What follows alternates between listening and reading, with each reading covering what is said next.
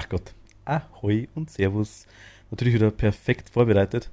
Als erste und fast das Wichtigste, bevor man überhaupt das Spiel sieht, ist eigentlich, dass das Ding keine UNO-Karten mehr in der Hand haben soll, sondern ein Lagerfeuer mit zwei Sauriern. Ahoi.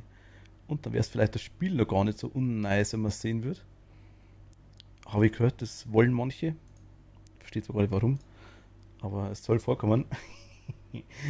äh, Jetzt. Ahoi, Kathi, Servus, hi. Ja, auch geht weiter. Wie immer. Einmal die Vorschau ausmachen jetzt. Was ist wie immer? Nein, nein, auch geht weiter, wie immer, habe ich gesagt. Ah, Wir sind gerade überlegen, weil wir haben jetzt aktuell die Structures Plus Mod haben wir drauf und die Plattform Plus Mod haben wir drauf, was man auch sieht in den Engrammen.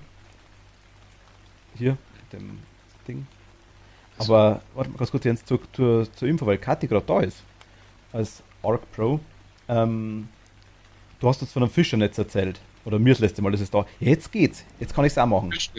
Ja, ja, ich habe sogar erstellt. Das ist schon im Schrank. Ich hatte das nicht, weil ich die DLCs nicht hatte. Äh, Problem war das, ich hab's, ich kann es im Singleplayer nicht benutzen. Es geht nicht. Ich musste im Singleplayer, also ich habe bloß einmal Welt ausprobiert auf The Island, es ginge nicht. Es ist mir da gestanden, bitte auf Genesis, The Island etc. craften. Je nachdem. hier, komm rein. Ich glaub's ja schon. Ich glaub's ja schon. Jetzt geht's Ist im ja. Schrank drin. Jetzt geht's ja. Hier im ersten. Äh, da. Hab eins hier im ersten Schrank erstellt. Okay. Nein, also kein Aber Problem dann kann gehabt, ich ja aber gleich mal mich hat so gewundert gehabt, weil probieren. im Singleplayer konnte ich es quasi nicht bauen. Hat es immer geheißen, hier auf den Grammern drüber. Quasi, es wurde mit mir angezeigt, hat es immer geheißen. Zum Beispiel jetzt hier das Fischernetz, wo haben wir es denn? Zum Beispiel ist einfach drüber gestanden, bitte in Genesis craften oder irgendwie sowas. Only be crafted in Genesis oder irgendwie so hat es geheißen. Was mich echt gewundert hat. Hier geht es jetzt komischerweise, genau.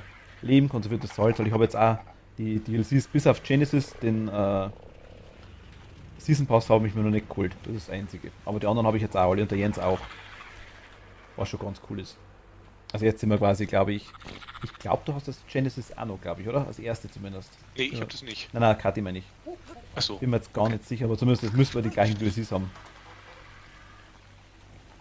Die Kletterhaken? Nee, nee, die Kletterhaken hatte ich vor Anfang an.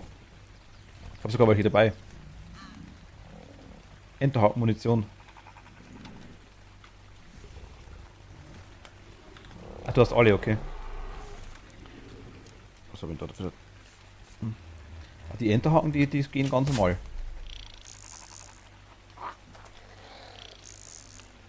Hui, hui.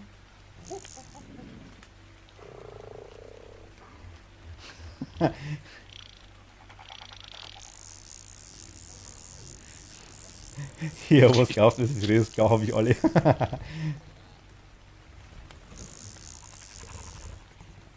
Das sind die Kletterhaken, die ich habe, oder? Die hier gerade fröhlich rumbacken, oder?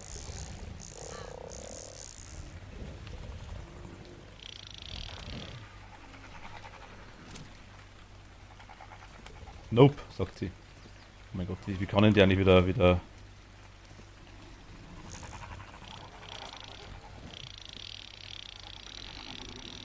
Mal testen, wie weit das geht.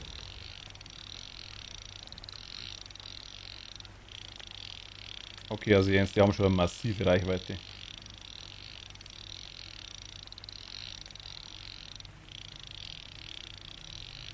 Okay. Also ich bin jetzt auf der anderen Seite von der Base. Äh, Kann man ja dran ziehen. Hui. Hä? Ach so. Ui, ja, du fliegst gerade durch die Gegend. Da darf ich quasi jetzt rennen. Du bewegst dich dann schräg. Ich muss mit der rechten Maustaste musst du quasi das Seil abspulen, sag jetzt mal, dementsprechend so schnell kann ich mich bewegen. Mhm. Und mit der linken Maustaste kann ich quasi anziehen. Ich weiß bloß immer, wie ich es runterkriege, muss ich ehrlich sagen. Äh, Wird alles verunschandelt. ähm, Wie kann ich das wegmachen? Also,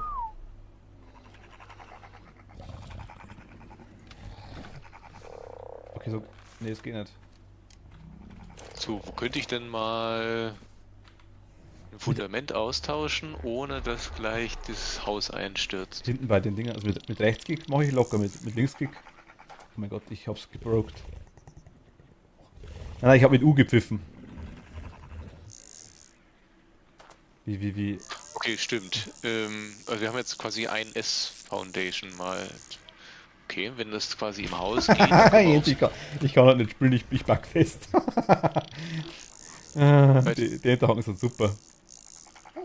kommst du auch wieder runter, oder? Ich weiß nicht, wie es geht. Ich hab's schon mal Das hergenommen. geht? Man konnte man kann es irgendwie wieder lösen, die Dinger. Also ich kann die Waffe wechseln, aber dann hänge ich halt immer dran, weil jetzt das Ding macht. Siehst?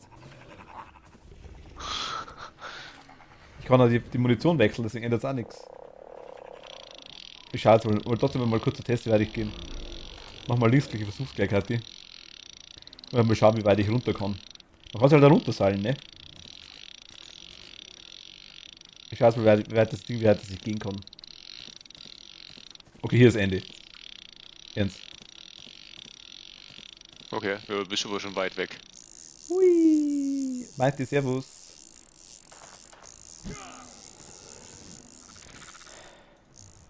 Also mit Linksklick spule ich hoch. Mit Rechtsklick gehe ich weg. Und Doppellinks oder länger links klicken? Jetzt hast du direkt. Nee, ist immer noch da. Pass auf. Benutzung. Linke Maustaste einholen, rechte Maustaste abrollen. Griechentaste von der Leine lösen. Ach, die Griechentaste. Ah, mit C. Aber das Ding ist dann weg, das verbraucht sich dann. Mhm. Mal testhalber, warte mal, ich schaue jetzt mal, wie ich da hochkomme. Jo, easy. Oh mein Gott, die Höhle wäre so einfach gewesen, ne?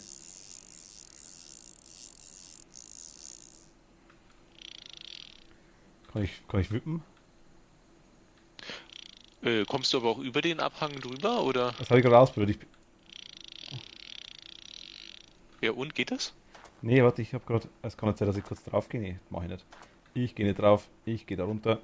Hui. Ich muss mal noch ein paar holen, warte mal.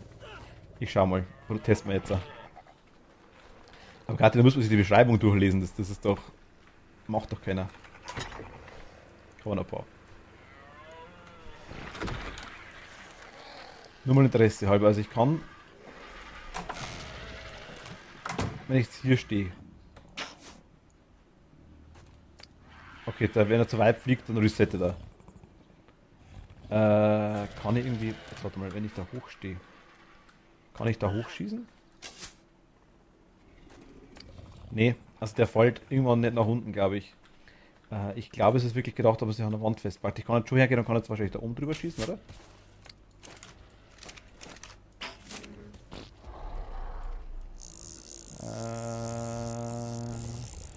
Ja, wenn ich irgendwas dahinter erwische, dann kann ich hoch. Das geht schon. Okay, ja, aber du kommst nicht oben drüber, ne? Ich Okay. kann mich. Ja, wenn ich irgendwo eine Wand dahinter erwische, dann schon. Ja. Das war jetzt nichts, glaube ich. Ah. Kann ich nochmal schießen? Jetzt, warte mal, ich versuche mal jetzt, ob ich Wie hieß das Ding, was du da gerade jetzt hast? irgendwas. Ah, Warte hier, mal. Enterhaken, Munition. Das geht für eine Armbrust. Gib mir eine Armbrust, Oder. da. Jetzt, warte mal. Ich kann sein, dass ich jetzt sterbe. Ich probiere es trotzdem was. Oh, mal zwei. Okay. Also man kann zumindest. Ne, es könnte. Ui. Okay. Es war zu langsam. Na gut, ich bin nicht tot zumindest. Noch nicht. Aber fast. Also man kann theoretisch mehrere Pfeile nacheinander schießen.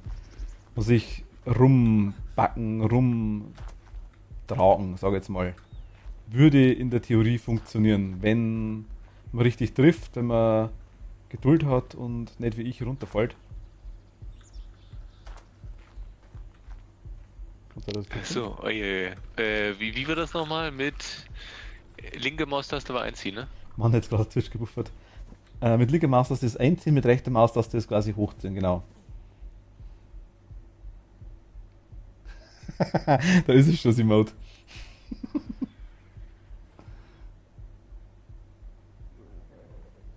Ah, okay, okay. Und ich habe schlecht getroffen. Da hängt er dran, der Haku. Und da fällt er runter, der Haku. Nein, der macht er nicht. Warte, ich muss mal kurz was.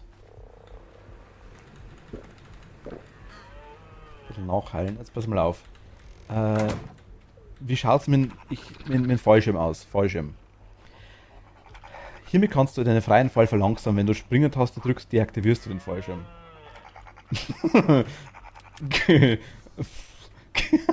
Geht das automatisch? Ich frage für einen Freund. Ich habe den nie hergenommen. Testen wir jetzt mal.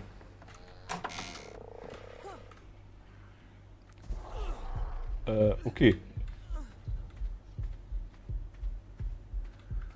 Muss ich den aufmachen? Ich denke mal, oder? Also ich musste schon manuell aufmachen.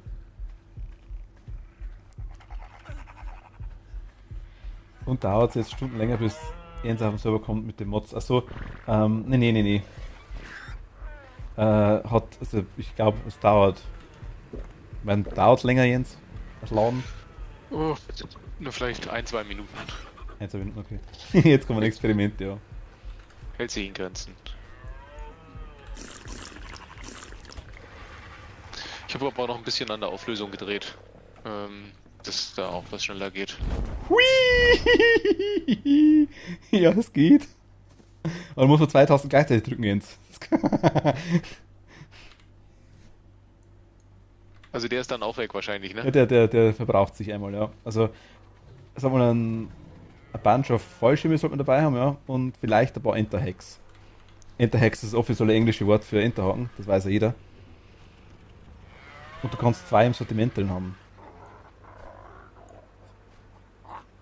Was meinst du, 2 im Sortiment? Ja, also 2 nachgeladen haben. Und jetzt kommt das Spezialexperiment.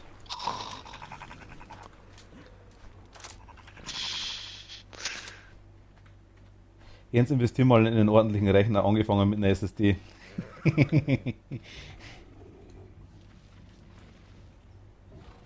Eine SSD drin ist in dem Rechner. Okay, also mal eine Frage an alle, die ARK spielen. Gibt es irgendeine Waffe, die man von einem Reittier oder Dino abschießen kann? Ich dachte, ich habe es mit der Schrotflinte gelesen. Ui, der kann noch springen. Oh mein Gott. Ach, der greift an, ne? Jetzt, okay. Soll vielleicht wirklich mal die ganzen Tasten von den Dinos ausprobieren. Okay, C macht da nichts. Okay. Was? Jede? Ich hätte jetzt gesagt keine, wenn maximal eine. Das kommt auf dem Dino drauf an, okay. Also, ich habe so ein Reittier gelesen. Ein Pferd ist ein Reittier. Eine 60 GB Betriebssystemplatte zahlt nicht Jens.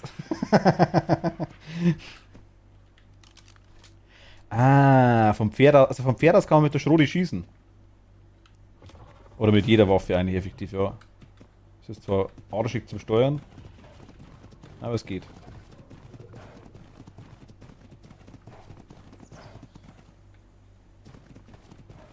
Okay, okay, man kann. Oh mein Gott, das ist ganz, ganz komisch. Okay, man kann theoretisch nach vorn. Oh mein Gott. Ja gut, okay, das geht. Die Steuerung ist ein bisschen normal, würde ich jetzt sagen, tatsächlich, weil ich meine, das Pferd rennt in die Richtung, in die ich will. Aber es orientiert sich nicht mehr an der Richtung, in die ich schaue. Ich ziele mit der Waffe quasi dann. Oh mein Gott, das ist cool. Kann ich das Pferd mitnehmen?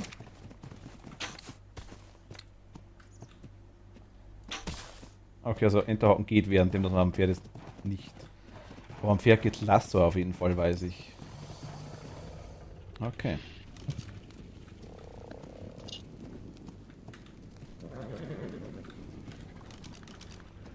Na komm, einparken.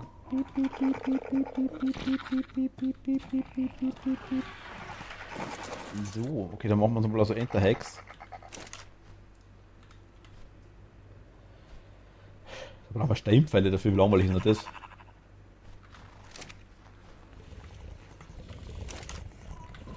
Ja, da war ja was.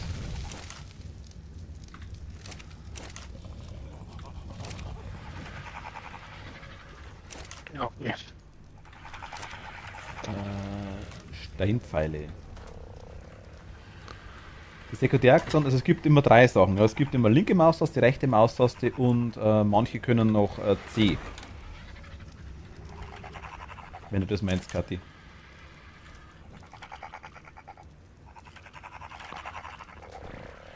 Was? Okay, der braucht. Was könnte ich denn hier drinnen für ein Fundament ersetzen, ohne dass du gleich ausrastet, wenn irgendwas kaputt geht? Wie wär's denn hier am Rand mit dem... Wie wär's denn einfach mit der mittigen? Bei der Mitte wird wahrscheinlich funktionieren, weil da nichts drauf ist, genauso wie draußen halt. Draußen konnte ich auch ersetzen. Also gut, das kann ich auf jeden Fall probieren. Obwohl ich tippe, dass das einwandfrei geht. Traktoren haben auch eine C-Funktion, aber nur der Rudel-Alpha. Aber mich würde ja interessieren, ob wenn irgendwas drauf ist, ob das dann quasi auch kaputt ist. Es gibt einen Rudel-Alpha? Ja, das wird bestimmt kaputt gehen, Jens. Sicher? Meister mit dem höchsten Level. Ich weiß nicht, da stell halt mal irgendeine Kiste drauf einfach. Oder mach mal da hinten, da, geh her. Da, nimm doch das Oh, Holzzeug. stimmt. Bau doch einfach mal den Holzzaun da weg, den du da hinbaut hast. Da hängt doch einiges dran. Wenn du das untere Fundament wegnimmst, wird wahrscheinlich alles zusammenbrechen. Nee, ich will es ja nicht wegnehmen, ich will es ja nur ersetzen. Wie ersetzen? Ja, du kannst eine Plattform oder eine Wand ersetzen durch eine andere Plattformwand an derselben Stelle. In normaler Version oder in der Plus-Version? Eigentlich geht's in beidem. Ach so. Ich weiß noch nicht so richtig, ob es dann da bleibt oder ob alles oben drüber. Da fun- Also die normalen Sachen ist ja so, wenn du da irgendwo was unten wegmachst, ne, dann bricht ja alles oben drüber zusammen. Dann mach halt hier auch. Bei der- Aber das ist doch wieder die perfekte Teststation hier. Ja, okay, Das okay, steht okay. eh im dann Weg mach und ich- ist eigentlich hässlich. Vor allem ist da kein Pool drunter, ne? Dann mache ich halt S-Mode. Lieber irgendwo versuchen, wo wirklich was kaputt ist, bevor man es irgendwo testet, wo nichts kaputt ist. Ja, pss. Merk schon. Jens ist Macht halt. doch viel mehr Spaß, gleich am lebenden Objekt das Ganze auszuprobieren. Also, schauen wir mal. Also Rudel Alpha, sagst du. Level 123, 127.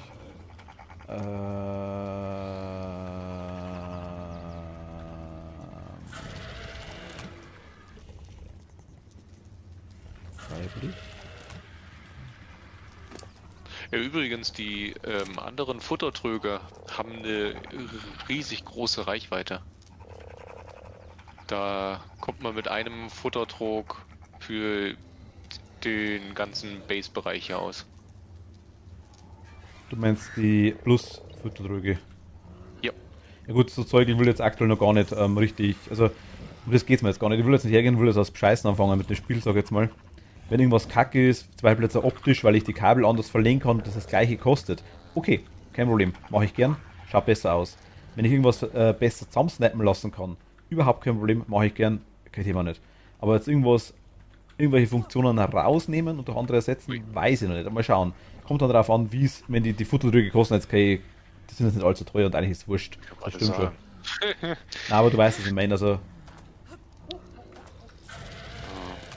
warte mal, ich nehme jetzt mal den da. Optionen. Kastrieren heißt, der wird zum Alpha, oder? Er sagt nein.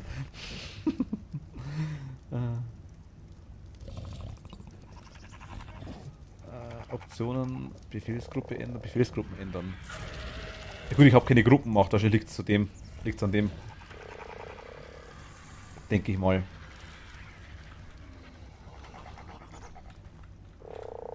Na, ich meine, die Dinger, was das kostet, ist schon ganz okay, aber es geht um wir haben jetzt noch nichts ausprobiert, ich habe noch gar nichts getestet. Ich wollte jetzt nur mal testen, ob man das machen kann, dass man quasi auf einen Dinosaurier schießen kann. Das geht wohl an einigen. So, jetzt habe ich eine Kiste draufgestellt auf das Fundament und jetzt will ich das Fundament austauschen. Eigentlich glaube ich, dass die ganze Wand wegbricht, wenn es nicht funktioniert.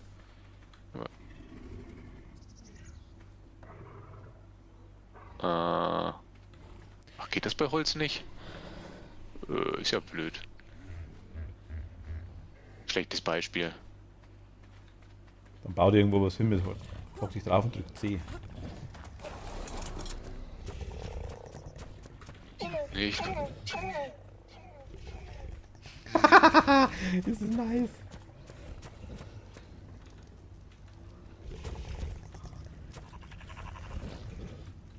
War das nur einmal?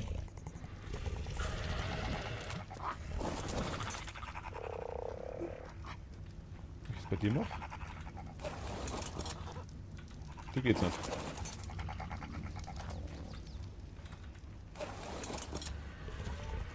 Ach, da oben ist das irgendwie so komisch. Ach, da hat einen Debuff, einen Buff drauf. Wenn du das machst, dann kriegen die einen Rudelangriffsbuff. Ah, ich sehe es gerade oben, ja, ja. Aber ein Rudelangriffsbuff ist ja langweilig. Raptor Core ist die Zukunft. Jetzt pass auf. I want, I want, two, three. Warte mal, wir alles sehen. Und? Ne? Voll der Gospelchor.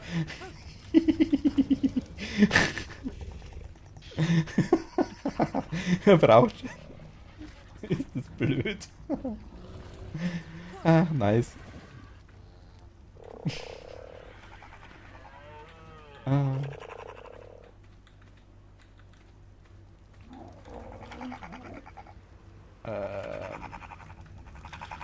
Ist der Mini-Rappi?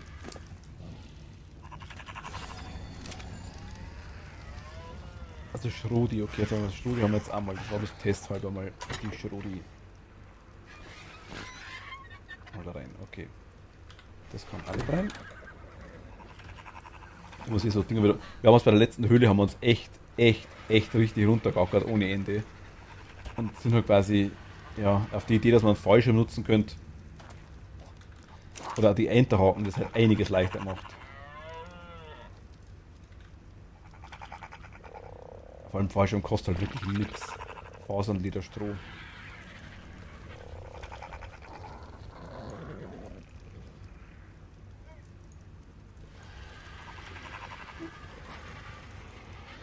Wir machen mal 10 Fallschirme Jens. Mhm. Enterhaken, glaube ich, haben wir noch ein paar. Langsam.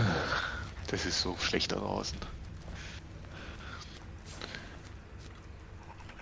Also ich kann halt aktuell nicht, ich kann die Mindwipe Potion trinken und dir mal Konkurrenz machen, wenn du magst. So, jetzt müsste es hoffentlich gehen. Ah, jetzt kann ich es machen, genau. So. Wieso Also wenn nur geht's ein jetzt Fundament ist, kann man nicht ersetzen. So, jetzt habe ich quasi... Oh, hat funktioniert. Küste steht noch und Wand steht auch noch. da? Was bringt's dir?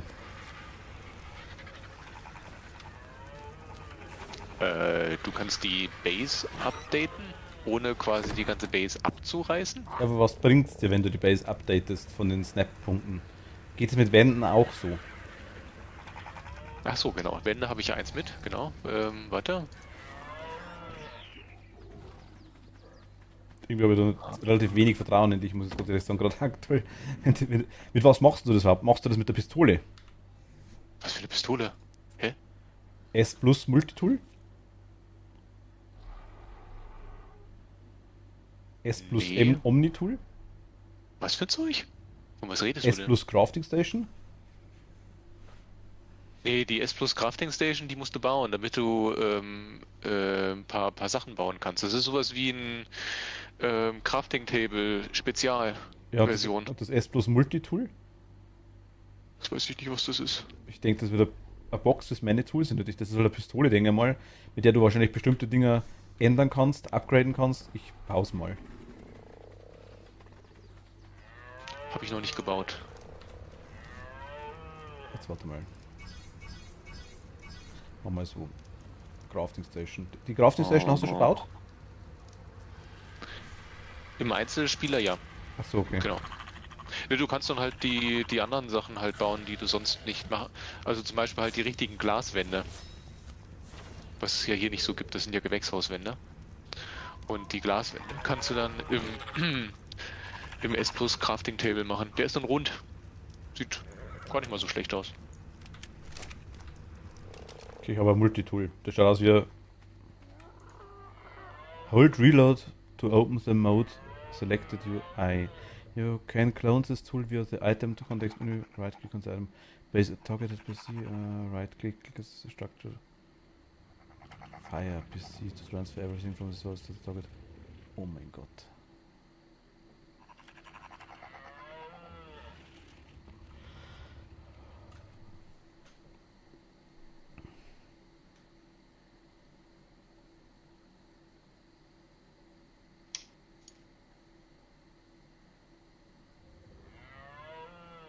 Funktioniert's?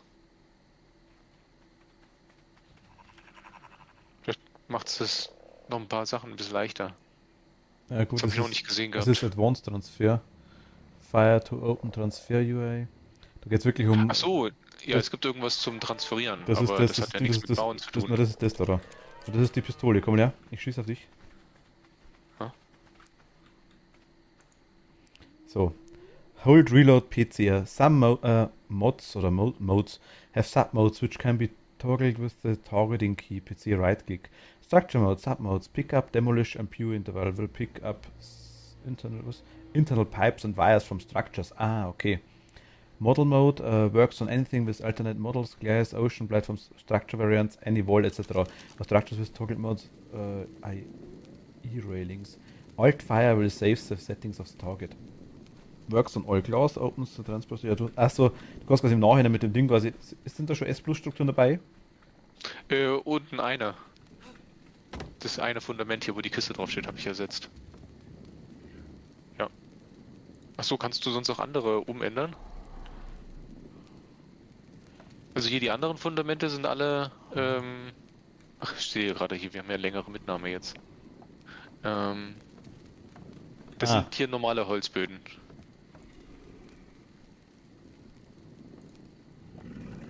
Ne? Ja, das ist aber, dafür brauche ich aber keine Pistole. Ja, wie kannst du das zurücktauschen, ohne dass mir was kostet? Ich habe nichts anderes im Inventar.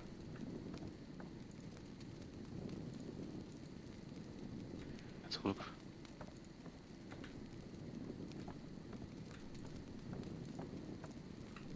So.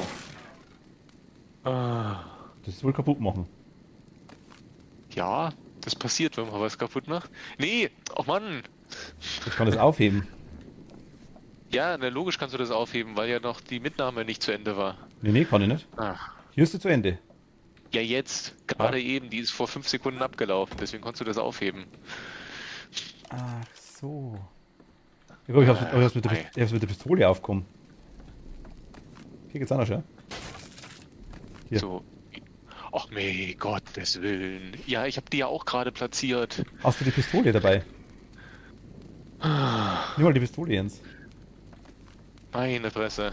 Was machst du? Was willst du da machen jetzt eigentlich? Sag halt mal. Ja, ich wollte auch noch ausprobieren, ob man die Wände auch was austauschen kann. Ja, mit der Achso, Pistole weiß ich nicht, was die macht. Brauchst du sowas immer ziemlich lange? Okay, ich hab mir gedacht, das hast du schon lang. Da hast du die Wände dabei. Jetzt warte mal, ich kann da nur eine Foundation geben. Ich musste ja erstmal Wände platzieren, damit ich das machen kann. Ich konnte es nicht an der Wand mit der Leiter machen, Aha. weil da war die Leiter im Weg. Jetzt warte mal. Da schon was brennst. Einmal. Hey, hey, hey. Mehr habe ich nicht. Doch, habe ich noch. Zweimal. Und Wände habe ich auch noch.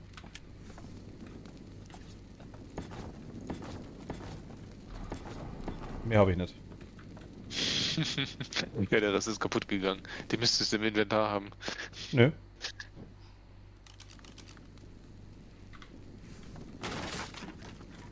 Das ist Ah, guck irgendwas mal, jetzt habe ich die dahinter. unterste Ich habe die unterste jetzt mit S Plus ausgetauscht. Interessiert mich aber nur, wenn was dran ist tatsächlich. So ist der wurscht. Ja gut, das ist unwichtig, ist nicht tatsächlich, im fertigen Gebäude das zu machen. Also ich kann Ja, eine aber Wand was austauschen. bringt's uns, wenn wir es austauschen? Wieso? In der S Plus Wand. Erstmal sieht die im Stein anders aus. Die hat dann die Holzapplikation nicht mehr und du kannst da drinnen Wasser und Stromkabel verlegen. Zusätzlich. Das kannst du an der normalen Wand nicht machen. Wenn du quasi das verstecken möchtest, Gut, aber, musst aber du auf- die Holzapplikation hier unten gefällt mir aber ganz gut, muss ich ehrlich sagen. Was für eine Holzapplikation? Also die Holzdinger hier unten gefällt mir. Ich finde das eigentlich nicht hässlich. Ich finde nur hier draußen hässlich, wenn es nur eine Wand ist. Hä? Was hier draußen? Da sowas ist hässlich, wenn es wirklich nur ein Eck ist. Achso, ja, das kann man ersetzen.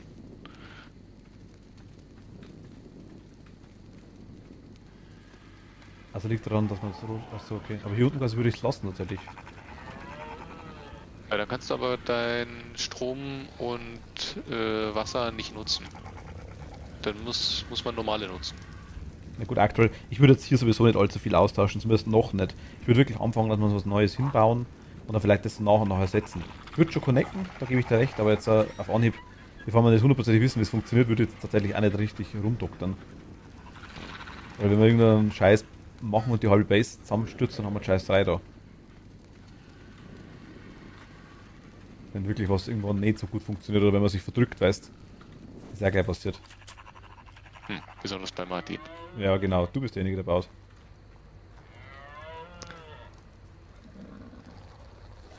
Tut das weh?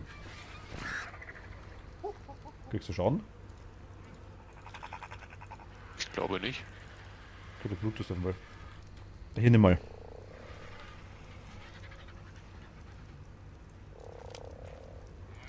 Achso, wenn das jetzt nicht so teuer, dass du nicht aufbauen könntest, kostet jeweils ein Stroh. Probier mal mit dem Zeug rum. Das ist einmal ein Singleplayer, aber wenn das merke ich schon.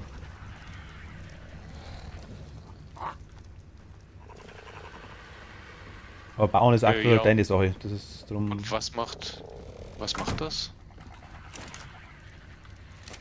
Ja, die eine Version ist das, die Pistole ist eigentlich so eine Art Multitool, mit dem du alles Mögliche tauschen kannst, alles Mögliche, ja, die zum Beispiel, wenn du so S Plus Glas platzierst, kannst du im Nachhinein die Durchsichtigkeit ändern, lauter so Zeug.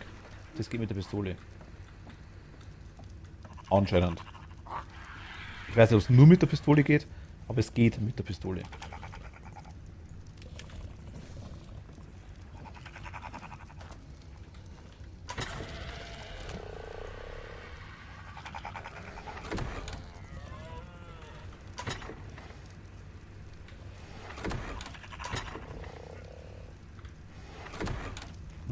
Ich fetze das einfach mal los.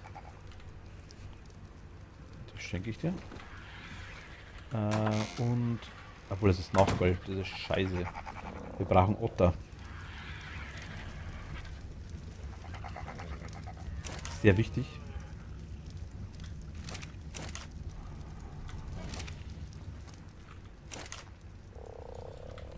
Ich wollte noch was nachschauen. Ich glaube, ich habe es letztes Mal. Wo war das? Ich glaube gerade. So auf Ebene 50, der Bereich da unten, der kleine Tümpel, wo da drin ist. So auf 90, 50. Also da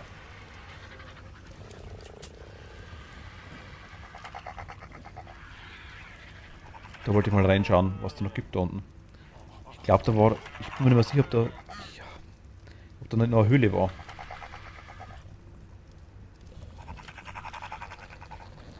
Ich war da schon mal unten. Das hat irgendwie. Ich dachte. Weil eine Höhle weiß ich nicht mehr. Also ich weiß, es war da oben bei so 20, 10, also 20 nach unten, 10 nach rechts. In dem Eck, da ist eine Höhle drin, eine kleine Eishöhle, die haben wir schon gefunden. Rechts auf der komischen Insel, wo die ganzen Kano-Viecher drauf sind. Da ist eine Höhle, die haben wir schon gemacht. Also einmal halt gemacht. Und die neben dem Vulkan so auf 40, 50. Da ist eine. Die haben wir auch schon gemacht. Aber jetzt kann ich Markierung wieder machen, okay.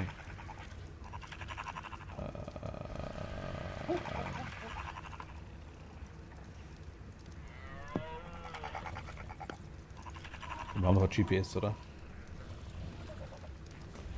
Ich liegen ein paar rum von den Dingern.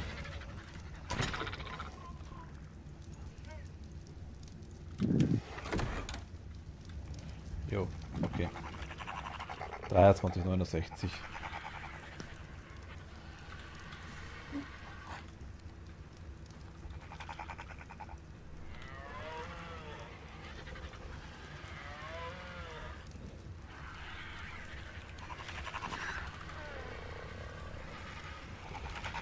Dann wissen wir ja nicht.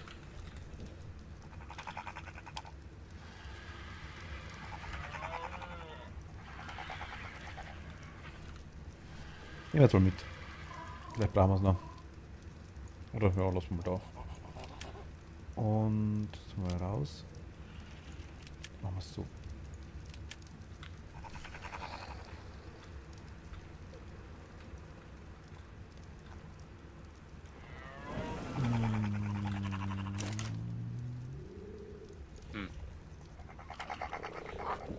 Wir brauchen es effektiv jetzt nicht wirklich, also das andere Thema wieder.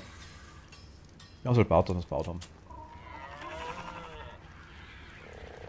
kann mal kurz den...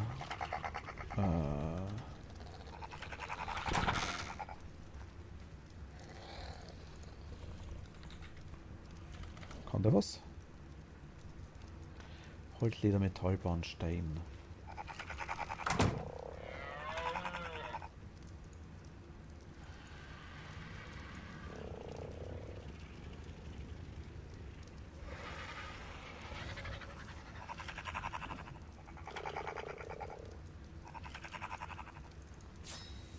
Hast du eigentlich auch irgendwas runtergeladen für neue Schilder? Nee.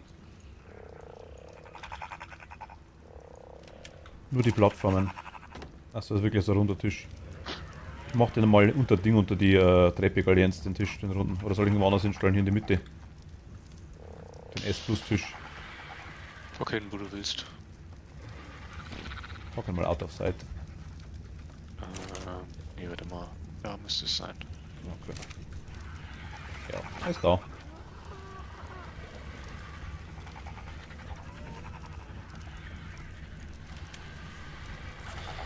So. Also was man...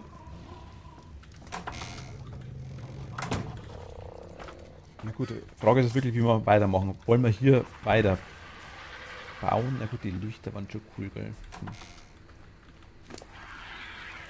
Das Zeug in den Wänden platzieren wäre schon gut. Das stimmt schon. Dann würde das rumbacken wahrscheinlich.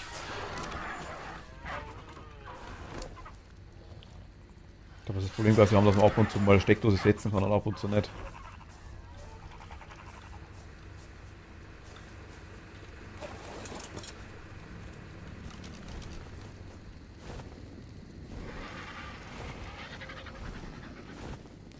Aber die Bereiche unten. Wie ist denn das vom Platzieren her, Jens? Da bist du wieder du gefragt. Ich weiß nicht, wie das geht. Wie viel Höhenunterschied kannst du ausgleichen zwischenzeitlich mit dem Structure Plus? Ändert sich da was? Weil Höhenunterschied war ja auch so ein Problem, sage ich jetzt mal. Ja, das geht. Es gibt trotzdem noch irgendwie immer Stellen, wo du überhaupt nicht bauen kannst. Ne? Da kann auch das Structure Plus nicht helfen. Aber man könnte Säulen platzieren wahrscheinlich, oder? Also wenn wir jetzt hier zum Beispiel weiterbauen würden, kommen wir hier irgendwo an eine Stelle, wo wir nicht mehr bauen können. Warum auch immer. Ich habe es nicht verstanden, aber es geht nicht mehr. Ja, weil der Höhenunterschied wahrscheinlich zu groß ist oder zu gering ist, wahrscheinlich, denke ich mal, oder? Nee. Ich kann ja sogar noch ein Fundament platzieren, aber ich kann keine Wände mehr platzieren. Weil Dinos im Weg sind? Nö, ich habe gar keine im Singleplayer. Also ganz wenige. Und da Ach, du hast im Singleplayer an der gleichen Stelle gebaut. Ja, ich habe es ja ungefähr ausprobiert. Also ungefähr, ich hoffe, es ist ungefähr dieselbe. Ich habe den Innenraum aber nicht 6 lang gemacht, sondern 9, also quasi bis hier. Und habe dann hier nochmal zwei weiter einen Miniraum gemacht mit 2 Tiefe und eigentlich wollte ich den mit 3 Tiefe machen, was aber nicht ging. Weil dann hier hinten konnte ich zwar noch das Fundament setzen, konnte aber nicht mehr eine Wand hochziehen. Ich habe aber dann hier einen Pillar dann gesetzt nach oben. Ich habe quasi das Ding da oben habe ich quasi um 3 nach rechts geschoben. Achso, du konntest keine Wand platzieren, in keiner Richtung. Nee, nur an einer Stelle nicht, hier an der Außenstelle. Quasi. Also aber rechts der ging's. wäre da ungefähr hier gewesen, das Fundament. Aber rechts ging's, oder wie? Hier rechts ging's. Also hier an der Seite konntest du die Dinger platzieren, die Wände, also hier quasi dran. Nur auf der Seite, also von hier aus ging's nicht, oder wie?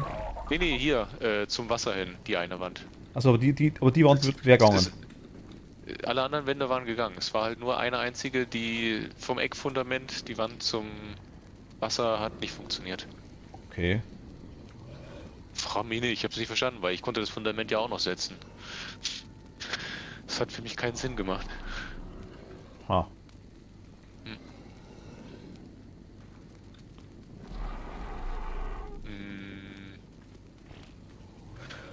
Müsste mal schauen. Ich dachte, ich habe vorhin auch noch ein paar Screenshots gemacht.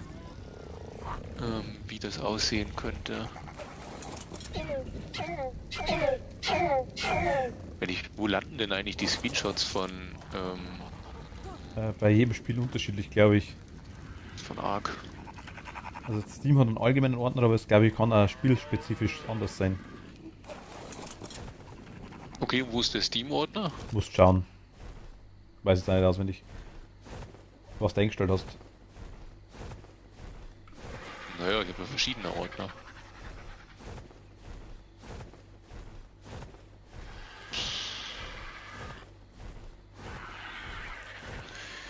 Ja, ey, warum können sie das nicht einfach in Bilder verschieben? Dass es jeder wiederfindet. Äh, Ich glaube, das ist irgendwie so der C bla bla User bla bla, weiß der zur Pfad.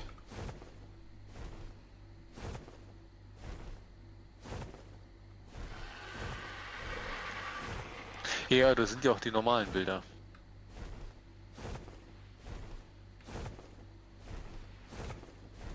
Hm. Ich suche mal kurz im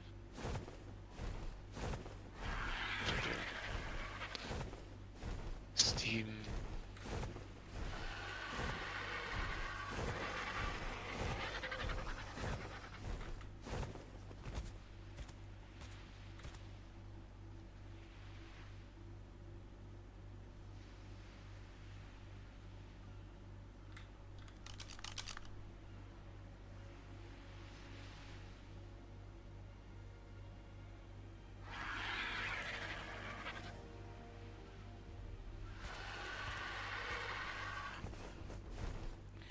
Ich schaue jetzt mal kurz zu dem Eck da runter. Ich fliege zwar schon eine Zeit lang. Das ist ja gerade Tag. Mal schauen, ob ich mich täuscht habe oder ob da. Ich weiß nicht mehr, warum ich den Platz da gemerkt habe. Ich weiß bloß, irgendwas war da. Keine Ahnung. Kurz prüfen, weil wir brauchen die Höhlen irgendwie, glaube ich. Ich weiß nicht mehr, bis auf die eine Eishöhle da, die wir noch machen könnten, eventuell. Ich würde gerne mal ausprobieren, ob die Dinger respawnen. Das wäre auch interessant.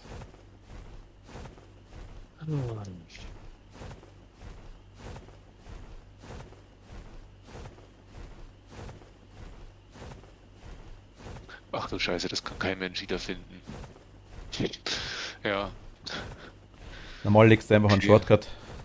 Also Ja, einen Hüpfung. Steam, naja, aber das ist ja, glaube ich, auch noch pro Spiel. Also Sag ja. Steam User Data, Zahlen, Unterordner Remote, Unterordner Zahlen, Unterordner Screenshots. Ja, es kommt aufs Spiel drauf an, glaube ich. Aus Steam allgemein oder aufs Spiel, je nachdem. Manche Spiele speichern es extra. Ich meine, du findest das ganz, ganz leicht, wenn du einen Screenshot machst und das Steam im Spiel ganz, ganz leicht auf deiner Seite. In Steam. Da kannst du mit rechten Maustaste draufklicken und dann kannst du einen Pfad öffnen. Das glaube ich geht schon. Fällt mir jetzt gerade ein. Weißt du, was ich meine? Wenn du quasi Steam aufmacht hast, hast du deine eigenen Fotos und deine eigenen Screenshots unter dem Spiel immer dabei. Und das ist dunkel.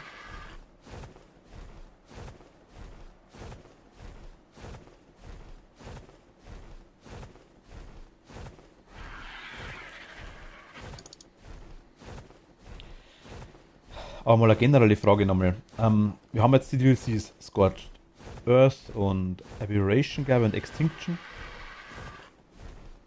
Die drei, glaube ich, genau. Wir haben jetzt die teilweise Sachen, die wir craften können aus den DLCs. Sind hier jetzt automatisch auch andere Dinos? Nicht, oder?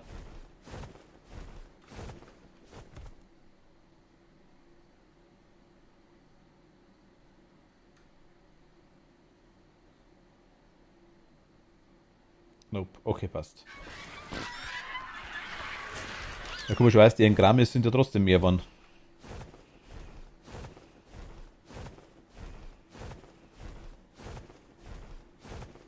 Okay, ich hatte so beide nö, okay.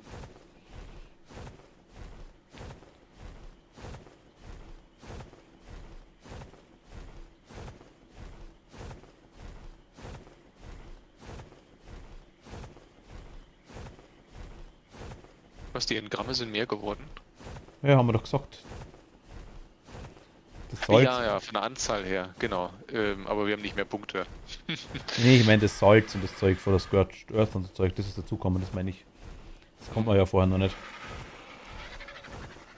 Okay, es kommt was Blaues runter.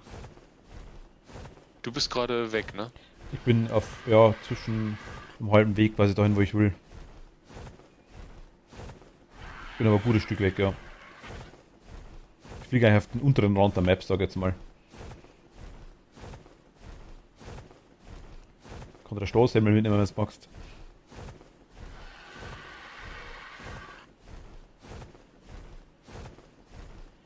Eine geschmeidige Strohzimmel.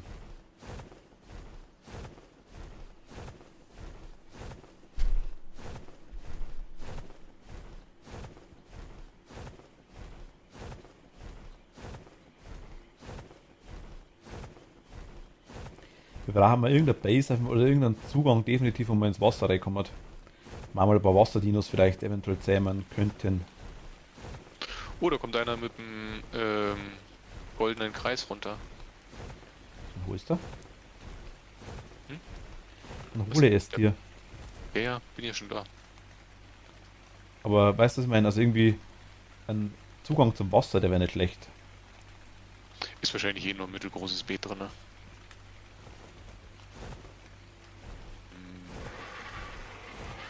Hm. Wie schafft man das? Ich weiß jetzt gerade nicht, was du meinst mit Zugang zum Wasser. Ein Zugang zum Wasser, eine Base, in der wir einen Zugang haben, zum Beispiel eine Rampe, die ins Wasser reingeht. Es ist Wasser ins offene Meer. Um was zu machen? Dinos zu zähmen. Wofür hilft mir die Rampe? Dass wir ins Wasser rein können. Ohne aus der Base zu müssen. Ich weiß nicht, ob man unter Wasser bauen kann. Ich habe keine Ahnung. Mit S Plus geht's, glaube ich. Stimmt, steht das da in der Beschreibung drin? Das wäre eine Option. Also ich zumindest einmal. Ich will jetzt keine Aber- Unterwasser-Base nicht haben, aber zumindest einmal, dass man einen Weg ins Wasser rein hätte. Einfach um zum Wasser hinzukommen, ohne dass man von anderen Dinos die ganze Zeit genervt wird, sage ich jetzt einfach mal. Oder eine zweite Base am Wasser. So, eine Chili-Maske, Bauplan, fortschrittlich. Ja, da haben wir schon ein paar, aber gut. Mal schauen, was die für Dinge haben. Was sie für Stats haben. Und wo Na, ist fortschrittlich, der glaube ich, Sattler? haben wir. Doch, könnte man auch schon haben. Irgendwas habe ich schon fortschrittlich gekriegt, gerade in dem Chili, wo du sagst. Chili oder- Pachyrhinosaurus Sattel. Auf dem guten. Die gute alte Chili-Masken, wer kennt nicht.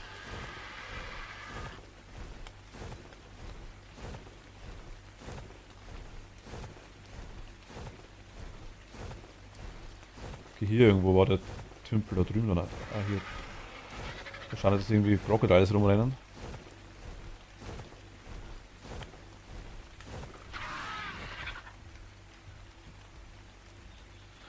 Okay. Neben den zwei Stühlen sind jetzt zwei Biberdämme gespawnt. Die haben sich wohl extra den Platz da ausgesucht. Wenn du ein Biber wärst, du würdest dich auch gerne mal hinsetzen, oder? Ah, wahrscheinlich. Also. Du weißt ja, wie klein die Biberdämme sind und die Biber sind ziemlich fett. Also ist wahrscheinlich schwierig. Drum Stuhl. Ich verstehe das schon.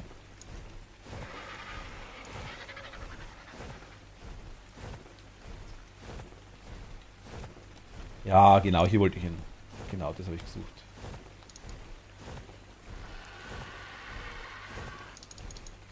Eigentlich wäre das so ein Bereich, ne?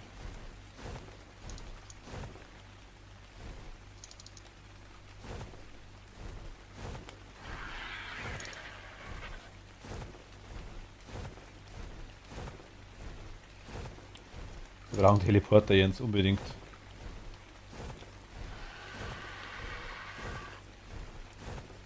Keine Ahnung, ob es die gibt. Aber.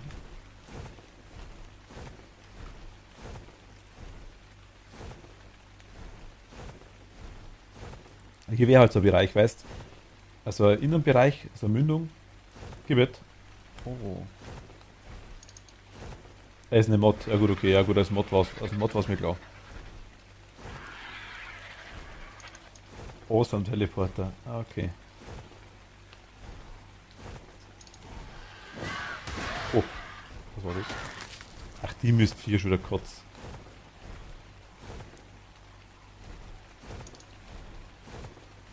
Okay, die Base ist scheiße hier. Das sind die Klauviecher. Ach, die Dinge. Ach, hier doch, warte mal, da war das. Hier ist eine Struktur. Habe ich aber schon, okay. Habe ich mir deswegen gemerkt? Oder weil das Ding einfach cool war, die Location? Ich dachte, ich hätte einen Eingang gehabt.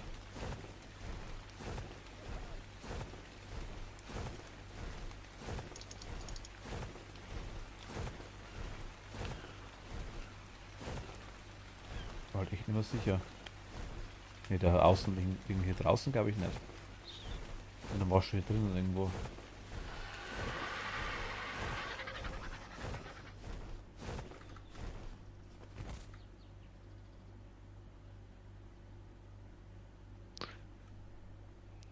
Heißen die Mistviecher überhaupt da?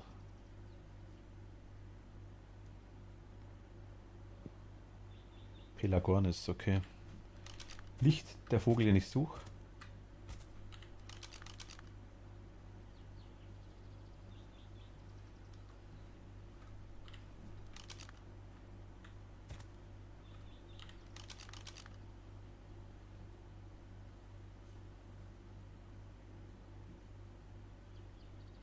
Na, da war er gerade.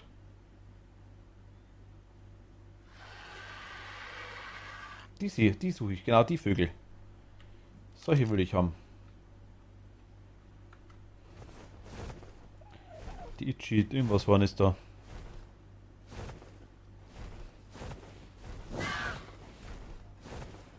Na, wahrscheinlich sind es genau die klauen.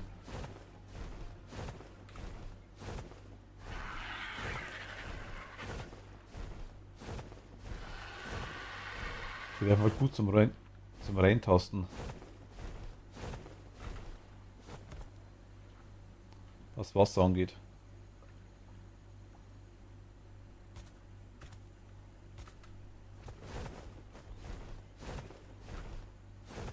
Also ich glaube, das war wirklich nur wegen der Location, also wenn ich gemerkt habe, ich dachte, hier wäre eine Höhle gewesen. Bin ich nicht mehr sicher. Aber ich glaube, anscheinend habe ich mich täuscht.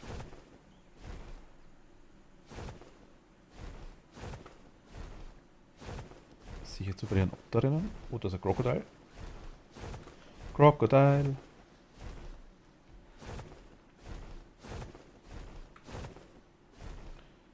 Hier war das Zementlager.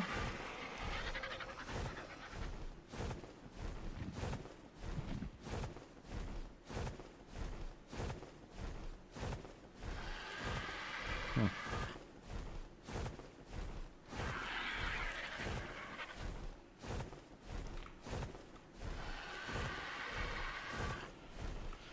Keine Ahnung. Wenn hier einer ist und dann sehe ich ihn nicht. Oder dann weiß ich ihn nicht mehr.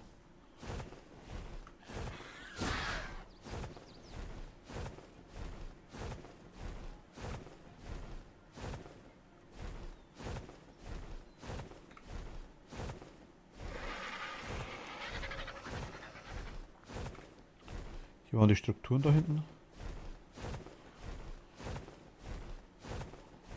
Hier vorne sind wir durch. Da noch? Nee, das ist ja nichts, okay.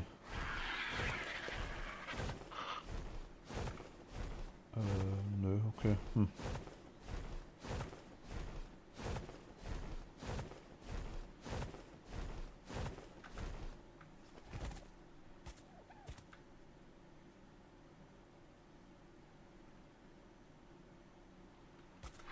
Zaubertrick machen. Kurz nach oben fliegen.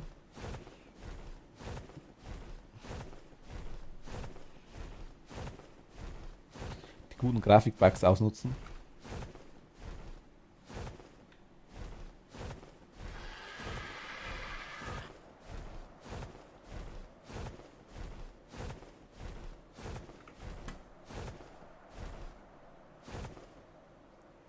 Ach, da ist Anna-Wasser drin. Hab ich gar nicht gesehen.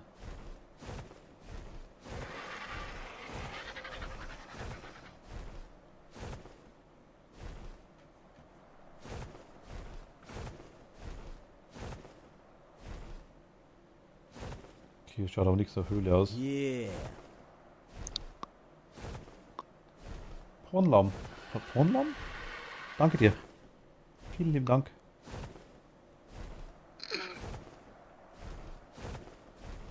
Ich glaube.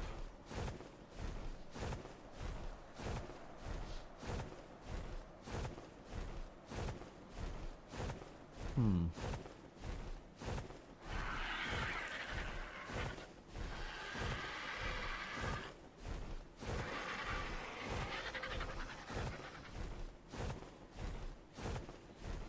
Was ist denn das hier da eigentlich?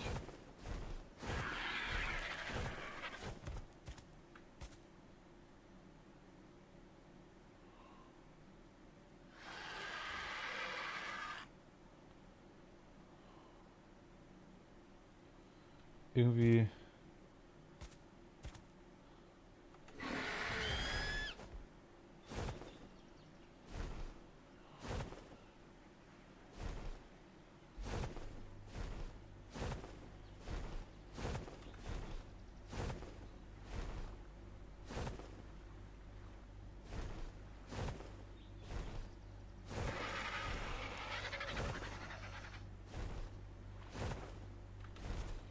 Da rennt der kleine Raptor, oder? Was sind das für die komischen. Oh, toll. Mein Gott, das ist krass. Hier ist Oh, das toll. Bier. Okay. Aber das Bier hat doch gar kein Ablaufdatum, sehe ich gerade. Nee, das Bier nicht.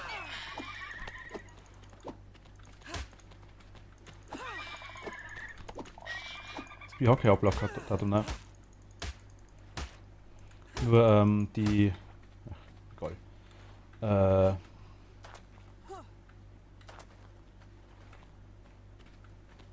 Noch einer. Die Beeren im Fass drin quasi am Ablaufdatum, ist ja klar. Hm. Oh mein Gott, ist das zu kotzen.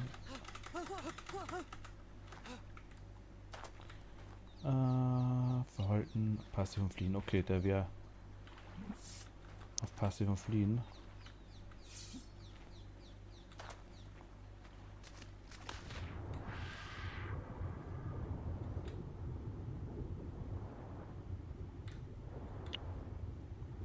Was ist denn hier drin?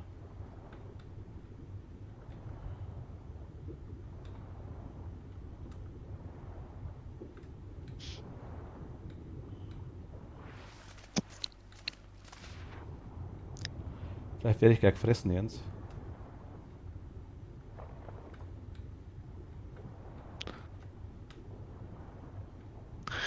Ich weiß nicht mal, was du machst. Rumtauchen. Hm. Fliegende Steine begutachten oder schwimmende Steine, die sind selten, ne?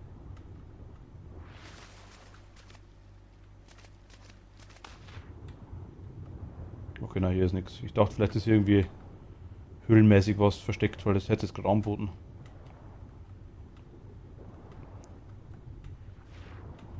Aber nö. Okay. Ist es nicht. Nehmen wir die Viecher mit, jetzt schon da liegen.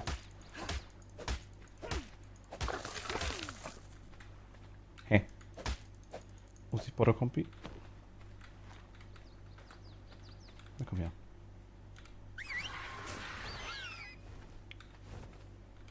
Wäre toll, wenn du zu mir herkommst. Jetzt. Hui. Okay, also wenn hier Höhle ist, habe ich es nicht gesehen. Ich glaube, man muss das wirklich bloß wegen der Location gemerkt gehabt. Das wollte ich bloß mal anschauen, das war das einzige Zeichen. Dann komme ich wieder.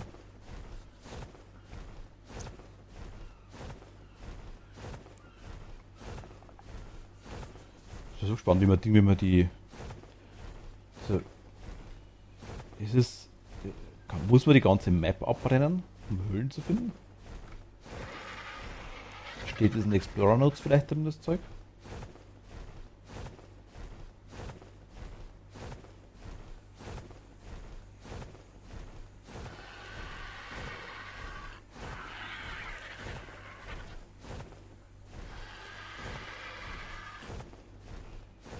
Hm.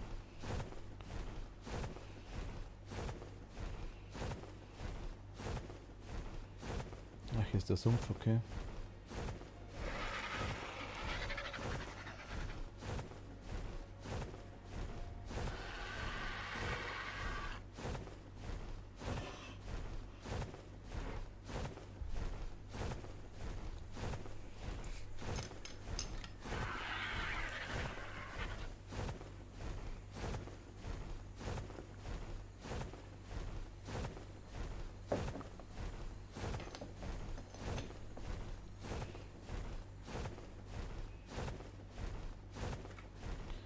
Ich bin jetzt auf einer Höhle drauf gesessen, aber es wirft nichts.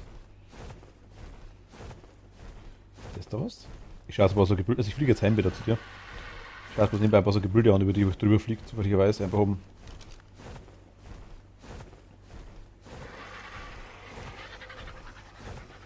Eventuell die nächste Höhle zu spotten.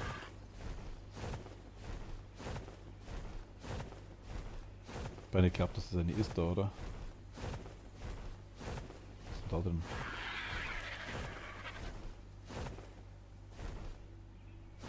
Okay, da stravantelt der Dino drin rum.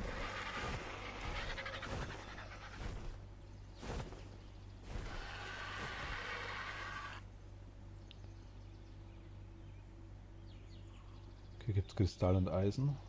Ziemlich niedrig sogar.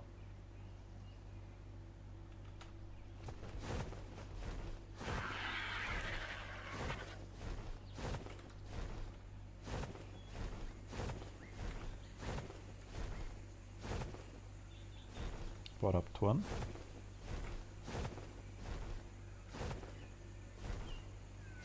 Na okay, also scheint hier wohl auch nichts zu sein.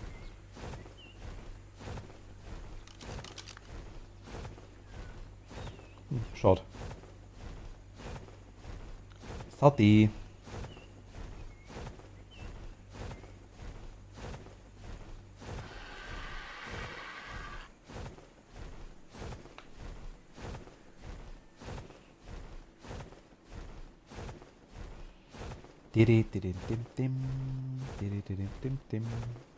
Was machst du jetzt? Bin gerade kurz am Tauchen.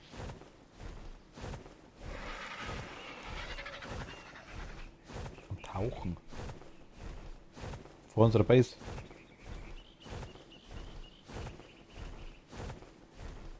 Ja. Okay. Was erhoffst du dir da? Außer Tod? Luke. Was? Nö, von wem soll ich denn da getötet werden? Im Wasser. Ja, das ist ja nix. Da schwimmt vielleicht ein Biber rum, aber der greift mich ja nicht an. Ach, in unserer Base. Ja, ja. Ach so, ich dachte, ich hab gerade vor unserer Base, aber ja. Naja, ist ja eigentlich vor unserer Base. Ja, die Base ist bei mir das ganze Areal mit dem Tümpel in der Mitte. Deswegen okay. Na, ich dachte quasi im Meer draußen. Okay, passt schon. Alles klar. Machst du gerade die Fische weg, quasi die. Jetzt habe ich den rechteckigen Schattenfehler mal gesehen, den du gemeint hast, von den Bäumen. Der war so einen komischen Balkenschatten gehabt dann. Mhm. Okay. Coming. Also ein bisschen habe ich schon noch. Ich fliege jetzt hier im Fluss mal ein bisschen lang und schaue, ob ich irgendwie vielleicht zufälligerweise einen Otter finde.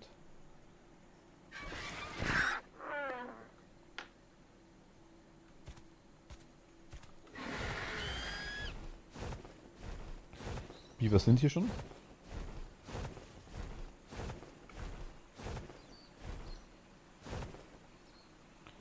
Ach, hier ist noch so ein Mini-Raptor, so ein kleiner. Ah, hier sind mehr sogar. Ach, von da kommen die her, okay.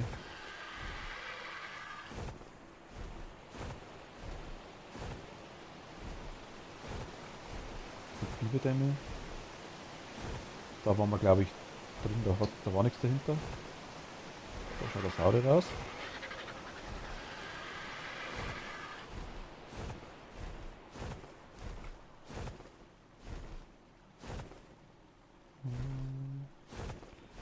Sicher relativ wenig an Viechern aktuell. Greifen die Mikroraptoren auch an oder sind die einfach auch Nein, die kommen zahm schon. wie. Nee, die kommen schon, die greifen schon. Okay. So wie die Kompis, sag ich jetzt mal. Ein bisschen Alleinigkeit Thema nicht. Wenn es 2-3 sind, glaube ich, könnte es so kritisch werden. Also, gegen das Schwert ist jetzt auch so ein Thema, die sind gleich weg, glaube ich. Weil viel HP, glaube ich, haben die Dinger nicht, aber also da aufpasst, können schon mal ekelhaft werden, glaube ich. Wir sind jetzt nicht so imbar, dass wir denen, glaube ich, her werden, wenn wir.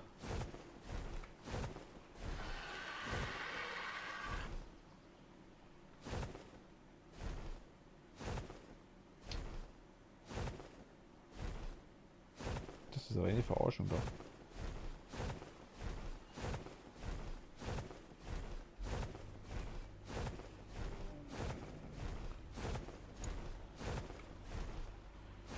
Hier sind Dodos, ein normaler Raptor. Insektenviech.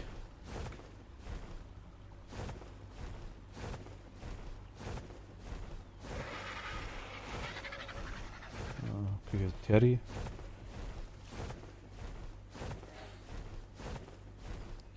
Da oben ist ein Alpha Raptor, ja. Genau, T-Rex.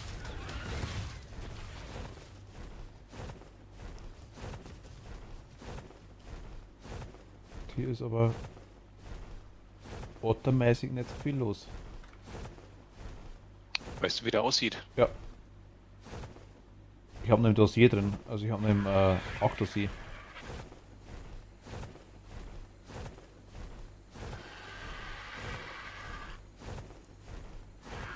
Den hätte ich mal gern.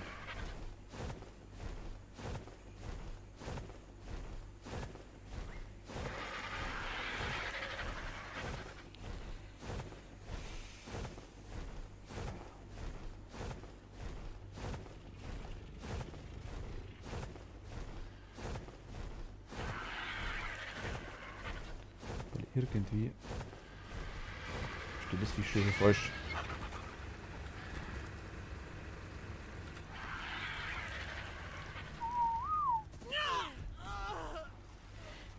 Also der Platz auf den scheiß Dach mit den Vögeln ist zum Kotzen und die Krampf. Was ich da in einer Tour runterfall, weil ich von den Vögeln absteige. Kann ich nicht verstehen. Du fliegst aber weiter nur so viel wie ich. Ich flieg trotzdem immer wieder. Ja, ja, aber du, keine bin Ahnung. noch nullmal runtergefallen. Ja, Du musst doch wissen, wie weit du nach rechts springst. ich springe ja nach rechts. Ich springe nach rechts und fall dann einfach, glitsch dann einfach runter. Also da ist quasi jetzt, in dem Fall bin ich jetzt wahrscheinlich auf einen anderen Vogel draufgesprungen. Aber ich glitsche einfach runter und fall runter. Oder teilweise ist halt einfach, ich weiß ja, wie weit er vielleicht springt ungefähr. Aber teilweise ist es wirklich so, dass er ganz, ganz krass einfach, ja, runterfällt. Wieso? Kann ich vielleicht zu meinem Ding hin? Ach, die haben meine Leiche gefressen, ne?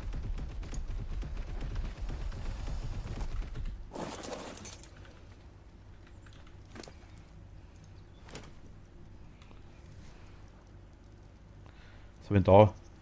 Thorny Dragon Vagabunden Sattelskin. Safari Hood Skin.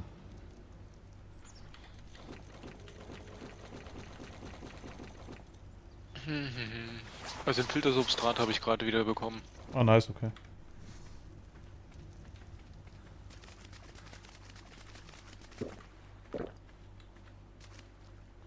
Mit was angelst du? Mit dem Sepp oder mit dem Blut? Mit dem Harz.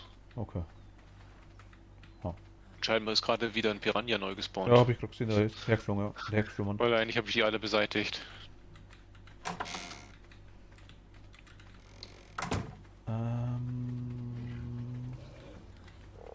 Jetzt ist die Frage. Was wollen wir machen? Wollen wir mit dem...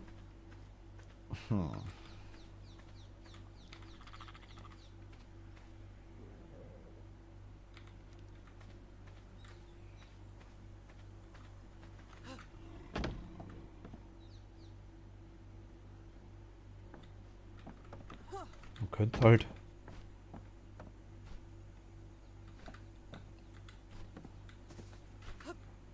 Mit den S-Plus-Strukturen ist die Kollision von den Dingern, von den anderen Teilen interessant.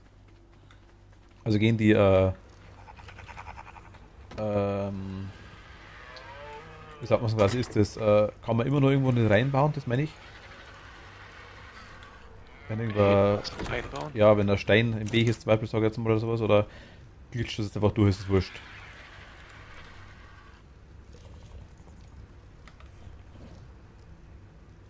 Du kannst doch irgendwo bestimmte Dinge nicht hinbauen, weil es nicht geht. Weil irgendeine Ja, gut, Struktur aber im Weg ist. Das ist ja erstmal Servereinstellung. Ähm, Ja, aber du meinst, ist das mit dem S Plus vielleicht irgendwie außen vor? Das war meine Frage. ja, es geht auf jeden Fall ein bisschen besser. Also manche Sachen, wo die ihr mit der Standardstruktur sagt, geht nicht, geht dann mit der S Plus Struktur, aber auch nicht alles.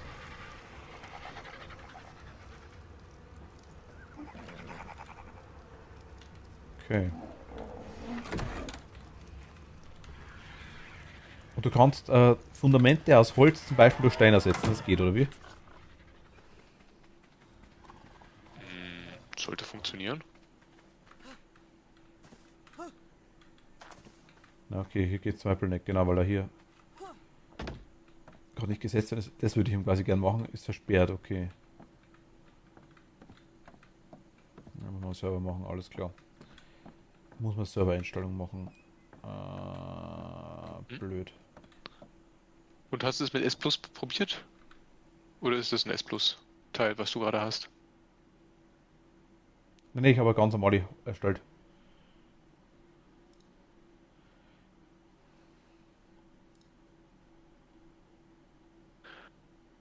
Ähm,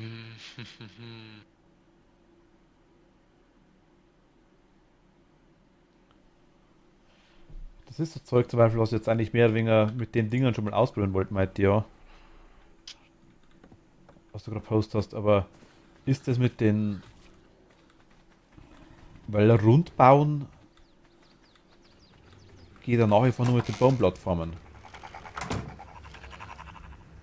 Ach, wir haben doch die Plattformen haben wir auch dazu gekriegt, gell? ja.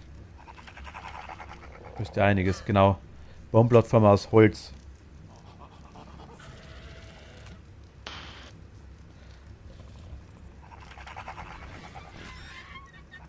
Wir haben zu viel zu essen.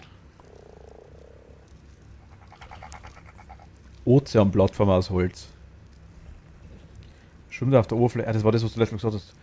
Bruchstück einer Schale 34. Das ist eine Schale.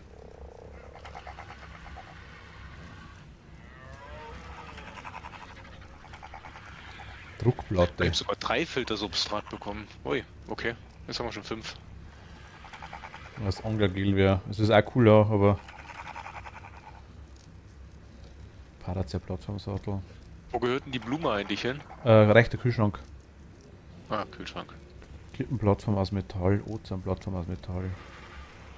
Braucht man Ja, die gut. für irgendwas? Ja, zum Beispiel für die Mind Wipe Potion unter anderem zum Beispiel. Oder. Ah, okay, okay. Ach Gott, wir haben schon 277. Ja, aber ich habe Blumen. das mal ein paar rausgehauen, tatsächlich.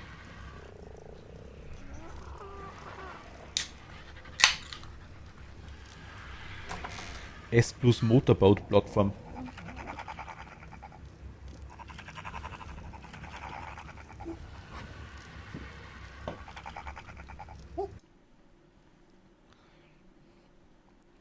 Mein Problem ist, meinte ich kann quasi nichts bauen. Ich habe alles andere gemacht, quasi ich kann die Holzplattform und ich kann das Strohzeug. Ende. Und ein paar Dinge, wo wir Baupläne haben, ja. Aber es ist meistens Metall. Metall könnte ich ein paar Sachen bauen, ja, das stimmt. Aber die Frage ist halt wirklich, wie das Zeug dann ausschaut.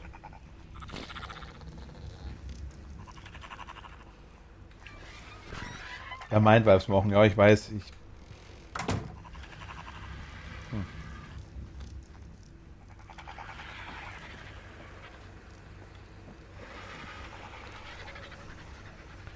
Wäre vielleicht ganz gut, gell?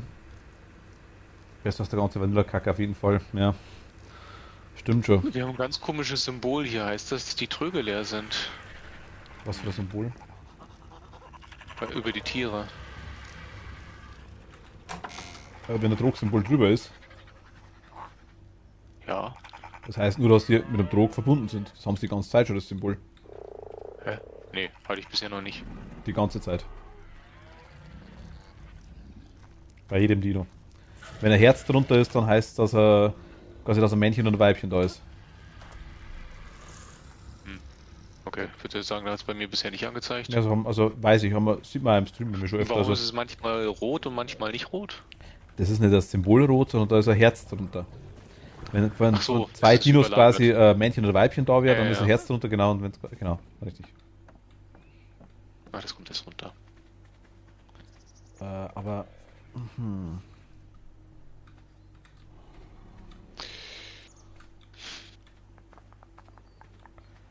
Frage ist, bauen wir Ja, was machen wir denn jetzt noch? größer oder bauen wir einfach nur an?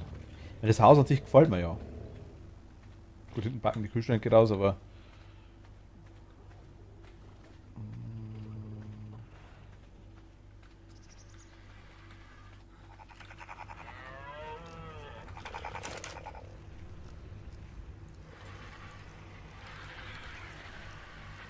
ach, da ist plus Feeding. Ja, das ist geil. Wandhalterung für Trophäen. Neue Base im Schnee Norden verbunden mit einer Wasserbase. Ja.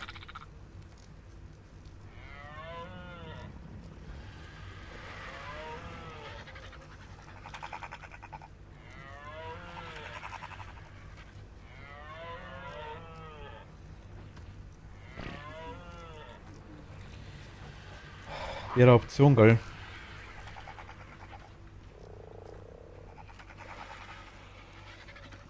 Das wäre eine Option. So, warte mal. Ich flieg mal hin.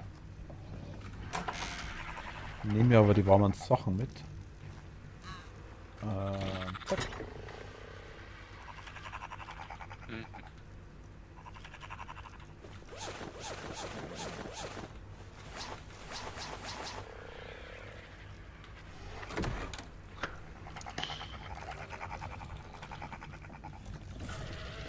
Magst du mitschauen, Jens? Wo willst du denn hinfliegen? Eventuell Plattform, neue Base im Norden um im Schneegebiet. Ah, okay, heute. Ja, mal hinschauen, spotten halt einfach.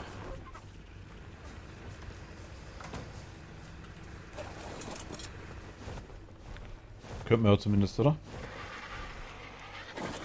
Oder weißt du was anderes machen? Was bist du sagen? Kannst du hier was bauen, wenn du magst? Also sag ja immer nicht, dann fliege ich kurz hin. Was musst du sagen? Ah, Na, ich dachte, wir wollten eigentlich auch ein paar Dinos noch uns besorgen. Zum Beispiel? Aber gut, ich kann auch mal mitfliegen, warte mal. Du hast Winter-Pelzsachen, ne? Habe ich auch, ja. Zum Beispiel was für Dinos? Äh, Spino war noch auf der Liste, weiß ich. Ja, wobei ich nicht weiß, für was wir brauchen, das hätte ich zwischenzeitlich.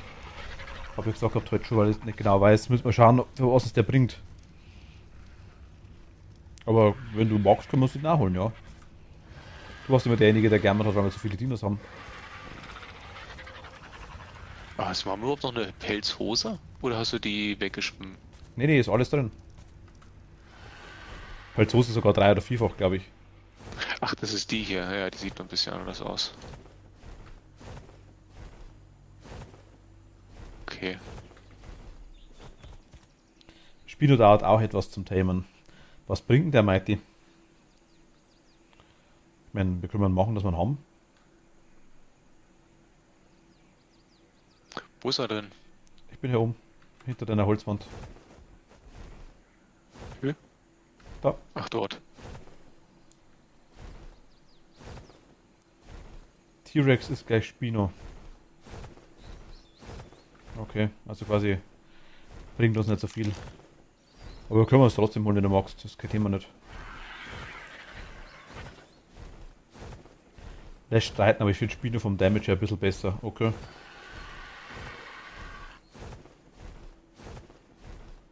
Ja, ich meine, wenn wir ihn haben, dann haben wir ihn. Die Metrodon finde ich noch cool. Ich weiß zwar nicht, was die können, aber die gefallen mir. Die komischen Segel. Da ist er okay.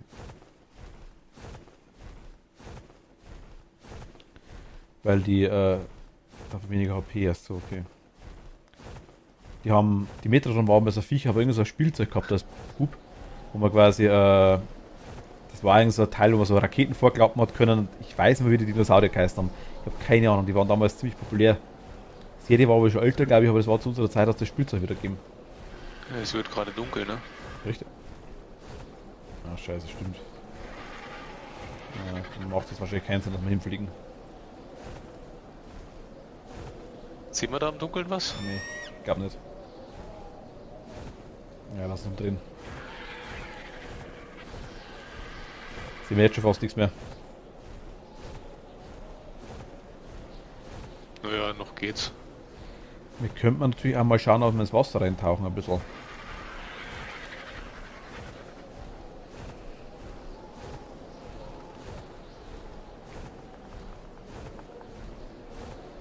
Was ist da links überhaupt? Ach, das ist Eis, das sind Eisschollen. Hat so gebildemäßig ausgeschaut.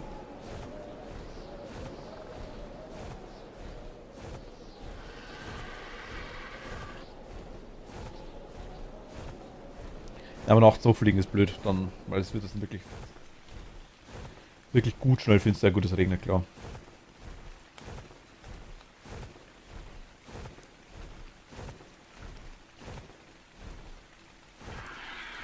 Kommt das schon? Na gut, dann holen wir uns einen Spino, der wurscht. Was war noch auf der Liste? Also Otter hätte ich gern. Zumindest zwei einmal. Ich muss mal kurz das hier aufmachen, warte mal.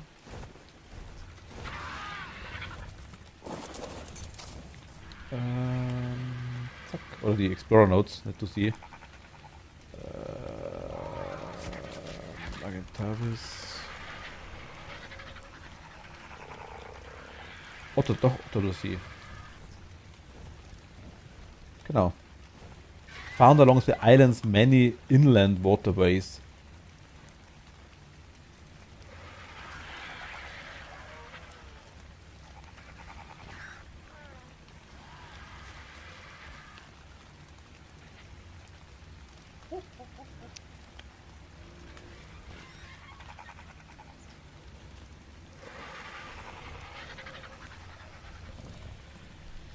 Once domesticated, it can be told to harvest fish on demand, with a specific goal in mind. Okay. From the fish that it consumes, the otter was a knack for aging Silicia pearls. Ah, and can even yield a slight chance of finding black pearls within. Ach, okay, der Otter ist quasi für die Perlen gut. Isoliert ein bisschen anscheinend, ja.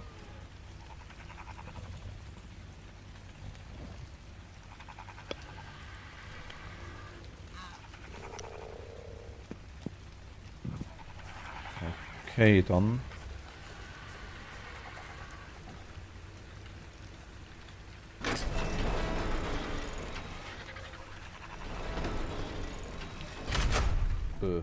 Okay. Otter. Brauchen wir Fisch wahrscheinlich, denke ich. Bei Otter. Ich muss mal das Dinger machen, ne? Du weißt doch noch gar nicht, wo der ist, oder? Hast du inzwischen einen gefunden? Inland Waterways. Das geheißen.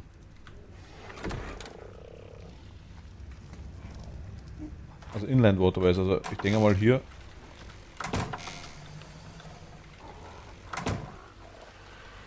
Auf den. Wo wir eigentlich sind in der Nähe gleich. Also hier in die Richtung. Ich probiere jetzt trotzdem mal kurz, weil du das vorher gesagt hast, dann einfach Gaudi habe ich mal so einen S Plus Druck aus.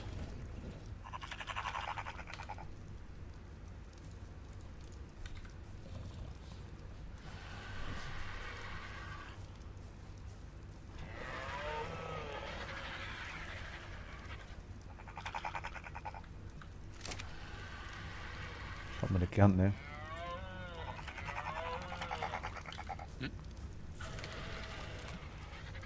Du hast doch den Druck gelernt. Ja, Futterdruck schon. Ja, ja, S-Plus-Variante ist immer 0 N-Gramm-Punkte dazu. Ja, ist schon klar. Kannst du. Ach, da ist er.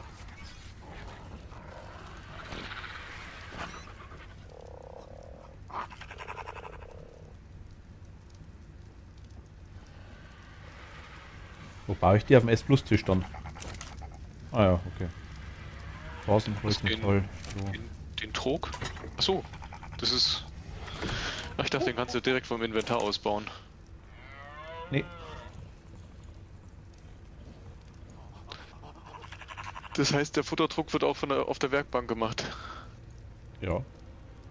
Ach Gott, okay.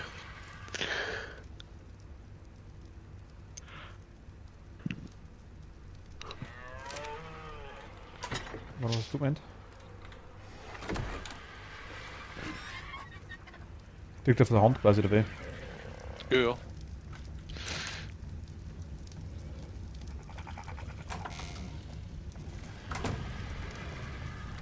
Was meint der Mighty? Nein.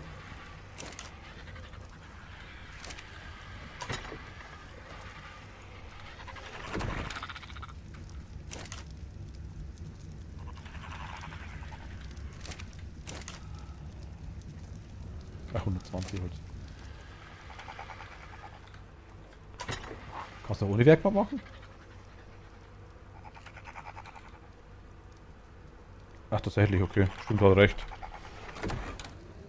Ah. Na egal.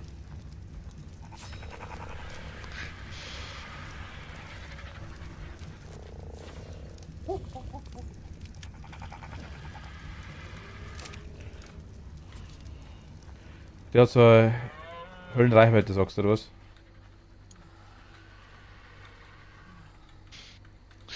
Die hat eine sehr gute Reichweite, ja. Wenn ich dir das da herpflanze.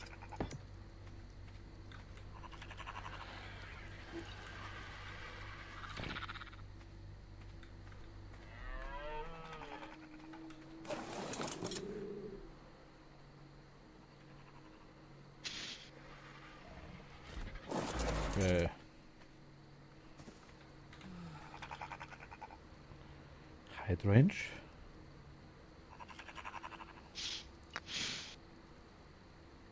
Oh mein Gott. Ich kann mir aussuchen, was ich speziell verfütter. Wenig Fütter damit. Geht einen normalen Drog auch? Nee.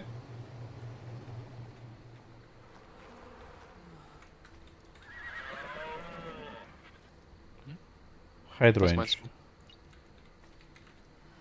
Show Range. Hm?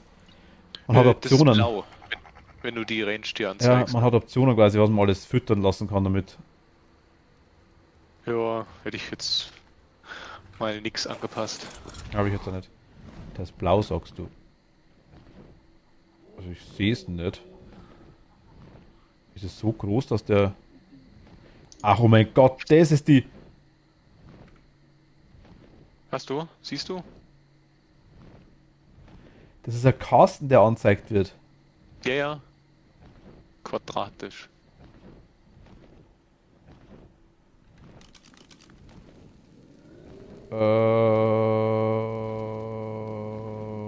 Okay.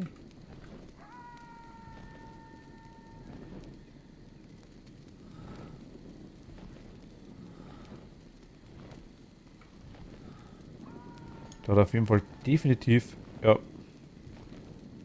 eine gute Reichweite.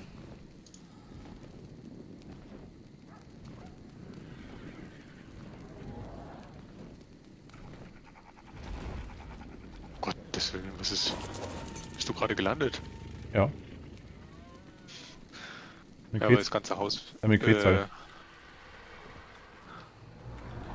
Ja, würde ich eigentlich trotzdem nicht erwarten.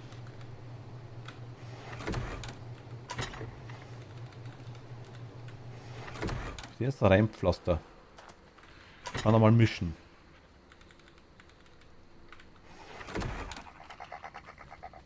Ja. Das macht schon einfach, wenn wir wirklich einen Druck haben, ja. Wobei die Bären können eigentlich drin bleiben.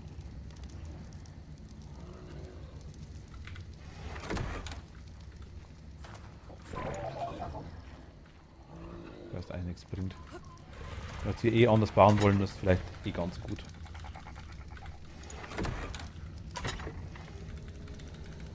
Der hässliche grüne Kreis ist mal weg. Mein Raptor, tu deinen Schwanz weg. Was ist das hässlich weg? Der hässliche grüne Kreis ist mal weg, sage ich. Achso. Wir haben jetzt die erste automatische Tür.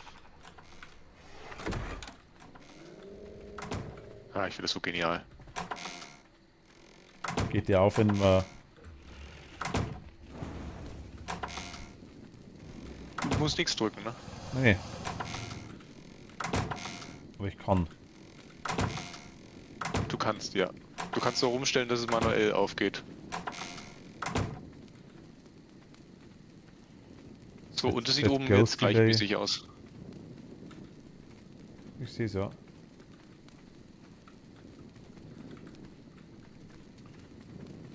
Da habe ich ja gar nicht geschaut, da oben. Jetzt warte mal. Kurz was trinken und dann machen wir mal kurz die blöde Range aus von den Dingern. Das ist ja furchtbar.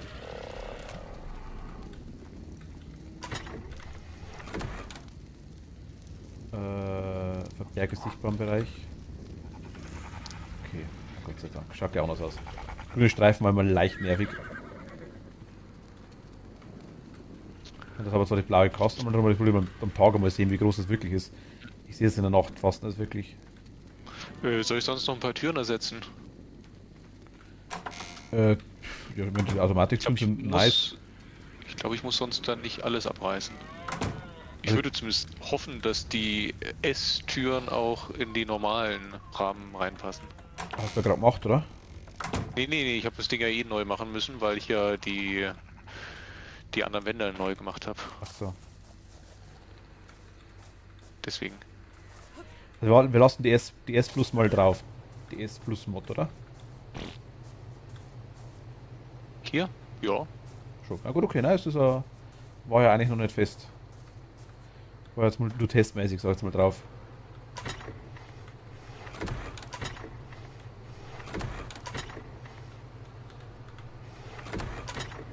Oder ist immer noch testmäßig drauf, sagen wir es so.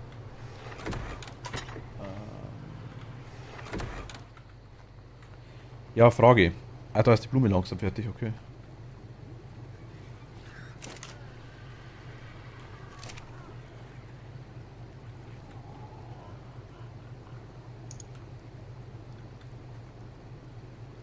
Sprössling, okay. Wächst noch. Also ich würde das generell auch den Innenbereich hier von der Base. Ist es nice, dass es abgrenzt ist, ja. Ich finde die Tore immer noch zu mickrig hier.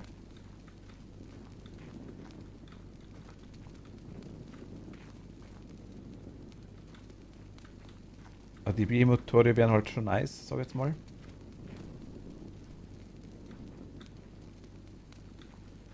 Aber generell könnte man natürlich jetzt sagen, wenn es jetzt hell wird, fliegen wir mal hoch im Norden kurz und schauen wir uns das mal an, was da gibt.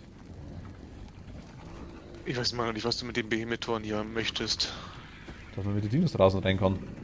Und außerdem schaut es besser aus. Finde ich, mir gefallen die einfach. Oh, ich finde eigentlich die Tore eigentlich recht schön. Ja.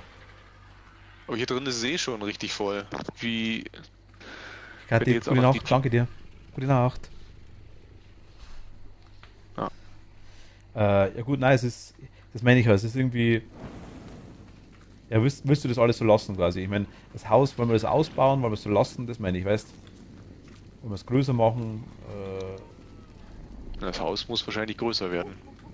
Ja, oder wollen wir einfach eine zweite Base? Wir brauchen sowieso jetzt mal irgendwann oben im Norden dann eine Base, sag ich jetzt mal. Ja, aber ich glaube, es macht doch weniger Sinn, da im Norden eine ganz große Base hinzusetzen. Weiß nicht. Singleplayer-mäßig würde ich es machen. Irgendwann haben wir die Materialien, denke ich mal.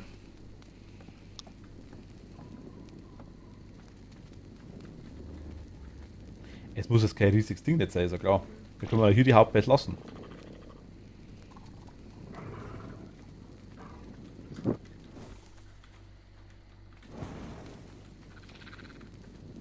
Ey, die Nacht vergeht langsam. Ja, stimmt wirklich. Kann man übrigens einstellen, ne? Dass du sagst hier. Ja, aber ich will jetzt nicht innerhalb von 2 Minuten, also ich stelle jetzt garantiert nicht alles am Server um, also 100% nicht. Die Mods waren schon grenzwertig, sag jetzt mal, dass ich drauf gemacht habe. Also das ist meine die Frage, ob wir Ja, die gut. XP-Rate noch hochstellen wollen. Irgendwann ist es nicht mehr arg, weißt du? Also,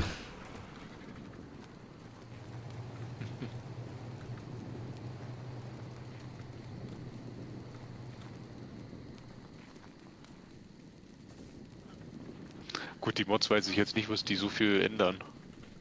nee, darum haben wir es so drauf gemacht. Also, Darum du haben wir es musst so ja drauf gemacht. trotzdem alles genauso bezahlen wie vorher auch. Ja, das wusste ich das nicht. Darum auch testhalber. Metalltür, glaube ich, haben wir schon mal.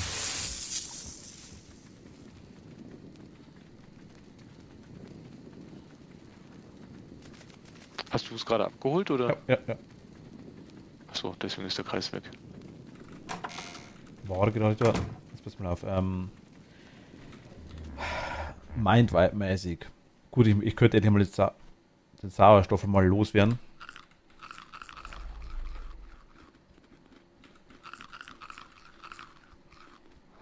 Ja, wenn Ark einen absoluten Scheißjob macht, das spielen wir halt. Darum habe ich es halt gemacht.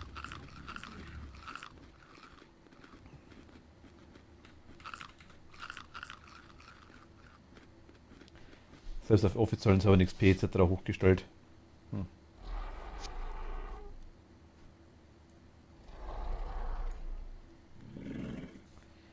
Na, ich schau mal.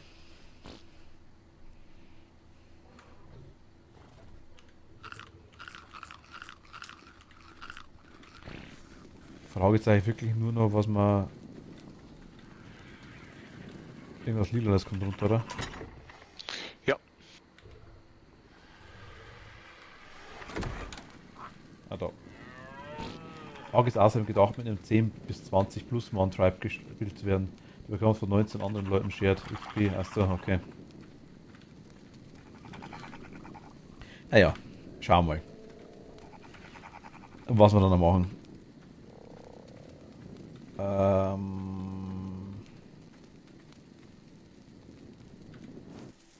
Kurz die Engramme.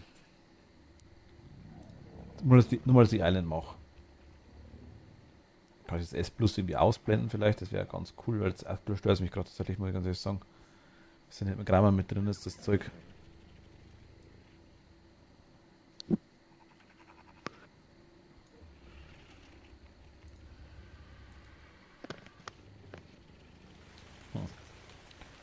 Anscheinend nicht. Scheiße, das ist wurscht, egal. Die Sattel. Sattel können wir uns einige sparen. Na gut, die Mindware-Potion könnte man öfter herstellen, das wäre nicht wurscht. Ich könnte schon hergehen und könnte die ganzen Bausachen auch einfach lernen.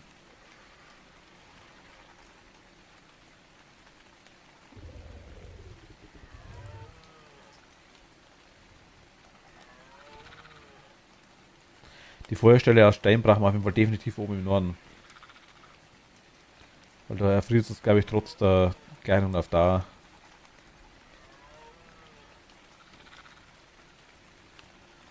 Ach, die XL Stonewall, das war das, was du gemacht hast. Okay, jetzt so. Hm? Ich schaue gerade die Engramme ein bisschen durch. Aber hier ist Nee, doch. wenn dann hieß es große Steinmauer. Also XL Stonewall, also S Plus heißt zumindest so. Ja, das ist aber was, das könnte noch ein bisschen was anderes sein. Darf man nicht vergessen. Da könnte auch stehen, dass es mehr als 4 hoch ist.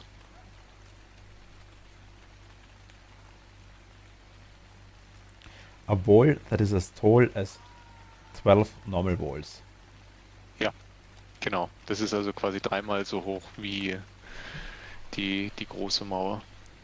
Okay, das ist ein bisschen arg hoch. Arg hoch. Ähm, die Sättel. Gut, ich muss halt die Dinger, die Rüstungen sind halt scheiß teuer, ne? Weil ich glaube, ich kann halt keine Rüstungen auslassen, glaube ich.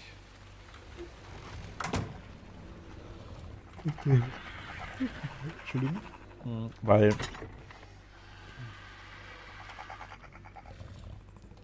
in der Chili-Version hätte man die Kopfbedeckung, die Hose. Gesundheit. Brust haben wir auch nicht. Also,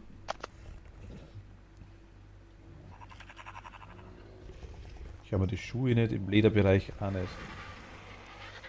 Also es fehlt von der ganzen Rüstung fehlen uns einige Baupläne.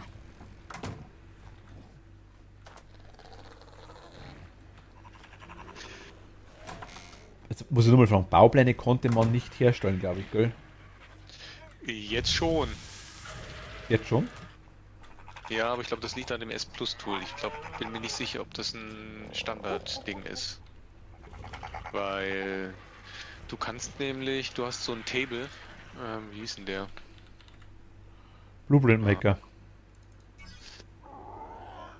Hat man gerade gemacht. ja, kannst. Fasernholz, Stroh. Genau. Der war nicht teuer, der ist quadratisch. Ich habe ihn zwar noch nicht probiert, aber ich habe ihn hingesetzt. Hast du den Bauch gerade? Nee, im Singleplayer Achso, okay. habe ich den jetzt gebaut. Da habe ich ihn nämlich dann gesehen gehabt.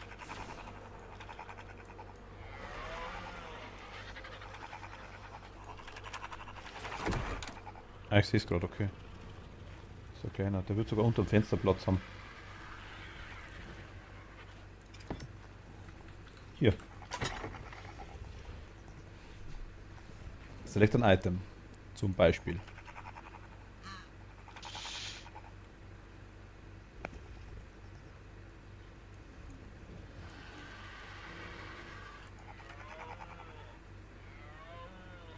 Convert Structures into Blueprints. Der macht quasi also ich opfer was und dann kriege ich hier Blueprint dafür. Ach so, warte mal, aber steht Structures, ne? Äh, Achso. Structure, Warte, ich habe was da. hast du was? Eine Holzwand oder Ja, sowas? ich habe ein Holzfundament, habe ich gerade da. Nee, geht aber auch nicht. Dauert das vielleicht? Ah. Was select ein Item? Ich kann ja kein Item nicht selecten quasi.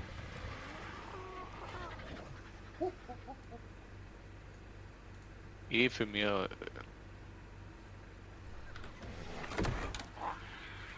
Na gut, Inventar öffnen, entsperren, PIN-Code abreißen. Inventar öffnen.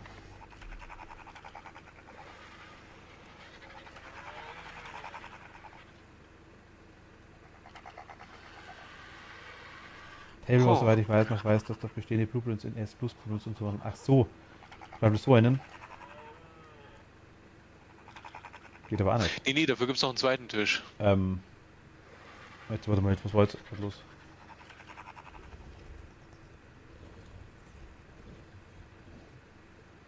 Es gibt noch einen zweiten Tisch, wo du normale Sachen in S Plus Items umwandeln kannst.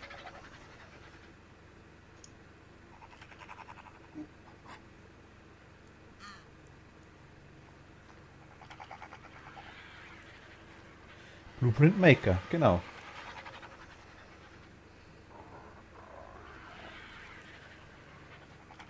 Ich lasse mal eingehen, weil ich habe gerade die Rüstung reingelegt, dass ich vielleicht vorher reparieren muss. Okay. Man dachte, okay, das passt. Vielleicht dauert's Ach, einfach. okay, ich habe gefunden. Servus, hi. Grüßt euch, servus. Ist das, okay, Paul, Sorbet, Lost Boy, Staffjek, I put you? Oder ich kann es ganz schlecht lesen, aber danke euch, vielen lieben Dank. Servus, hi.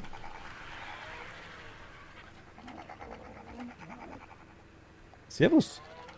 Ahoi. Wo kommt sie her? So ganz gezielt.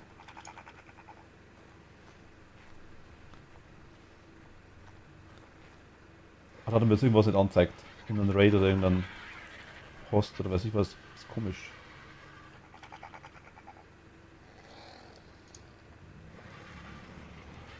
Ich bin also suche nach Arcplan. Ah, okay.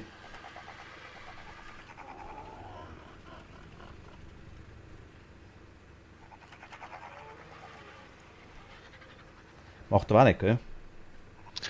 Ach, nee, der macht auch nichts. Aber wir sind halt ziemlich am Anfang, was das Zeug angeht. Wir spielen ja aktuell auch nur zu zweit, sag ich jetzt mal. Aber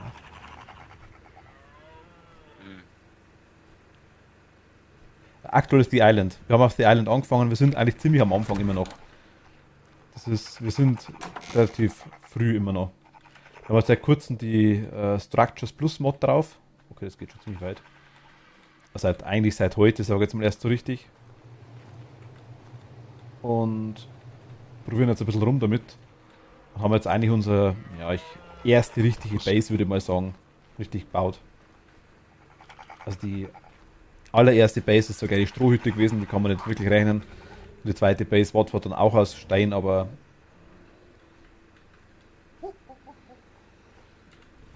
jetzt sind wir quasi gerade am Rumprobieren, wie es funktioniert, das ganze Zeug. Also gerade der Blueprint Table.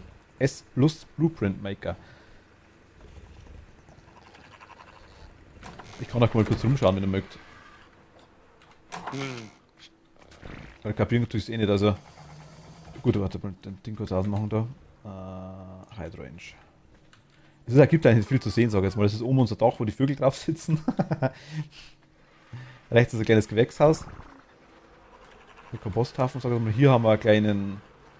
Hier haben wir die 2 Hütten hingebaut, wo wir die Klimaanlagen drin versteckt haben. Für die Aufzucht von Eiern.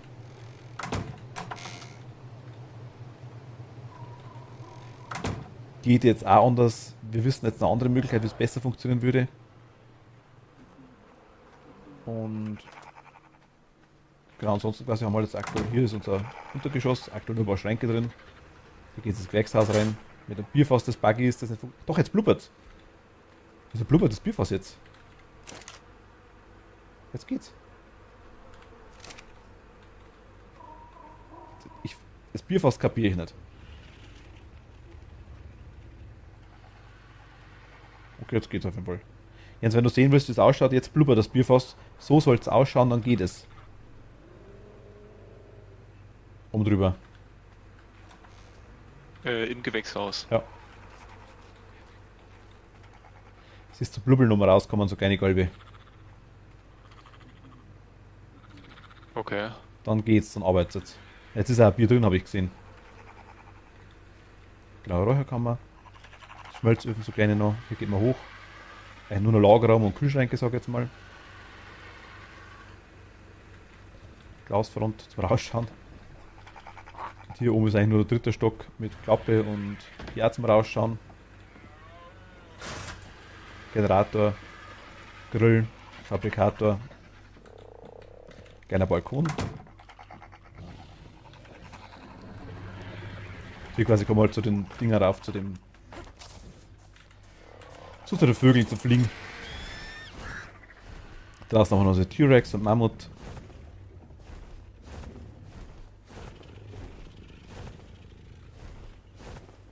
Ja genau, 2 Diplodocus und 2 so Krokodile noch. Und hier oben haben wir noch eine kleine Wand hingezogen, also hat der Jens besser gesagt gemacht, dass die Viecher nicht runterfallen. Wir sind immer wieder mal so Diplodocus runtergefallen von oben. Das war gar nicht so nice.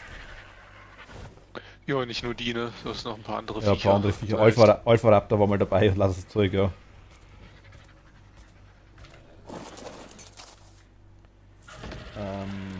Und jetzt haben wir eigentlich gerade gesehen, dass es einen Blueprint Maker gibt. Den wollten wir jetzt eigentlich gerade ausprobieren, wie das hinhaut. Aber irgendwie. Ich kapiere den nicht. Das macht ja keinen Sinn mit einem S Plus Blueprint Maker. Ich habe eine normale Blueprint. Kann aber kein S Plus draus machen. Der S Plus Stone Foundation hätten wir auch. Geht aber auch nicht.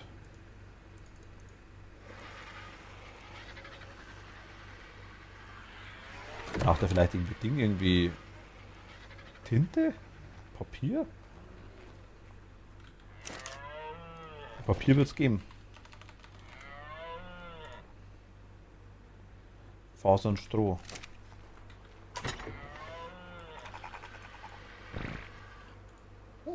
Wir wollten eigentlich übrigens ins Schneegebiet aufbrechen, ne? Wir haben nämlich gerade Tag. Ja, warte, ich schau grad. Ja, ich befürchte nur, dass wir, wenn wir dann wieder aufbrechen wollen, ist wieder dunkel. Warte mal, kann ich da machen? Ich habe das mal ein paar Notizblätter gemacht, ob das irgendwas bringt. Nö. schreib deinen eigenen Text auf eine Notiz oder leg sie in einen Kochtopf, um deine eigenen Rezepte zu erschaffen. Ach so, wenn ich quasi weiß, wie Rezept heißt, kann ich das reinlegen, dann schreibt er mir es auf quasi. Okay, hat auch nichts mit Ding zu tun, nichts mit... Ja gut. Dann fliegen wir los, komm. Ich kapiere jetzt eh nicht.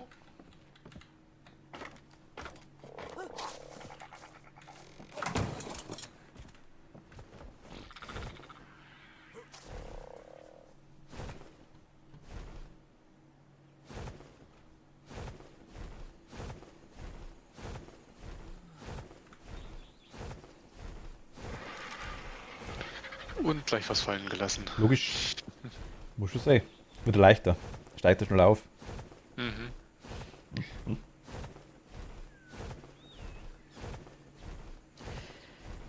Ich würde irgendwo im Eck hinten. Es macht schon Sinn, vielleicht irgendwo mit Wasserzugang, ja, was zu bauen.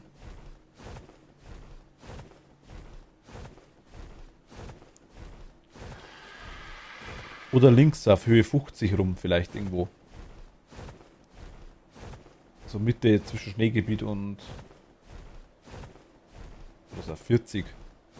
Guck mal, unter uns sieht doch gerade interessant aus.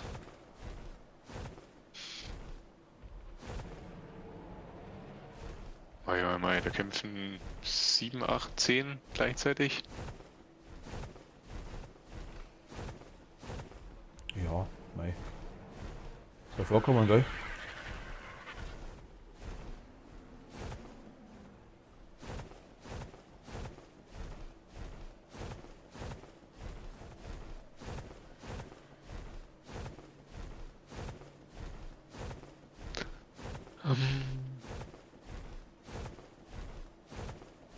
Also du willst mit Wasser. Fließt hier noch irgendwo Wasser? Na, hier nicht, wir müssen schon ganz Stücke weit vor. Also wirklich auf die linke obere Hälfte will ich hin. Hier nicht, hier sind wir viel zu nah an der Base dran. Ach, zu den Pinguinen. Ja, da wirklich, wirklich links ins Eck hoch.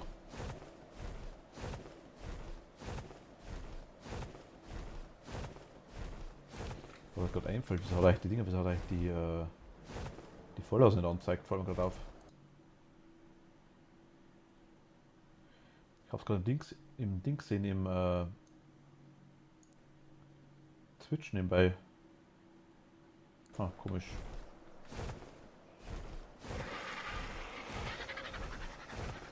Irgendwas spielt aktuell. Keine Ahnung.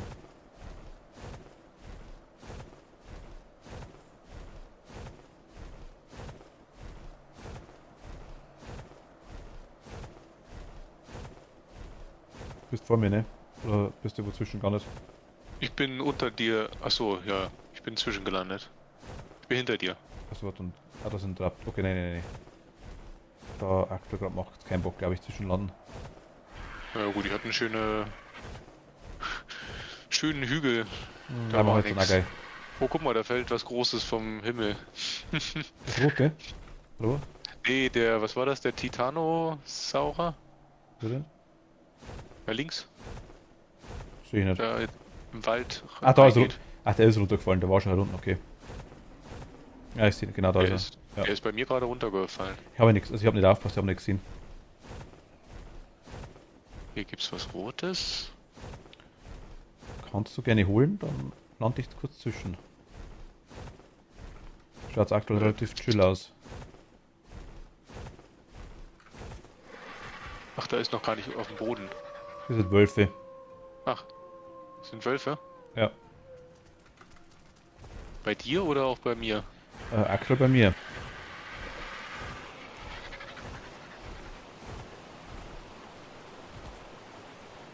Kommen ja noch, glaube ich.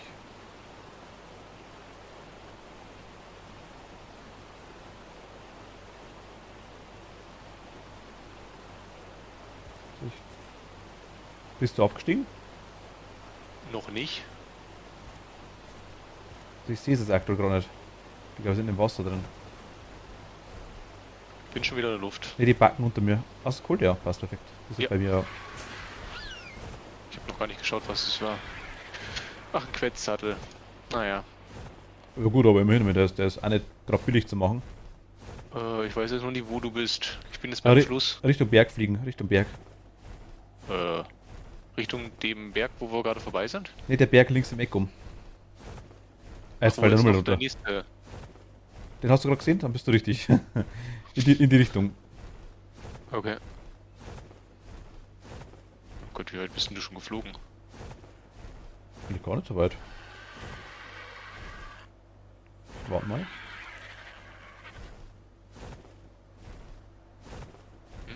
Ich bin jetzt quasi am Berg dran.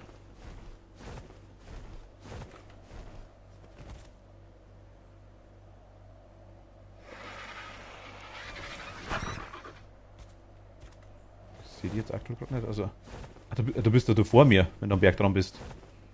Ah, warte mal, ich glaube da vorne. Nee, ich bin hinter dir. Da bist du nicht am Berg dran. Wieso? Doch. Du bist ja schon quasi auf dem Berg drauf. Nee. Ich bin unmittelbar vorm Berg. Ja, kommt darauf an, was man als Start des Berges bezeichnet.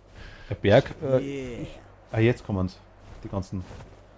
Okay, jetzt. Hat ein bisschen dauert. Jetzt kommen die Follows rein.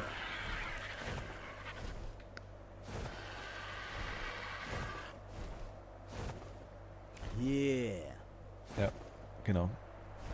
Und nochmal danke. An alle. Ein zweites Mal.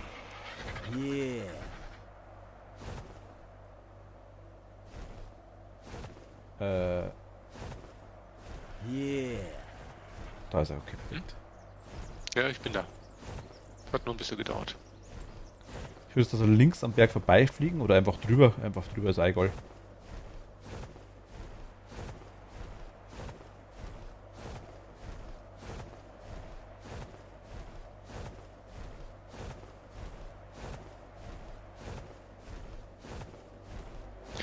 Ich habe heute mal kurz probiert, ob man hier auf diesen schwarzen Dingern da oben drauf landen kann. Die auf den Obelisken? Naja, hier oben das schwarze Ding, was da in der Höhe geht. Der Obelisk. Aber das ist ja durchsichtig. Richtig, da kannst du nicht hoch. Das ist irgendwann ein Ende. Habe ich auch schon ausprobiert. Nee, also du kannst sogar durchfliegen durch das schwarze Zeug, was da... Die ganze Struktur ist fake. Ja, aber wenn du hochfliegst, wenn du noch weiter hochfliegst, dann kommt irgendwann eine Decke. Jetzt an der Wand. Ja, gut, das hast du ja beim Vulkan schon. Ja genau, stimmt, da geht's auch hoch, ja, stimmt. Ja, da geht's ja nicht mehr viel mehr höher danach. Hier irgendwo. Am Rand, hätte ich gesagt. Müssen wir uns jetzt eine schöne Stelle aussuchen.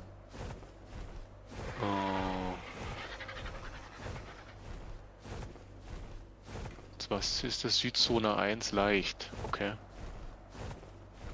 Ja, mit Wasserzugang, ohne Wasserzugang.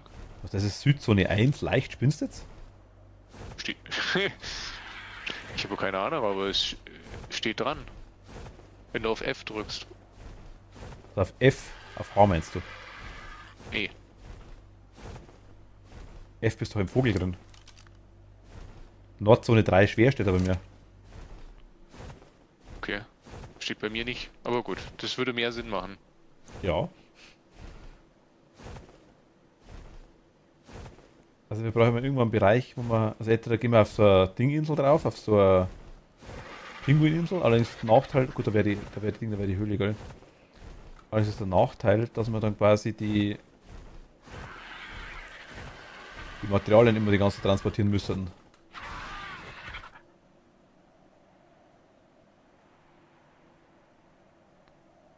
Weißt du, was ich meine? Ich weiß jetzt nicht, was du meinst mit transportieren. Ja, wir müssen mal irgendwie Materialien da hinkriegen, also... Kann man das andere auch? Warte mal, das sieht so Quetzal, komisch aus. ja klar, aber Quetzal hat auch noch nicht so viel... Quetzal ist ziemlich langsam und hat noch nicht so viel Tragfähigkeit, noch nicht. Sind wir am Leveln. Zwar für die Tonne, sag ich jetzt mal, aber... Oder 1,2 Tonnen. Aber trotzdem dauert ein bisschen.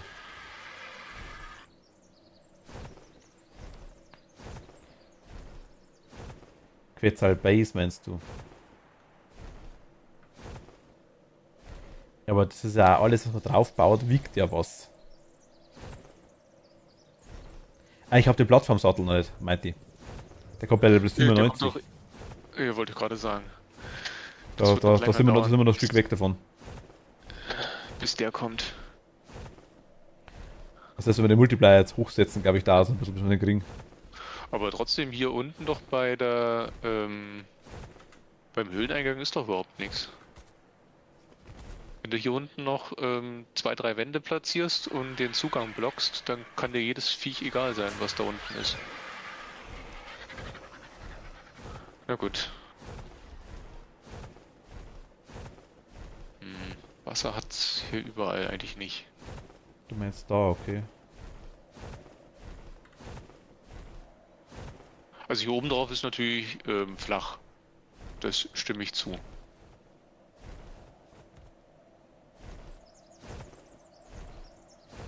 Ha.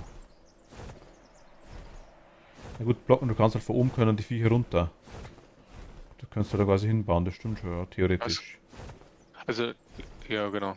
Aber hier dieses Dreieck, das könnte man zumindest abtrennen, ne? Und sagen, hier macht man sich so ein Dreieck. Einmal quer rüber. Oder alternativ auf so eine Insel drauf, da hast du eine kleine.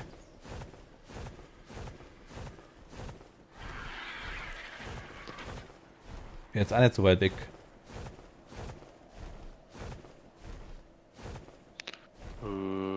Hier. Ich meine zum Beispiel jetzt hier, wenn wir jetzt die da nehmen als Beispiel jetzt. Hier ist gar nichts drauf. Ich meine, hier haben wir natürlich auch keinen Stein und kein Ding und kein, das ist keine Insel, das ist einfach nur Eis. Feld. Achso, du hast jetzt zufälligerweise keine. ich meine, klar, hier ist natürlich schon Wasser. Hier ist nur Wasser. Ich glaube, die Insel hat, glaube ich, kein Fundament. Würde ich fast denken.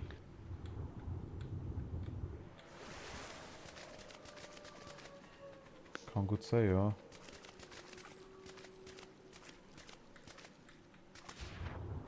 Ja, schaut so aus. Ich sehe den ersten Hai, wenn ich da reinschwimme. Bist schon tot. Wäre eine Option. Also ich meine nur mal so als. Ich weiß nicht, ob man darauf bauen kann da unten, ne? Weiß ich auch nicht. Ich meine, da hinten ist natürlich eine deutlich größere, aber es ist halt wieder einiges weg dann, das Zeug. Ja, deswegen, das gefällt mir eigentlich da weniger. Aber es gibt hier Das quasi wird dann überall, gut, hier wird so Pinguine geben ohne Ende. Und auch wieder ein Dingzugang, ein Wasserzugang, also klar, weil ja wahrscheinlich nur Eis. Alternativ könnte man natürlich auch schauen, ob wir quasi hier einfach rüberbauen können. Ich meine, es gibt ja Treppen und so Zeugs.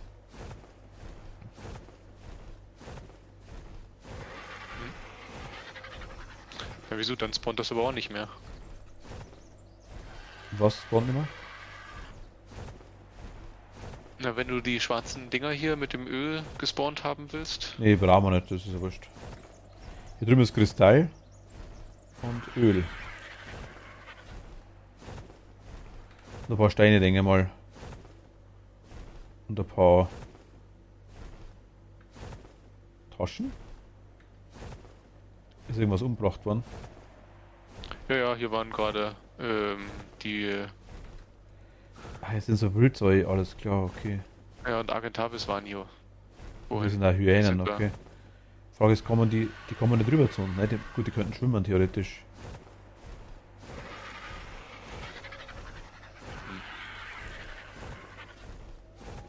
Ich meine, das ist nur, die Base, glaube ich, wäre ziemlich, wenn wir hier eine kleine Base drauf haben würden. Ich glaube, dass die ziemlich chill wäre zum Verteidigen. Ich glaube, da hast du gar nichts zum Verteidigen. Klar, die Rohstoff, gut, wären Bäume. Also wäre jetzt nur eine Option, ich meine, schauen wir gerne mal weiter. Was es sonst noch gibt.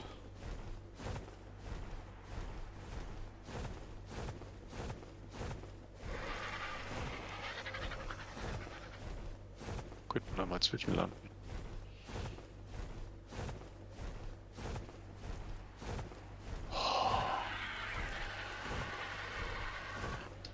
was mir ist wirklich nach wie vor gar nicht geheuer.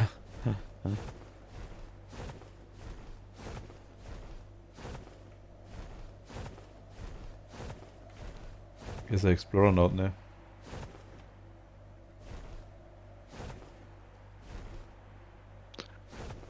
Ich sehe dich gerade nicht mehr.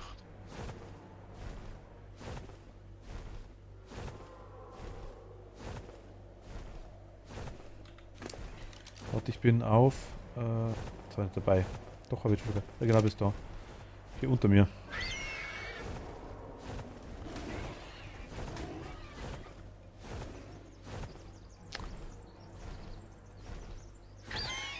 Ah, super. Konnte ich natürlich jetzt auch nicht schauen, was das für einer war, weil du gleich angegriffen wirst. Ich glaube, Gigantosaurus. Oder Titanosaurus, glaube ich, was.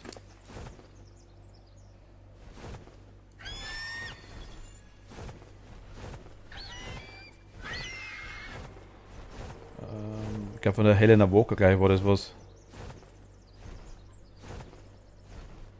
Ach, wenn man die zähmt hat, werden die abgehackt. Jetzt. Ja. Nee, waren's nicht. Ist egal. Ich hab's auch. Passt.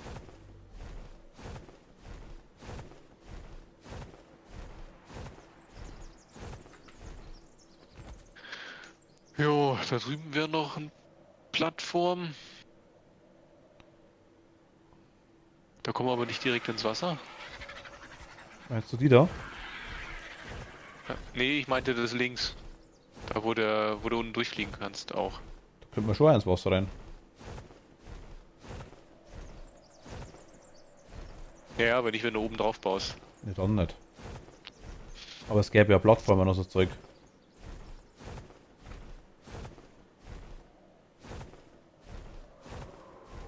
Aber das sieht ziemlich losgelöst aus, als wenn da nur ein kleiner Zugang ist.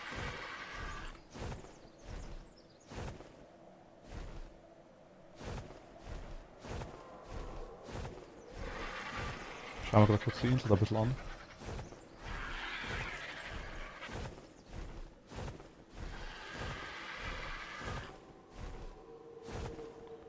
Okay, hier wäre Megalodon schon mal, oder? Das dürfte Megalodon sein.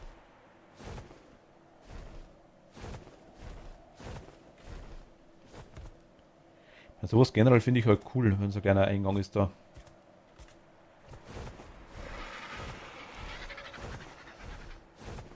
Bist du gerade zur anderen Insel geflogen, oder?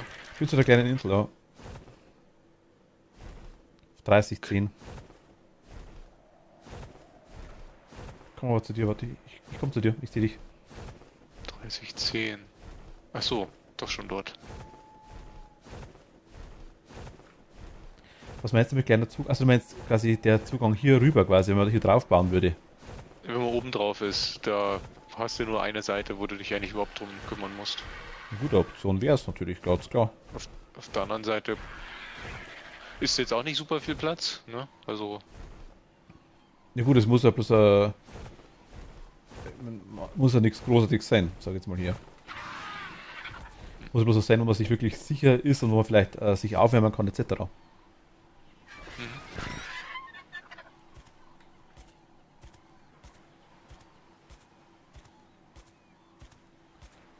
Das wäre eine Option.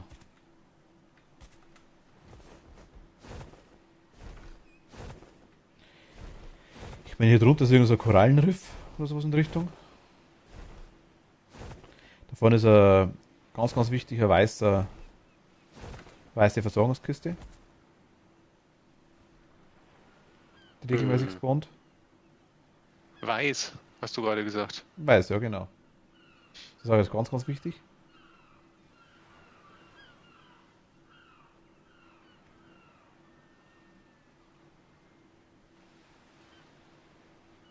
Mhm. Ich glaube, ich weiß, warum aktuell Tippy oder Twitch die Follows wieder nicht wirklich durchlassen teilweise. Da wieder ein gekriegt, Remove Host Rate Limit, weißt Remove Host Rate Limit. Das ist teilweise schon, also das haben wir am Anfang mal gehabt, ganz am Anfang. Ewig von so Scheiß durchkommen. Das war jetzt eine ganze Ladung, ist bestimmt 3 Monate lang kompletter Ruhe. Und jetzt ist wieder, ich weiß nicht, was jetzt los ist aktuell.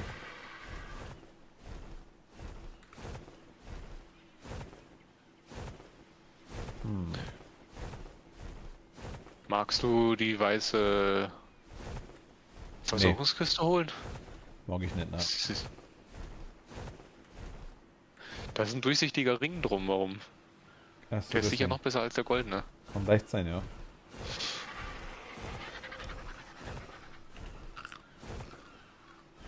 Ja gut, ich mein, irgendwas taugt man an der Plattform da oben eigentlich, ehrlich gesagt nicht, muss ich ehrlich sagen. Taugt dir nicht oder taugt dir? Irgendwas taugt mir nicht dran. Es ist cool, dass man es abgrenzen kann, aber man braucht mal wirklich irgendeinen Zugang noch zum Wasser runter noch. Kannst du nicht mit dem Rohr das Wasser hochlegen? Nee, es geht ja um, dass wir ins Wasser rein können. Achso, ja, dann müssen wir vielleicht doch eine Insel von da hinten nutzen.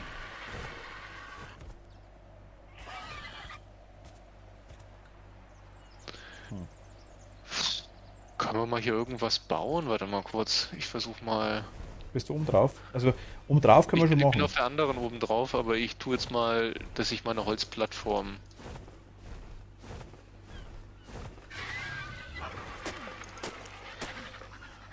Was brauche ich denn noch für Holz? Fasern wahrscheinlich.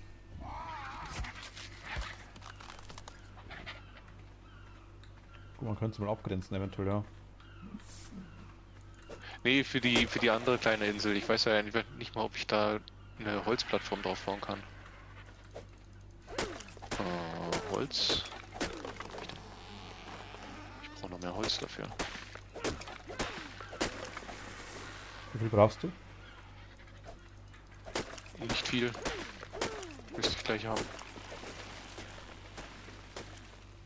Ich tu mal was im Magetavis rein, unter anderem. Oh. Ich hätte sogar zwei Holz. Ja, ich habe zwei Fundamente dabei, Jens, aus Holz. Ja, wusste ich nicht, zufällig. Gut, ich habe jetzt auch eins. Versuch ich's mal. Aber dann auf der da drüben, oder? Ja, ja. Naja, hier weiß ich, dass wir es bauen können. Das müsste aber hier auch gehen, denke ich mal, oder? Ist das die coolste Insel? Genau, jetzt kommt wieder Remove Host Rate Limit. Aber das. Also wenn du echt bist, danke dir. Ich habe aktuell wieder so viele Schrottmeldungen drin, dass mir das echt leid tut, wenn ich die jetzt versehentlich da verkenne, sag ich jetzt mal. Und hier kann man bauen. Ja, du kannst ja gleich hier zum Wasser. Oh, es sind sogar Fische drin. Sehe ich hier von hier aus.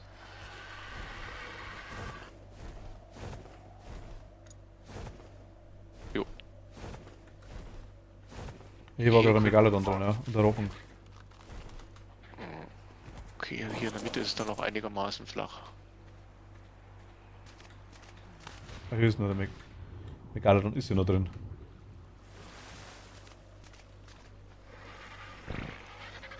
Das heißt, du willst den zähmen?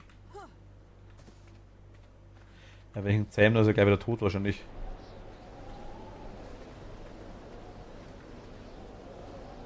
Fürchte ich.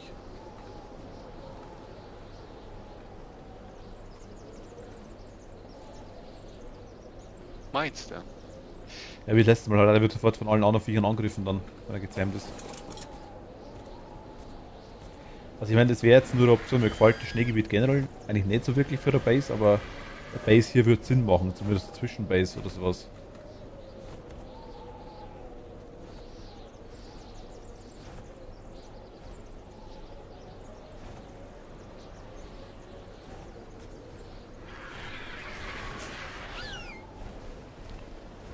Ich meine, ansonsten, was haben wir noch für Möglichkeiten? Der Bereich davon geht natürlich auch. Da sind wir hier auf 30, 10, ne? Hier mittig wäre noch ein gerader Bereich, wo Pinguine draufstehen. Oder einigermaßen gerader Bereich, sag ich jetzt mal.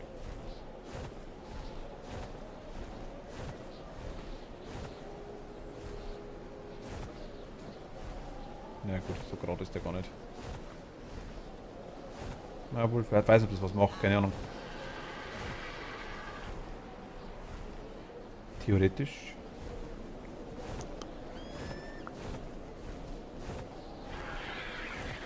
Okay, ja, sonst ist da aber nichts, genau. Also optisch sieht die andere Insel besser aus. Ja, finde ich ja, tatsächlich. Oder da oben drauf. Aber was eigentlich wurscht ist, weil wenn wir zur Höhle vor wollen, müssen wir eher ein Stück fliegen. Ich meine, es bloß mit aller Gewalt in die Höhle da rein zu wollen. Ich meine, gut, es wäre aber relativ nah da.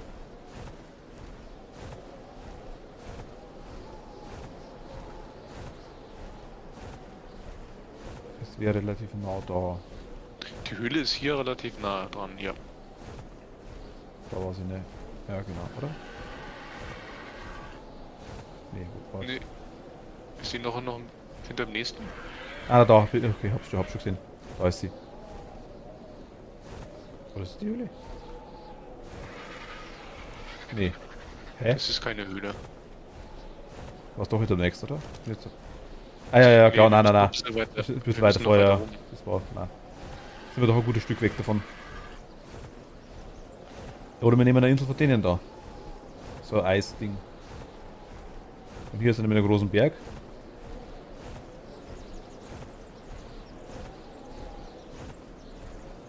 Aktuell Ziele.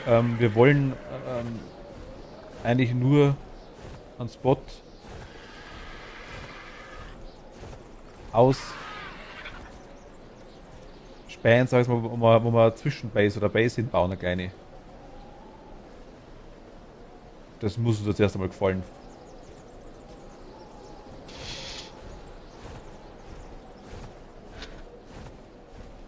Das muss Martin gefallen. Ja, stimmt schon. Du musst jetzt sagen, dass die Wurst ist, oder?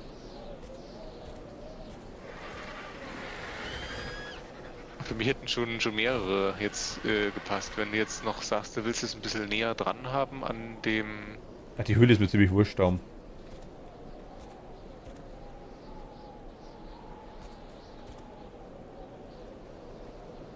Aber kannst du ruhig mal sagen, Maite, was wären deine Ziele? Also hau mal raus, also wurscht.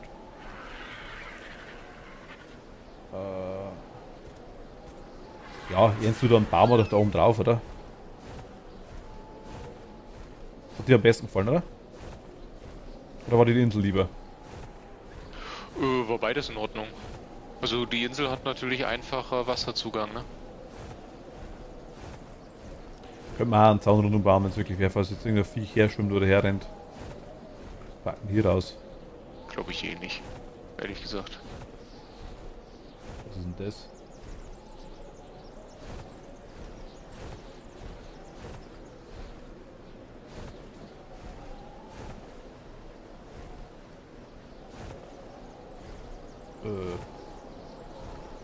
Was ist denn?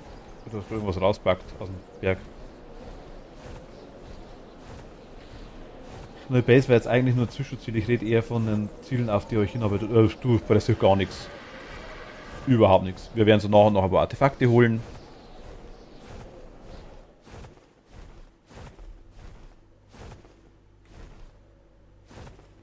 Hat dich nicht zu interessieren, Martin, was da ist? Kauf Scorched Earth.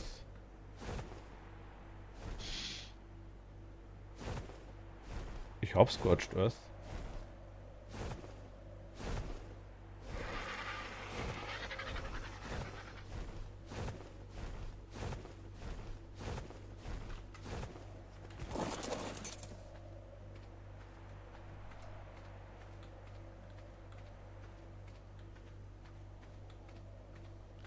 Also Zitat Arc-Entwickler. Ach so. Ach, du meinst den Bug. Alles klar. Okay.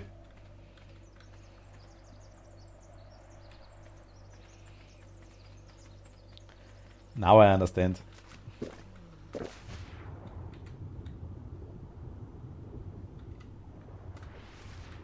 Okay, also den Zugang finde ich mega nice hier auf der Insel. Machen wir die Insel jetzt. Okay.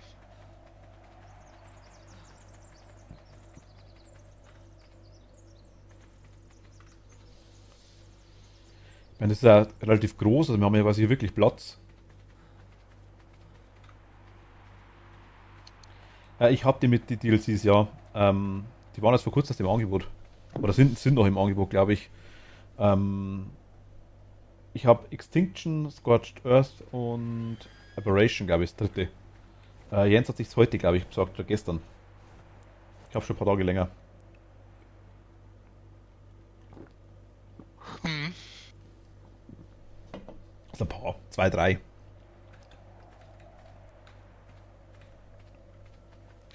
Genesis habe ich nicht.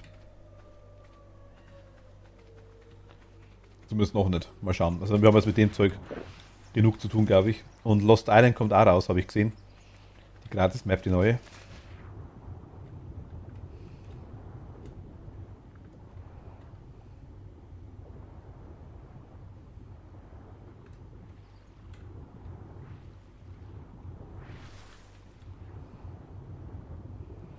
Ich würde jetzt mal irgendwie gern so eine Art God-Mode oder irgendwie sowas gibt es bestimmt mal anmachen. Mal ganz runterschwimmen, was da unten ist. Neugierig halt schon ohne Ende. Ah.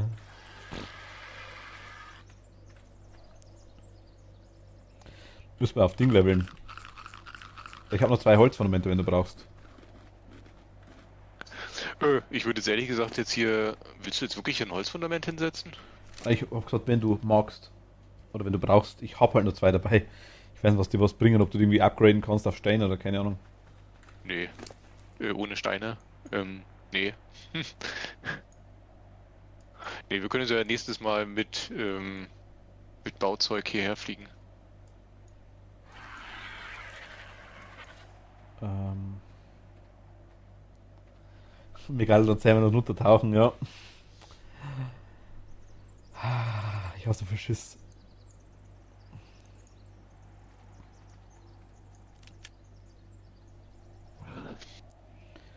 Aber warte mal, ich wollte Aber es kurz gibt, glaube ich, markieren.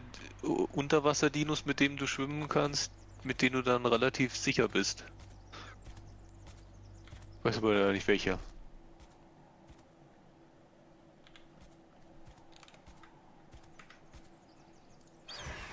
Weiß ich auch nicht. Ich markiere es uns mal. Ja gut, ist jetzt ja nicht sehr schwer. 3010, die Insel. Ja, ich habe es deswegen auch markiert. Wenn ich mir die Punkte dann markiert, der ist irgendwie ein bisschen komisch immer auf der Map.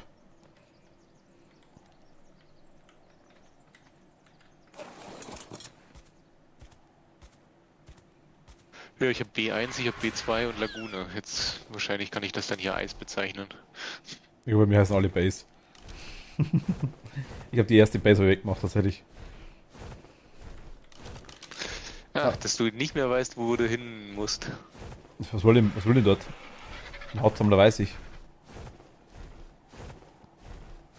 Oh, es wird dunkel, oder? Ich glaube, ja. Ja. Ja, ich fliege jetzt also, eh gerade am. Du kommst da, oder? Ich weiß nicht, wo du hinfliegst. Heim? Ich sehe dich nicht mehr. Fliegst du links an Dings entlang? Ziemlich gerade auf die Base zu, auf die Lagune. So rechts am Berg vorbei. Ach so. Ah, okay, okay. Gut. Ja, dann sehe ich dich.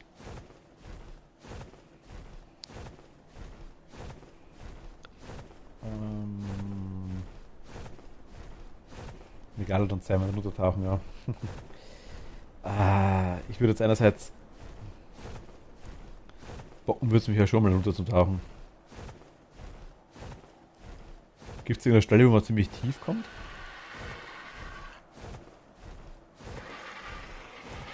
Ohne Rüstung?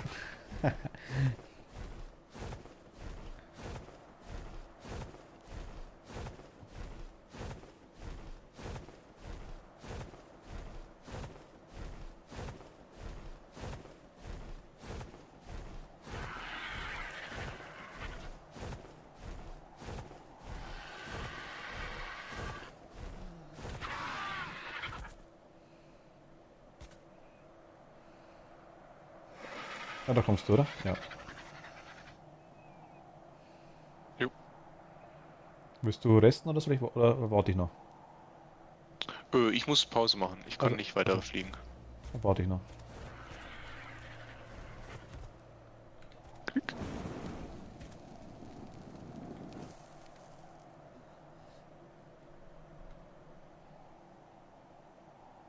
Okay, kann weitergehen.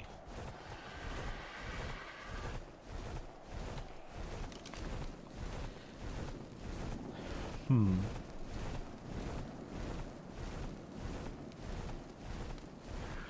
Ja, aber meinte, sag mal, auf was auf was wolltest du denn rausspielen? Hast du bestimmt irgendwas im Kopf gehabt, was du meinst? Also, wie gesagt, bei der Sinne ist gar nichts. Es ist sowieso dann erst einmal eine Zeit lang wieder. Also, wir werden jetzt wahrscheinlich morgen, denke ich mal, vielleicht eventuell noch machen. Es sei denn, Tobi ist wieder nicht da, denke ich mal. Aber vermute ich mal.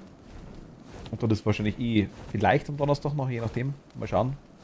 Da glaube ich, ist zudreht. Ab wann bist du weggehend? Ab Samstag? Freitag? Nee, Montag? Also du bist die ganze Woche noch da.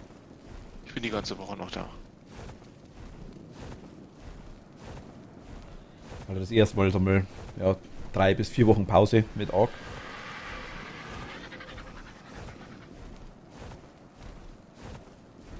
Zumindest mit die Jens-Pause. Vielleicht mache ich dann, was ich, keine Ahnung, so mal ein bisschen was, dass ich auch was ein bisschen hinbaue vielleicht, oder je nachdem. Mal schauen, wie wir es machen. Ich weiß noch nicht genau. Aber in erster Linie glaube ich mal eher Pause.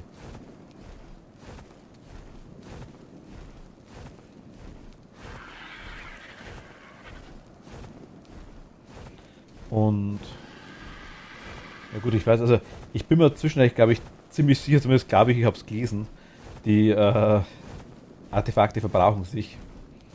Deswegen hätte ich ja gerne einen Otter, weil ich weiß, dass der Otter Artefakt tragen kann.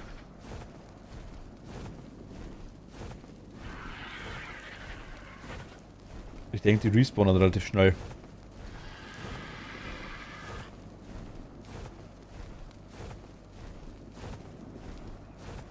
Aber nur Vermutungen oder so, ich sag mal Halbwahrheiten, je nachdem, was wir gelesen haben. Moment. Sofern noch alles beim Alten ist, dann sollte die Hauptaufgabe, die sich die ganze Zeit durchzieht, sein, Fighter-Dinos zu tamen, breeden, leveln, um irgendwann mal die Bosse zu klatschen. Das ist so ja gut. Ja, das Breeden, das hat er irgendwie. Das haben wir hochgesetzt, den Faktor, das haben wir hochgesetzt. Also das Ausschlüpfen zumindest.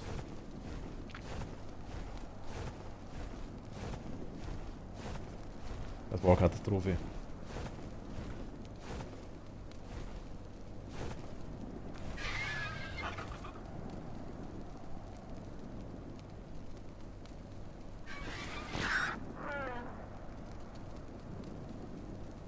Ach, da bist du.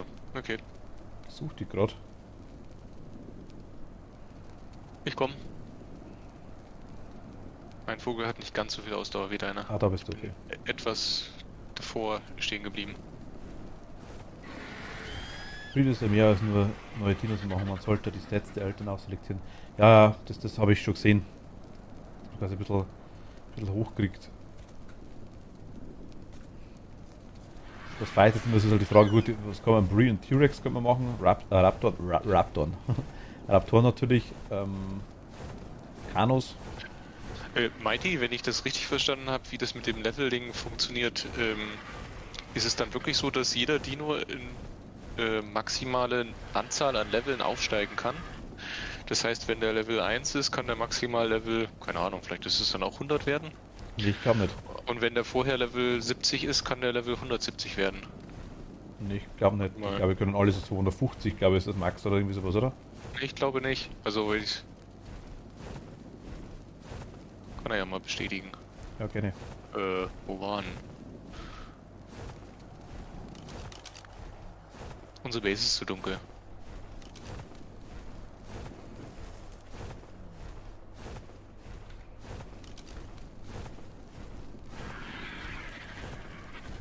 Weil da würde mich dann Breeden mehr Sinn machen, weil du dann mit den Nachkommen ja noch Ja, die haben die Nachkommen nochmal die viel Stats. einfach auf höhere Levels kommst. Jeder Dinosaurier hat quasi irgendwelche Stats von Anfang an, die er quasi hat. Und es gibt da immer wieder so Mutationen, die quasi in irgendeinem Bereich extrem hoch sind. Und diese Mutationen gilt es eigentlich zum Vermehren.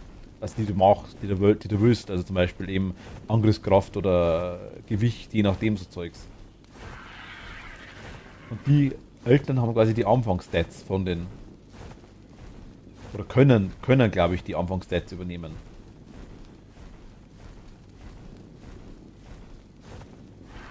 Du bist schon gelandet? Nee. Achso.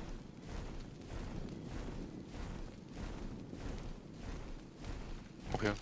Aber im Anflug.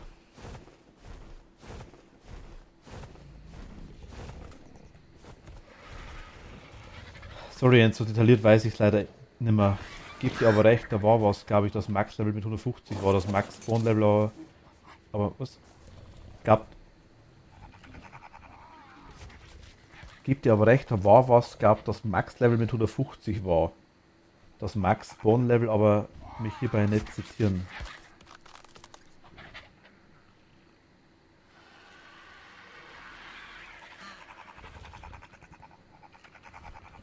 Ach, das Max-Level mit 150 war das Max-Spawn-Level. Sprich quasi, es könnte sein, dass quasi die nicht. Kann man gut schauen. Arc. Oh, Quetzalcoatl, der kommt wieder runter. Äh,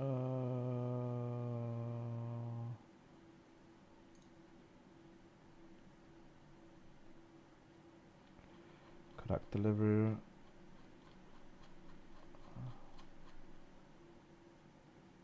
Oh, oh.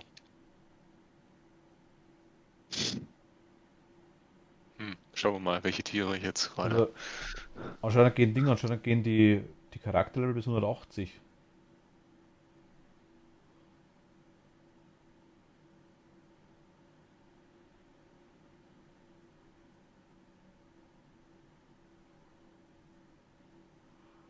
Und die Creature Levels gehen bis. Moment mal. Creature levels are split between wild levels and domestic levels. The maximum level for wild creatures ist 150, genau. Depending on the difficulty setting. Ah, okay. Je nachdem, was schwer das quasi eingestellt hat. Once tamed, creatures gain additional levels based on taming effectiveness, genau. The creature gains level bla bla, round Die up. Frage ist aber, wie viele Level? 150. Na, This place the highest level for an unbreed creature with no domesticated level ist 224. It was tamed at Level 150, quasi mit einer 100% oder fast 100%igen Taming-Effektivität kannst du quasi auf 225 oder 224 hochbringen. Bei den Untamed anscheinend. Es ist aber Creature Level, warte mal. Aber anscheinend da heißt es jetzt Max Level. Dinosaurier 88. 3. Juni 2021 mit Patch 321.5. Ist das Max-Level vom Player 180 plus 25? Und Dinosaurier 88? Ja, und halt Pedana dann mit 93 auch schon gehabt. ja, aber den haben wir mit Level 50 oder sowas bekommen. Ich Ach, vergesse. warte mal. In Version 257 was introduced, which gives up to 15 additional levels bis 115. Das haben wir geil bestätigen können. Kennt sie langweilig, ja. Also, geht dir aber recht, da war, also, gab das Max-Level mit 150 war das Max-Spawn-Level, aber mich, also okay, ja, dann war es schon so. Okay. Kennt sie, Servus. Aber Player-Level 205 glaube ich nicht. 88 Dino glaube ich irgendwie auch nicht. Das kann auch nicht sein.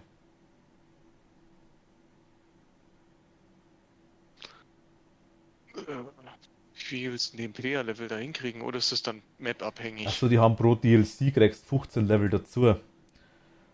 Aberration 130, Genesis 155 und Genesis Part 2 bis 180 Affe. Okay, ist das dann quasi in der neuen Map dann mehr oder ist es dann auch in der alten Map?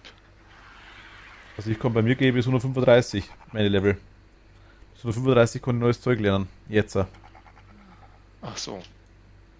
Ich habe die ganzen, aber ich habe nur Tech-Level anscheinend dabei. Tech-Gramme. Ja, ja, die waren aber schon bei Level 98.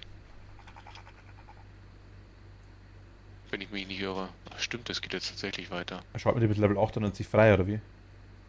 Level 135. Okay. Heißt aber nicht, dass da Level-Player vorbei sein muss. Achso, okay. Na gut. Also anscheinend geht Player-Level bis 205 dann anscheinend, zwischenzeitlich. Ich weiß nicht, zumindest laut Eintrag, aber die Dino-Level mit 88, die stören mir jetzt aktuell, das glaube ich, das kann nicht stimmen. Maximum Dinosaur. Level 1 of your Dinosaurs to the Maximum Level. Dieser Erfolg auf jeden Fall. Wo ist das Max-Level? Das wird doch, muss doch irgendwo dabei stehen, verdammte Kacke.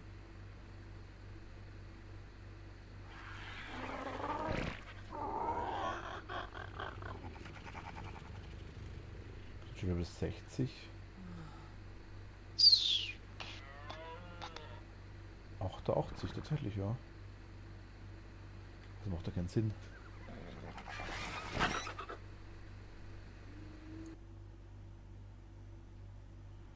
Ach, okay. 133 ist wohl.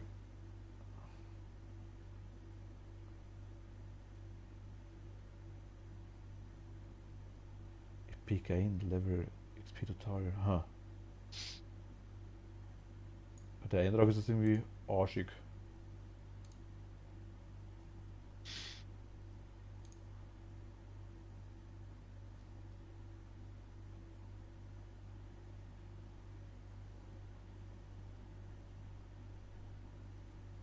Haben wir eigentlich inzwischen, doch haben wir eigentlich inzwischen beim T-Rex.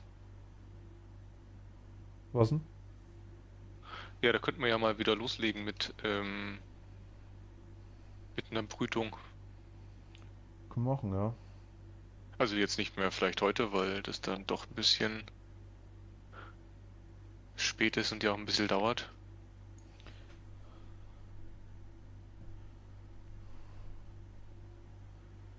Also wir spielen auf 0,5, glaube ich, Schwierigkeit. Das ist Standard.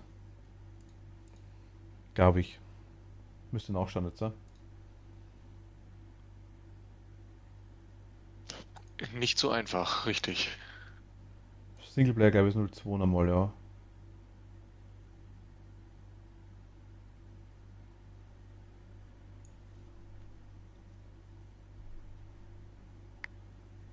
Es gibt ja quasi kein. Gut, das war 2015, ja gut. Es gibt ja quasi kein Max-Level, es ist immer das Level, welches der Dino beim Zähmen hatte. Geht in der Regel bis 50 plus und dann, wenn du ihn gezähmt hast, levelst du ihn selbst weiter. Das war von Anfang an 34 Stufen. Seit neuestem 38 Stufen. Sprich, wenn du ein Level der 1er fängst, kannst du ihn auf 39 bringen. Nee, kann ich nicht bestätigen, definitiv nicht. Also 50er Fangskosten auf 8 rausbringen, nein, das haben wir definitiv schon hergemacht, aber hundertprozentig. Also hundertprozentig. Das ist irgendeine alte Info. Also Ich glaube, der, es der, waren mehr Level. der Das Tyrannon waren, hat auf jeden Fall 50 Level drauf gekriegt, auf jeden Fall.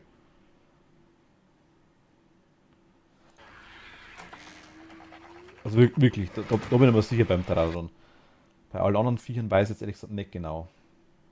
Wir haben es auf 8 hochgeredet und den Mod damit noch höher geht wegen den Max-Level-Dinos.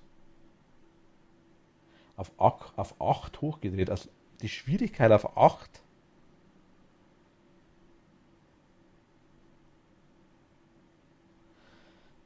Schwierigkeit auf 8? Auf 0,8 oder auf 8? oder ist das jetzt XP-Generierung? Genau, oder XP-Generierung, das kann natürlich auch sein. Ich glaube, es wird schon wieder hell, oder? Mit höherlevelige Dinos bereits spawnen.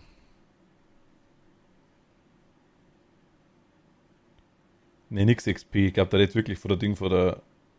Na gut, Ach wobei man so. sagen muss, wie lange ist es her bei euch, Mighty? Da hat mit der Schwierigkeit hat sie einiges getan. Ich bin rausgegangen, ich Depp. Ähm,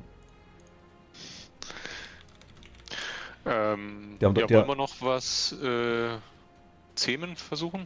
kann man machen, ja. Also mit der Schwierigkeit quasi hat sie einiges getan, weil sie weiß, da hat sich, also allgemein mit den Stats ist einiges passiert anscheinend. Ich weiß nicht wann. Also ich weiß nicht, wann ihr gespielt habt, keine Ahnung. Drum, ja, wie gesagt, sage ich auch ständig, kann wieder alles anders sein. Ja, gut, okay.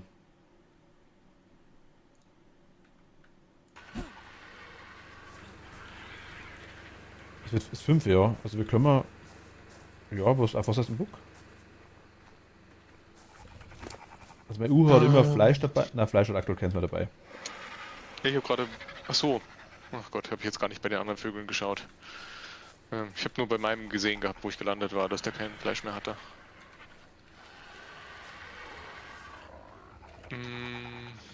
Ja, wir müssten einen Spino suchen.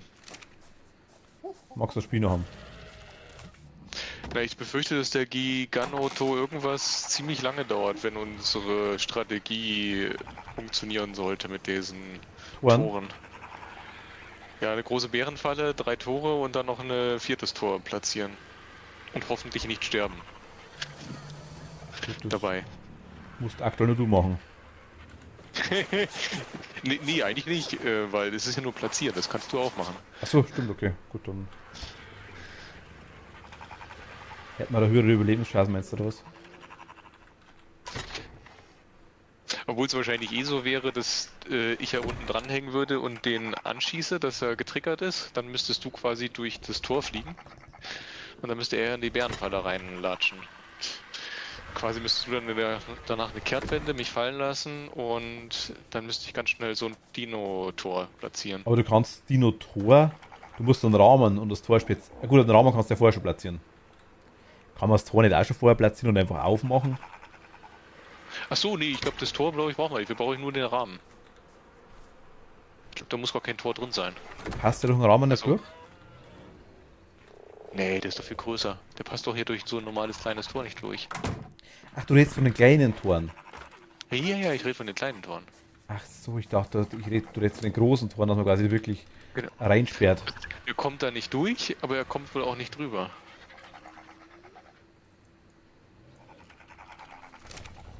Okay.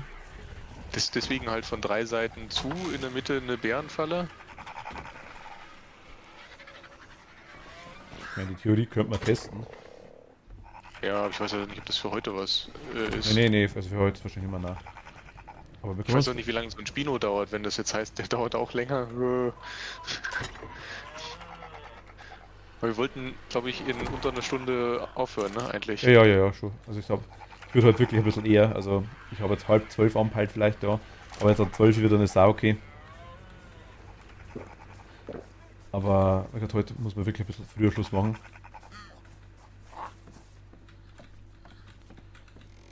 Morgen könnte ich ja deutlich eher. Im Calculator nachschauen, achso, okay. Willst du sonst vielleicht einfach noch schauen, ob wir einen Spino irgendwo finden, oder? Können wir auch machen. Sonst- Fliegen wir einfach mal los, oder? Können wir hier rausschauen einfach. Da können wir gleich schauen, ob wir irgendwelche Otter finden.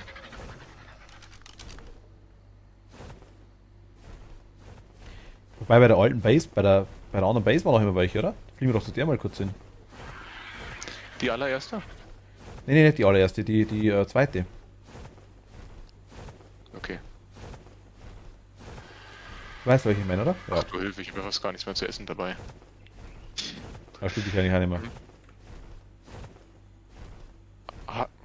Okay. Wir können Bären fressen, das geht schon. Was echt blöd ist, gell? Wenn ich ist. Drehst du um? Ich bin schon umgedreht. Dann nehmen wir auch 50 Schnitzel mit. Ich habe auch nichts mehr.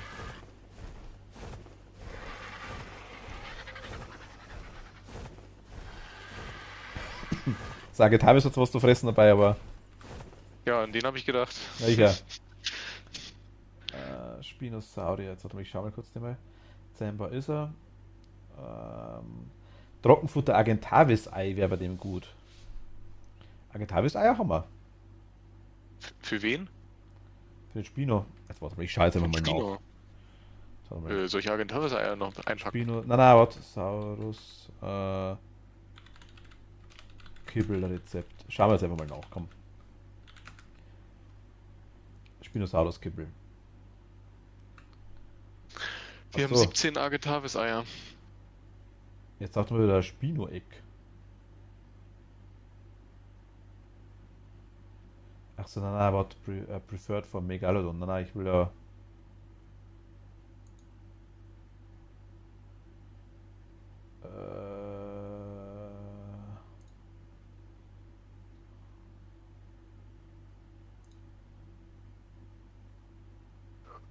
Kann ich losfliegen? Oder soll ich noch was mitbringen? Hast du Schnitzel dabei? Ja, habe ich. Jetzt warte mal. Kibbel für Spino.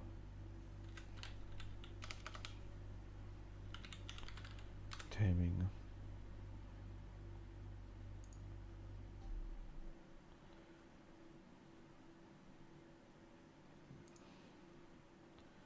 Die Infos sind teilweise dermaßen Schrott. Kibbel Guide. Für das Video, ne? Kannst du kotzen.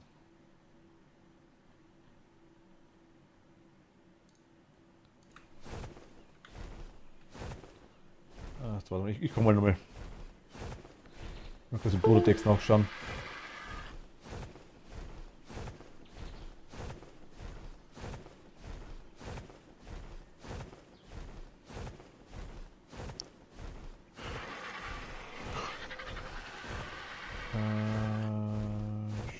Spino.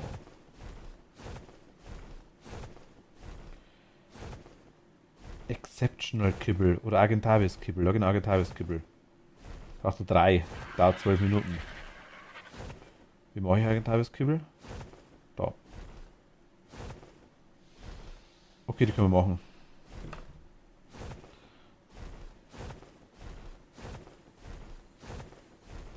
Ich habe noch keins gemacht, aber ich denke im Kochtopf. 1:30 Sekunden. Ein paar Minuten brauchen wir noch, Jens.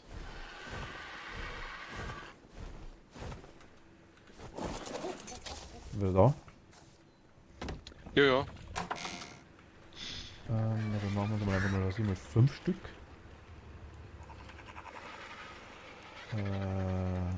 5, okay. Und dann offiziell.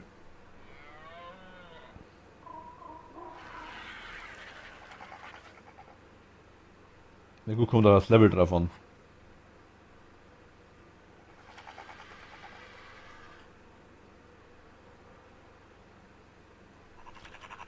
Level 50, ja komm.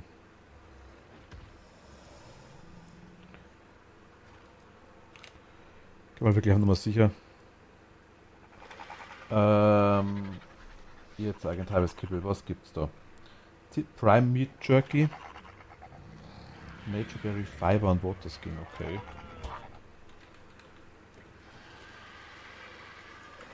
Berry. Prime Meat Jerky.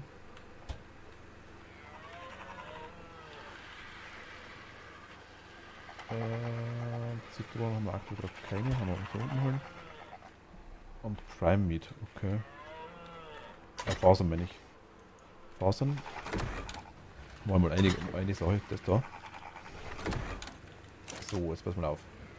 Wasser ist drin, also jetzt mal Fasern, Prime Meat, Major Berry, Ei, Wasser ist drin und Zitronen.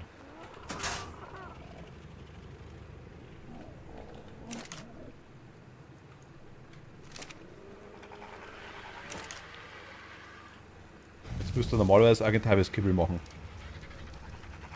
Wenn ich das richtig verstehe. Schauen wir mal. Und im Regelfall, wenn man es jetzt. Warte, ich resetze nochmal.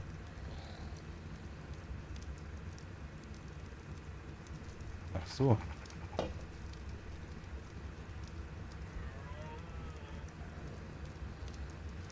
Ach, das muss ich selber machen.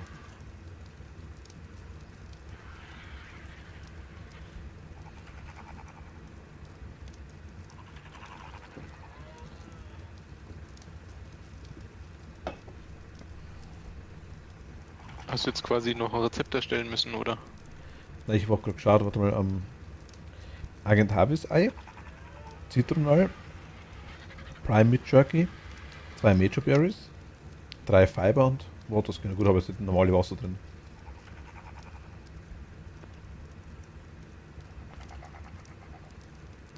Da ungefähr 30 Sekunden, ich bin gespannt.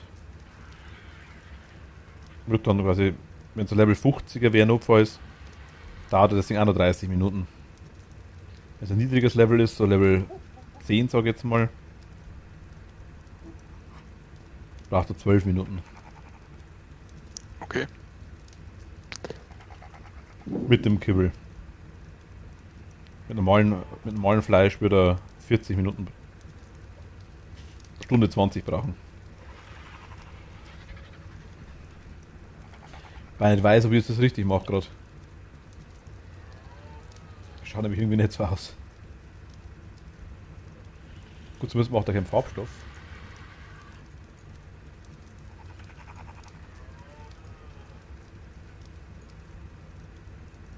Du hast doch kein Rezept. Du brauchst doch ein Rezept. Ich brauche kein Musst du Rezept. nicht erst Ich brauche kein Ich Rezept. hätte jetzt eigentlich gesagt, du musst ein Rezept erstellen und Nein, dann musst du das Rezept ich hinzufügen. brauche kein Rezept. Brauche ich nicht. Ich habe gedacht, ich kann es erstellen, wenn ich automatisch. Irgendwas ist es gerade aktuell buggy. Da oben steht ja drin, hier füge Nahrungsmittel und ein Rezept hinzu, um gutes Essen zu kochen. Also Rezept habe ich noch nicht braucht. Ich habe die Dinger ganz anderen Lazarus-Suppen und das Zeug habe ich auch gemacht. Ich habe das Rezept angeschaut, ich habe es zwar im Inventar gehabt oder haben wir es dann angeschaut, was ich brauche, aber ich habe es nicht braucht dafür zum Erstellen. Okay. Also bei den anderen Sachen zumindest. Wie es beim Kibbel ist, weiß ich nicht. Aber ich kann auf das Rezept kann ich kein Ding nicht drauf machen,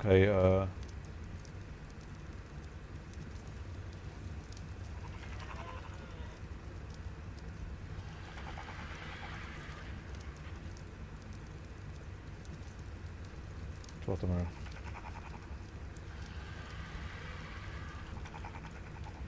Ich weiß nicht, warum ich jetzt aktuell nichts machen kann.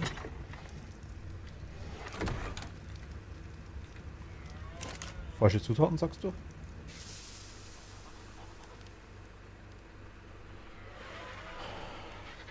Ist Agentavis-Kibbel falsch, oder?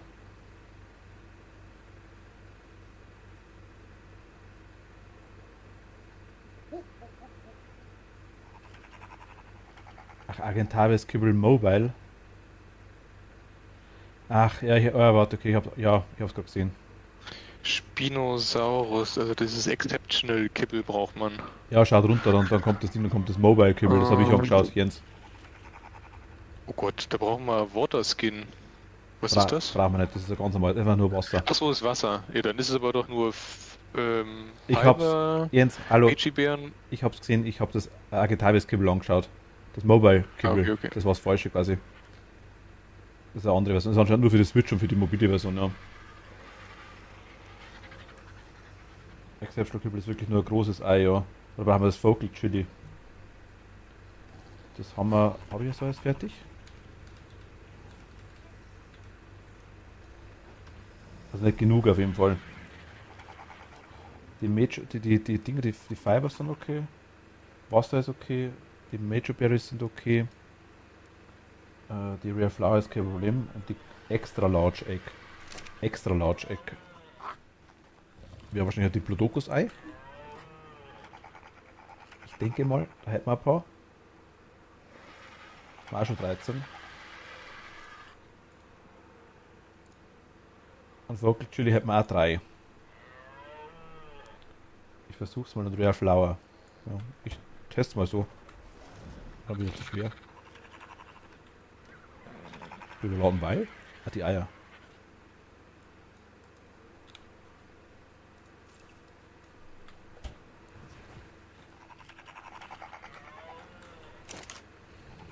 Die plus nicht extra large. Dann haben wir kein extra large. Extra large ist Giganotosaurus, Brontosaurus und Basilisk. Okay, dann haben wir es nicht. Achso, nee, Quetzal. Ja noch. Und T-Rex. Ach, T-Rex auch? T-Rex haben wir. T-Rex und Terry ist auch extra large. Das Terry auch. Warum nicht, warum? Steht hier da. Ich bin hier im, wie heißt das Ding? Dododus? Dododex. Dodo Decks, genau so rum. Vorher gerade drin, ja. Ja, das steht ja dazu, was drunter fällt. Also ich hoffe mal, das ist richtig. Aber T-Rex würde ich jetzt sagen. Also habe ich Chili wieder weggehauen. Also wir haben halt maximal 3 Kippel können wir halt hernehmen, aber gut, das wird halt in dem Fall für das Spino. Das, wenn es kleiner ist, Level 10, dann wird es reichen. 3.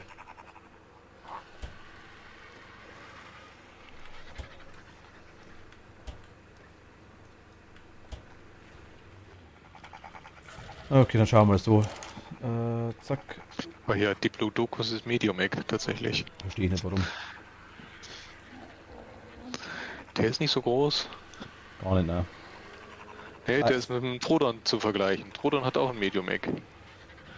Ja, genau. das Ei größer wie das Rodon selber. Focus Chili, Raffler, Fiber. Okay, gut. Schau mal. Feuer anzünden. Ich weiß nicht, wie ich das gerade gemacht habe, dass ich das Ding da rein tue.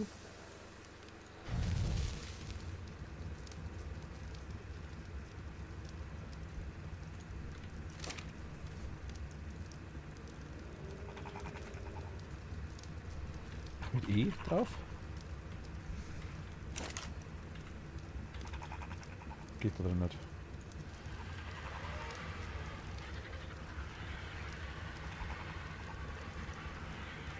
Ach, Rezept erstellen da. Ah. Okay. Ja. Wir haben das erste Kübel. Hm, cool. Das geht mit der Wasserflasche auf jeden Fall auch, ja. Ich hätte mich jetzt auch gewundert, wenn nicht. Aber müssen wir wieder ein bisschen Chili herstellen. Also wir können mit dem Vocal Chili mal, mit dem Ding, mit dem können wir schon mal rumfliegen. Hat eine Verfallszeit von Ewigkeiten lang, okay.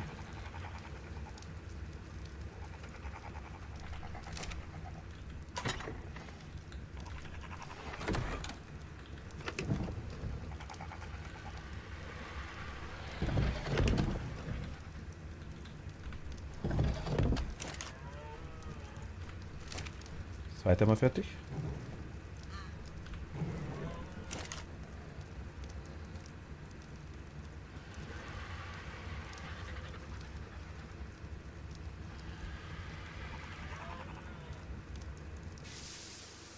Okay, das dritte. Fasern lasse ich mal drin.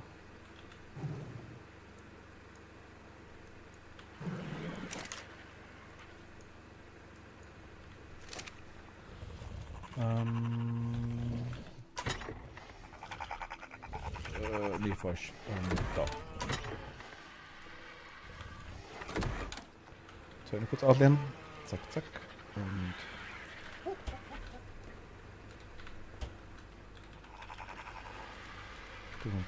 du kommst da rein. Dann nehmen wir auch noch ein paar Schnitzel mit. Und gut, Kibbel habe ich dabei. 3 Stück jetzt. Und Fleisch ist Vegetarisch drin.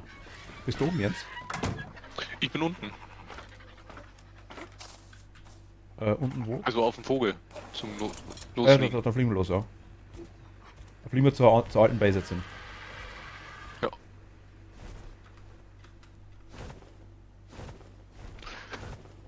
Die Frage wäre ja erstmal ein Spino vielleicht zu finden, aber. Wenn er in der Nähe ist, können wir auch gerne schauen. Also da waren halt immer welche, das meine ich. Da können wir hier lang fliegen, da sehen wir es ja. Am Wasser? Ja, zum Beispiel am Wasser waren immer gern. Ja, das stimmt. Haben wir Glück und das ist ja einer. Bist du eigentlich hinter mir? Nein, ich bin vor dir. Ach, du bist unter mir. Ah.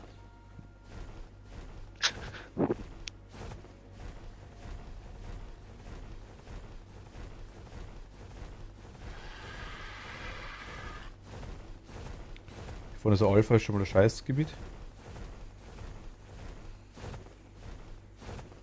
Na gut, aber Alpha, irgendwas, okay. Alpha Schildkröte, oder? Ja, ja, eben.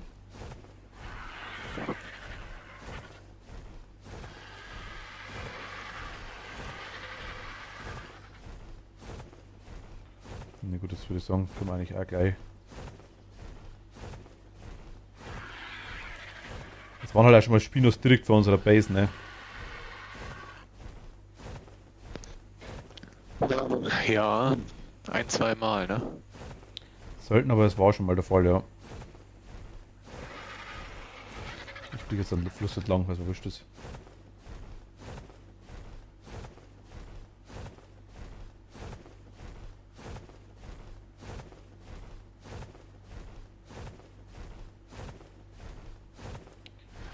Ich finde es so nice, wie die Angabe auf der Map ungefähr ist. Weißt du, eigentlich so gar nicht genau in keinster Weise.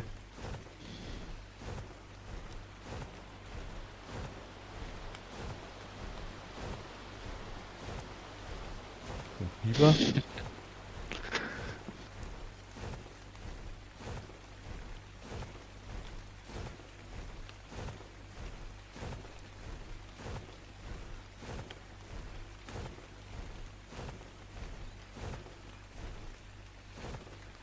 Ja, die Marker könnten aus Paint importiert sein, ja, aber wirklich. Ah, da unten ist ein Spino. Bist du irgendwie, glaube ich, schon weiter als ich. Bist du nach links oder rechts? Welchen Flusslauf bist du denn lang? Von der Map her, wenn man drauf schaut, nach links eigentlich dann. Ach so, also nicht zur Base. Doch, Richtung Base. Doch, Richtung Base. Wenn man auf die Map drauf schaut, dann links, sag ja. Wenn man drauf schaut. In Fahrtrichtung aber rechts. Oder in Flugrichtung. Ah, okay, okay. Ja, ich sehe ihn auch. Und ich auch. Spino Level 9. Der ist sogar weiblicher.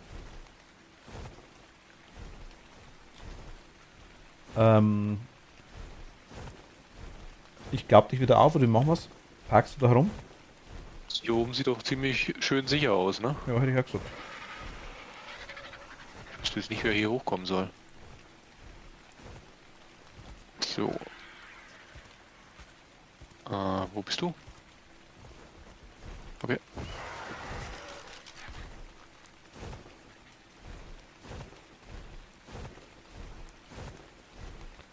Dürfte aktuell das gefährlichste Viech in der Nähe sein, was schon mal gut ist. Gut wäre es, wenn er nicht im Wasser betäubt wird. Ja. Ist die Frage, wo er hin. Soll ich drauf loslegen? Aha, drauf. Okay. Geht so? Nee, ich sehe gerade gar nichts. Direkt unter uns. Ja, deswegen. Ich sehe nur Federn. Ich weiß nicht, warte. was du siehst. Nee.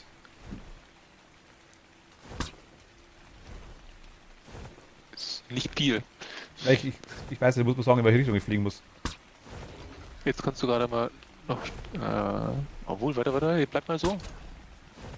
Bleib so.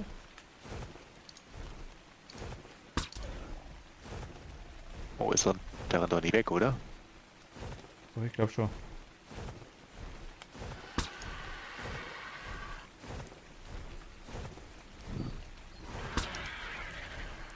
Der hat gesessen. Ah ja. Noch einmal, ha? Ja, perfekt. Yes. Okay. Geht ja, ne? Hat Terry da hinten gesehen? Das ist Terry. Ja. Ich sehe kleinere. Da ganz hinten ist ein T-Rex, glaube ich. Du hast was reingetan. Ja.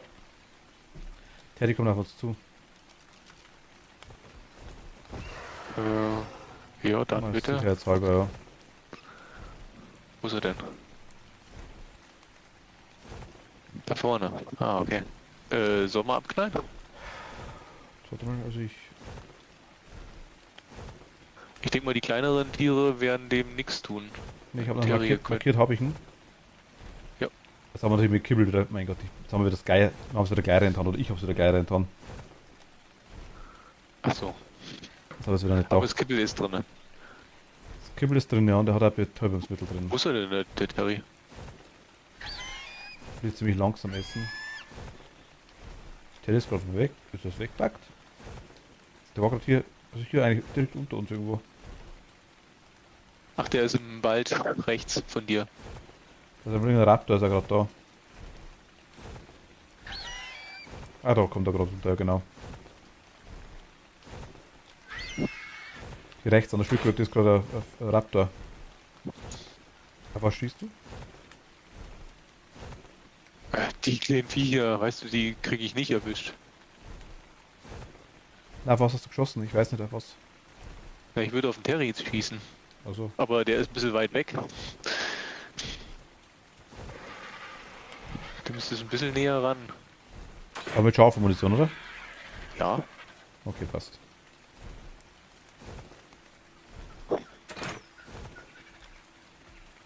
Triffst du? ja, du drehst dauernd, deswegen. Ich drehe gar nicht. Der Vogel, der parkt halt auch in seine Richtung. Bleibt irgendwann stehen. Ich weiß nicht, in welche Richtung ich fliegen muss. Ich weiß nicht, was du siehst. Du sagst ja nichts. Warte, warte. Jetzt habe ich dich, glaube ich, Ich erwischt. erwischt da genau. Warte mal. Wieder mich. Wenn ich stehen bleibe, dann senkt halt seinen Schwanz nach unten. Ja, Und dann- scheinbar. Okay, dann flieg ganz langsam. Das passt so. Der folgt uns.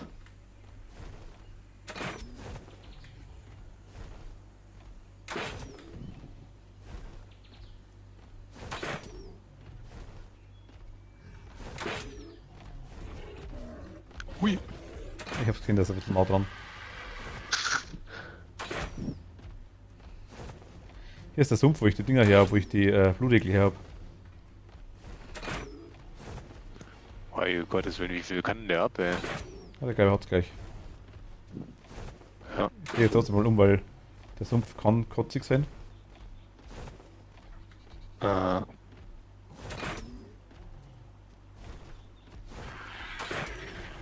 Jetzt. Okay, flieg höher und zurück. Also der Spino ist immer nur 0%, gell?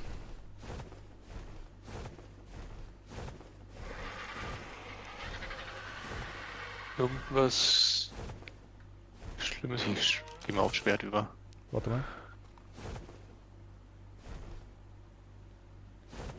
Der Raptor ist erstmal nicht tragisch. Ja, sonst ist ja nichts, gell? Genau, also wenn er noch.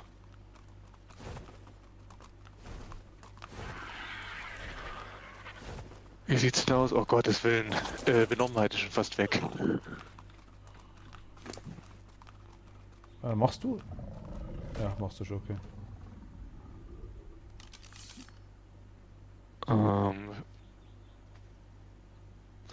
Zähmung 0%. Ja, vielleicht ist das Problem, dass der quasi mehr Hunger braucht fürs Kibbel. Das kann sein. Wenn er frisst ja kein Fleisch nicht. Fleisch hat er bei 50 Minus schon lang gefressen. Der Nahrung. Mhm. Weil jetzt hat er irgendwas gefressen. Jetzt hat er Kibbel gefressen. Okay. Oh mein und Gott. Auf 35. Hey, Oje. dreimal. Okay, Ja. jetzt waren 3 drin, ne? Es waren 3 drin, ja. Weil die Felsen sind so buggy, das ist doch echt zu kotzen. Da kommt man doch hoch.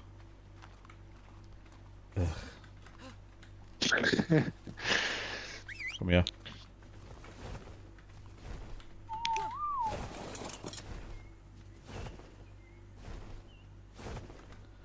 Er braucht einmal definitiv mehr, ja. Also es ist nicht so, dass er beim Hunger quasi irgendwie mit 50 frisst, sondern er frisst wahrscheinlich, wenn er 150 oder 200 verliert. Ich habe Hast du 100. gerade geschaut, wo das war bei der Nahrung? Nein, Jetzt, ich glaube bei 3000 oder sowas. Aber ich habe es nicht genau mitgekriegt.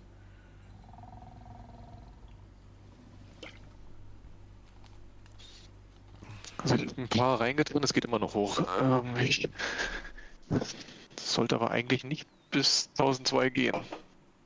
Oder hast. Nee, du hast, glaube ich, nichts mehr reingedrückt. Nee. Oh, nee, geht schon wieder runter. Bei 1000.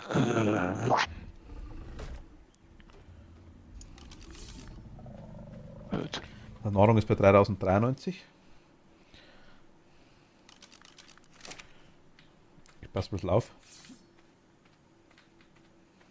Hast du Crew-Kapsel dabei? Habe ich dabei, ja. Sehr gut.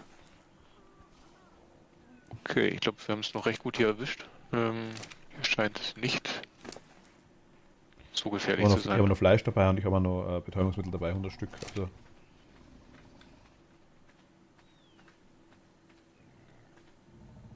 Ah, hier kommen wir doch auf den Felsen hoch.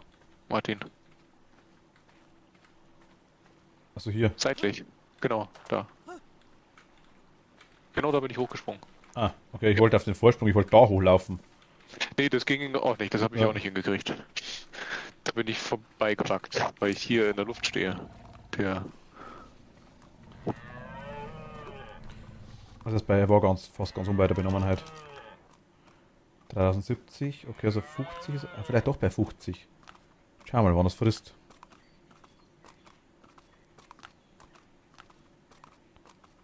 Ob bei 3070 nimmt dann? Wirklich, oder vielleicht auch mehr täuscht. Nö, schaut nicht so aus.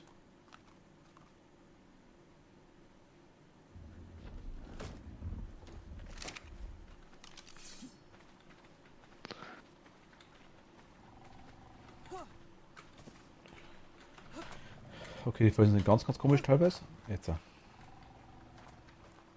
Okay, so scharf. Drüben ist aktuell eigentlich auch relativ still. Da ist ein Raptor drüben.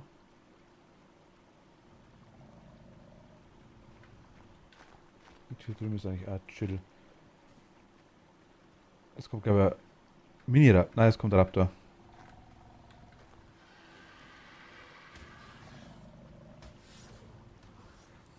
Kommst easy klar, oder? Ja. Ah, Drodon war das, okay. Kommt noch einer hinter dir, hinter dir, hinter dir, hinter dir.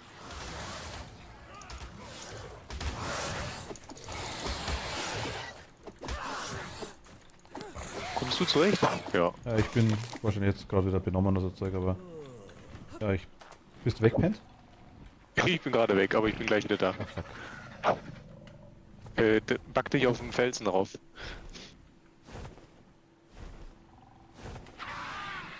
Das dauert nicht lange. Ich hoffe zumindest nicht. Ich habe nicht so viel gefressen, glaube ich. Bei mir nimmt schon ab, glaube ich. Waren das jetzt 3 Trodons, ne? Aber benommen nimmt schon wieder ab bei mir. Bin schon wieder da. Bin schon wieder da. Wie schaut's aus? 3030. Das ist wie beim Terry. Also, Benommenheit nimmt wirklich extrem schnell ab.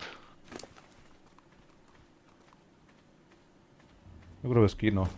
Oh, 70. Jetzt war's. Hochgegangen. Genau. Ja gut, lang haben wir nicht mehr. Also da braucht es nur einen Monat, dann haben wir es. Kann das Fleisch eigentlich fast raustun wahrscheinlich.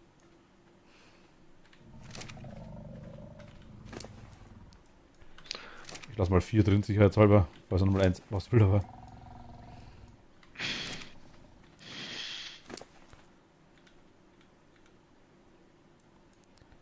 Roter. Mit lila Applikation oben drauf. Jo. Sieht gar nicht mal so schlecht aus. Stimmt, ja. Gutes Weibchen, das legt zumindest Eier. Was auch schon mal gut ist.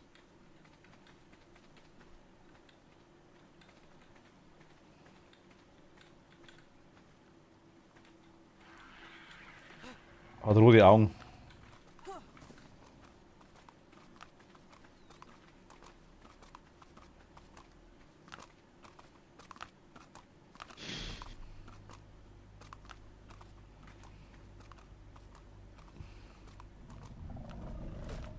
Ist aber was gefressen, oder?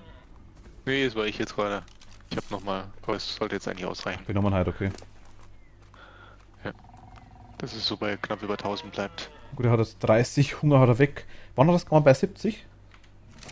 Ich habe vorhin wieder nicht geschaut. Ich kann es dir nicht sagen. Also es waren, ich glaube, dass 100 waren.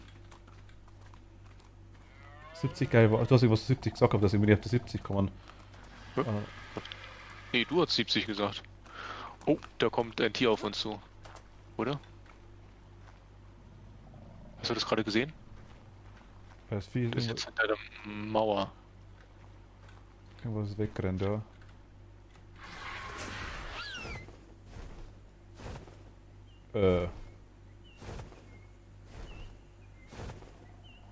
Gut, ich hoffe, der rennt dem einfach hinterher. Dann ist er weg.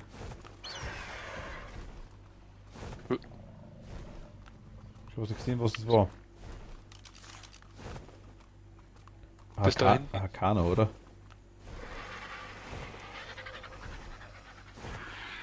Was ist mit dem denn da los? Soll ich mal draufhauen? Fragt und haut schon drauf. Ach, das ist ein Baryonyx. Das Viech kann kotzig sein. Nicht mich treffen. Ja, das habe ich schon. Geht's Das wieder? ist aber klein. Läuft er weg? Oder kommt er hinterher?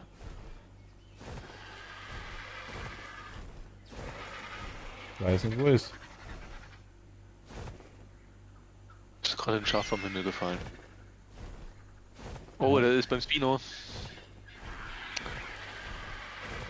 Ja. Gut, tut aber eigentlich nichts.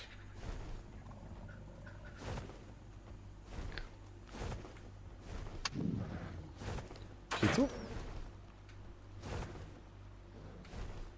Der kümmert sich gerade um Schott. Du fliegst weg. Ich sehe ihn nicht mehr.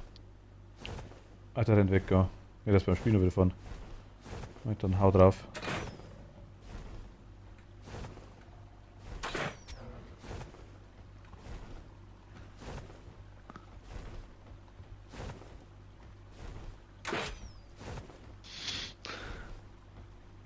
Okay, unter uns. Ja. So langsam ist super. Sehr gut. Oh Gott. Immer. Oh, ist geil. Ah, gut, der kann nicht hoch. Nee. Gut, der kümmert sich gerade um Bären. Ne?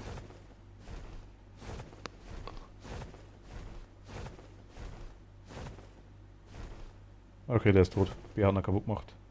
Ach so, ja, okay, auch gut. So, er müsste doch eigentlich gleich da sein, oder? Normalerweise ja, hätte ich gesagt, ja. Ja, Wie wollen wir nennen? Das ist mal wurscht. Splitten. Hol Ding raus. Können wir gleich umbenennen. okay. Yay, das ging schnell. Oh, nimm mal bitte die Tasche, mit der hinter dir liegt. Betäubungsmittel und das Zeug. Okay. Meinte sagt hehe. Okay, mit Kibbel ging es deutlich schneller, ja.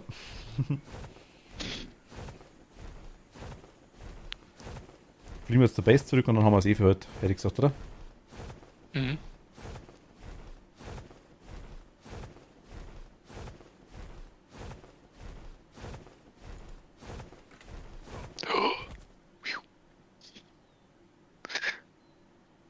Ja, dann los.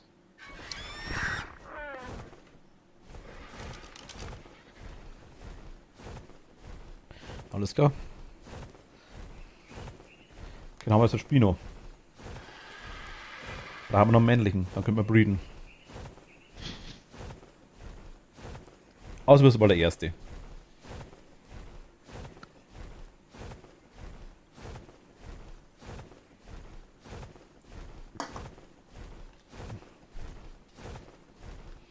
Ist doch schon mal was, oder? Hm.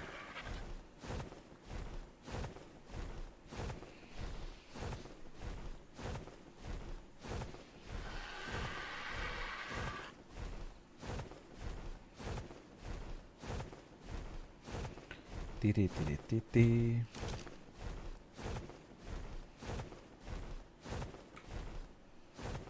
Was ist denn da? Ist runter mir.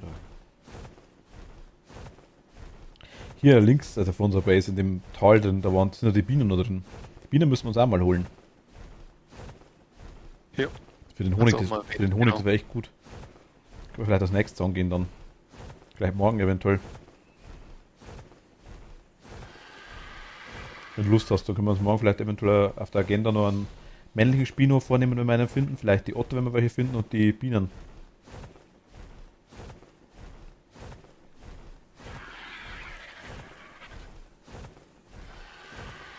Nein, die Hust, Angeln, Hust. Was? Angeln. Angeln ist so kotzig. Das Angeln ist langweilig und kotzig für mich.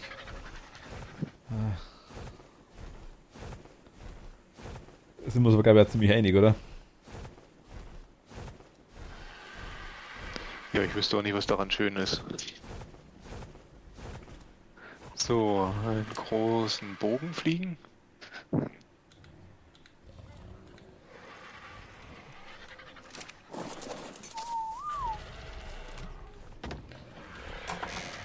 Geht das Fischen jetzt vielleicht anders? Hast du das Fischen jetzt schon versucht?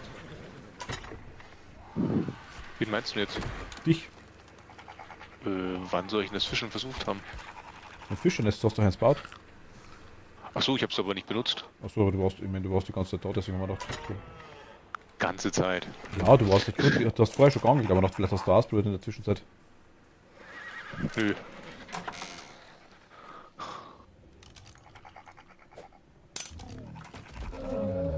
Waren die immer schon so groß, die Viecher, verdammte Kacke?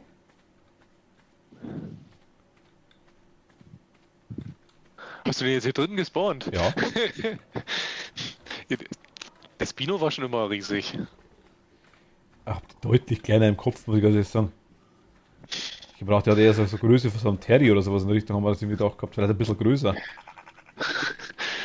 Okay, drum T-Rex-Ersatz, das lassen wir schon eingehen, ja. Gerne mal nachkommen, schauen hoch.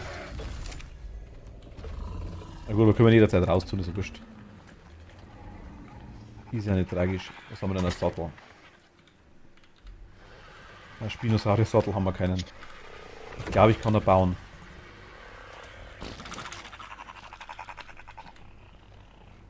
Ich kann er bauen. Wir brauchen Leder und Siliziumperlen 25, okay? Ich habe übrigens noch Fleisch dabei für dich. Das kannst du da rein tun, ja. Ja. Selber ins Kult. Leder was. Achso, Narkosemittel habe ich auch noch. Die tun. Ja. Muss ich mal auffüllen wieder.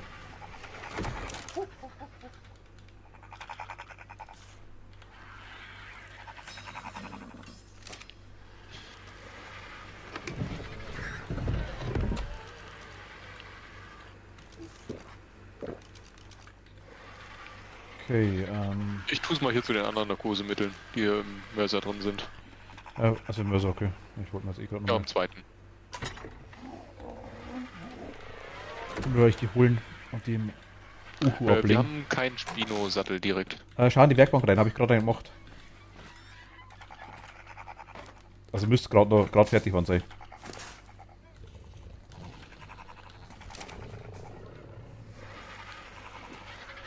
Spino-Sattel. Okay.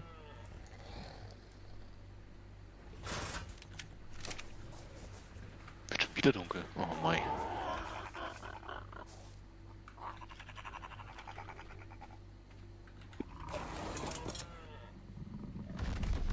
Hey! Ich bin von oben runtergesprungen. Alter, das Ding hat wieder einen Wendekreis von. Okay, aber schnell ist er. Ja, du kommst aber hier drin nicht weit. Na gut, das steht jetzt aktuell gut.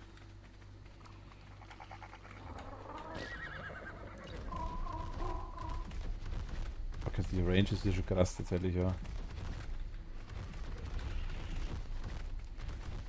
Sind die Diplodocus noch in der Range? Ja, doch schon, oder?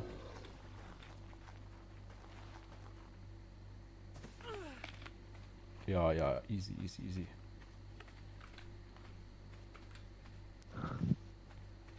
Hier ist aus. Ja.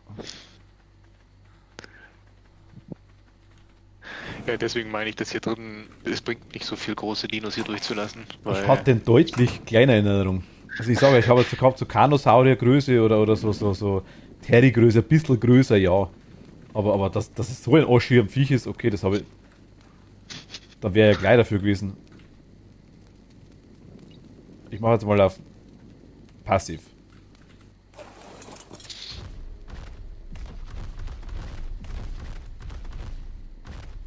Was machst du jetzt? Stehst du auf dem Hinterbein? Ja.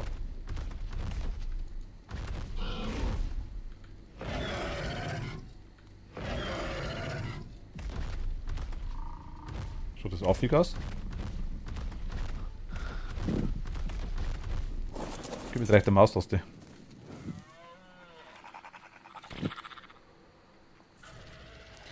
War auf die Biene meine bezogen, Maus. Angeln, okay.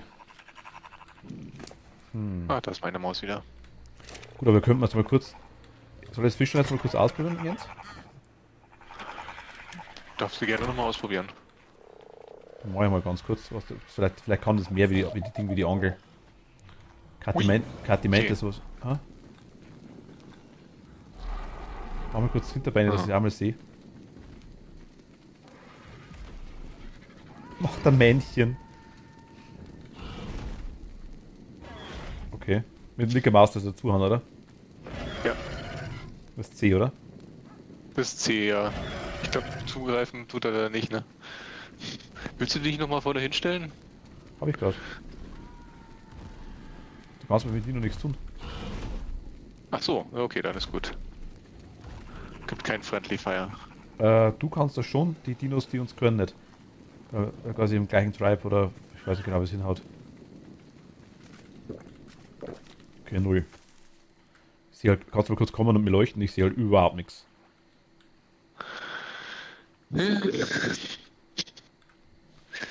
Warte, ich bin unterwegs. Weil Fackel und Netz gleichzeitig gehen nicht.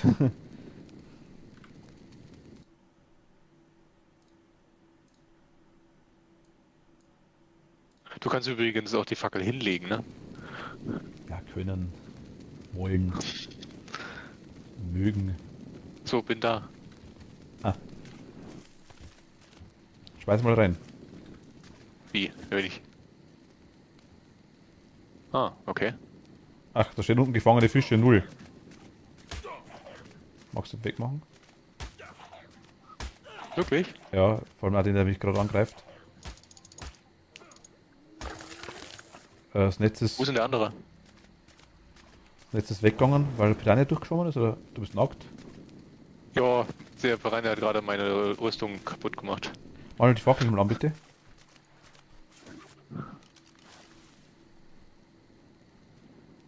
Gefangene Fische 0.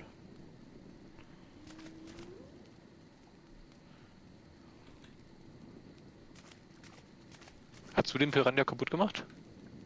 Ach, der tut es irgendwann wieder raus. Da ist er, jetzt kommt er. Ah, Jetzt habe ich einen Fisch.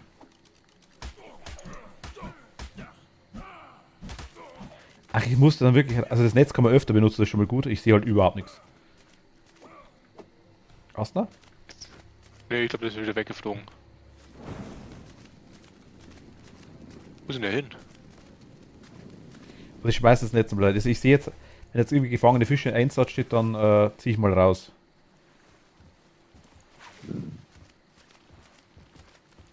Okay, kann man mit linker Maus das ziehen einfach ganz normal. Ich habe einen Fisch, dein Fisch, Gesamtgewicht 9,15. Okay, ich habe jetzt 8 Dinger. Gleich als Fischfilet oder? Achso, dann, aber wenn ich es einmal rausziehe, das Netz ist kaputt, oder wie? So habe ich das jetzt verstanden. Hast du es noch oder ist es Nee, nicht mehr Das Netz ist jetzt weg. Ich hab jetzt 8 rohe Fisch gekriegt. Ah, das müssen wir nochmal testen, glaube ich. Anscheinend kann man mehrere Fische fangen, weil er anzeigt gefangene Fische blau blau. Also 1, 2, 3, je nachdem. da? Mhm. Oder Claudio halt mal ganz kurz eins, dann kannst du noch kurz schauen. Oder machen wir es morgen. Ja, Wir können erstmal Feierabend machen. alles klar, dann machen wir das. Okay, vielleicht tue ich aber als erstes doch noch meine Rüstung reparieren. Diese Option. Ich schaue hier noch irgendwo ein Egg rumliegt. Also die Outdoor-Tür ist nice, ja. Habe sogar dran gedacht.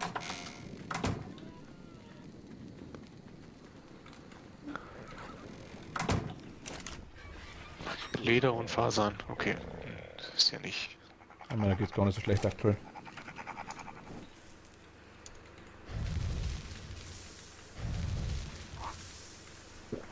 Okay, aber dann sage ich mal danke fürs Zuschauen für heute.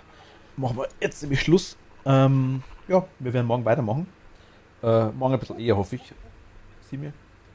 Vielleicht sowas. Jens, wann hast du morgen Zeit? Oh, weiß ich noch gar nicht so genau. Könnte spät werden. Ach so, okay, gerade habe ich gedacht, vielleicht, dass irgendwie doch Simi werden könnte, vielleicht oder irgendwie sowas. Hm? Simi umherum vielleicht, oder? Das wäre nicht spät. Achso. Ah, okay. Na, mal schauen. Gut, also Benachrichtigung kriegt es, wenn es wirklich ist.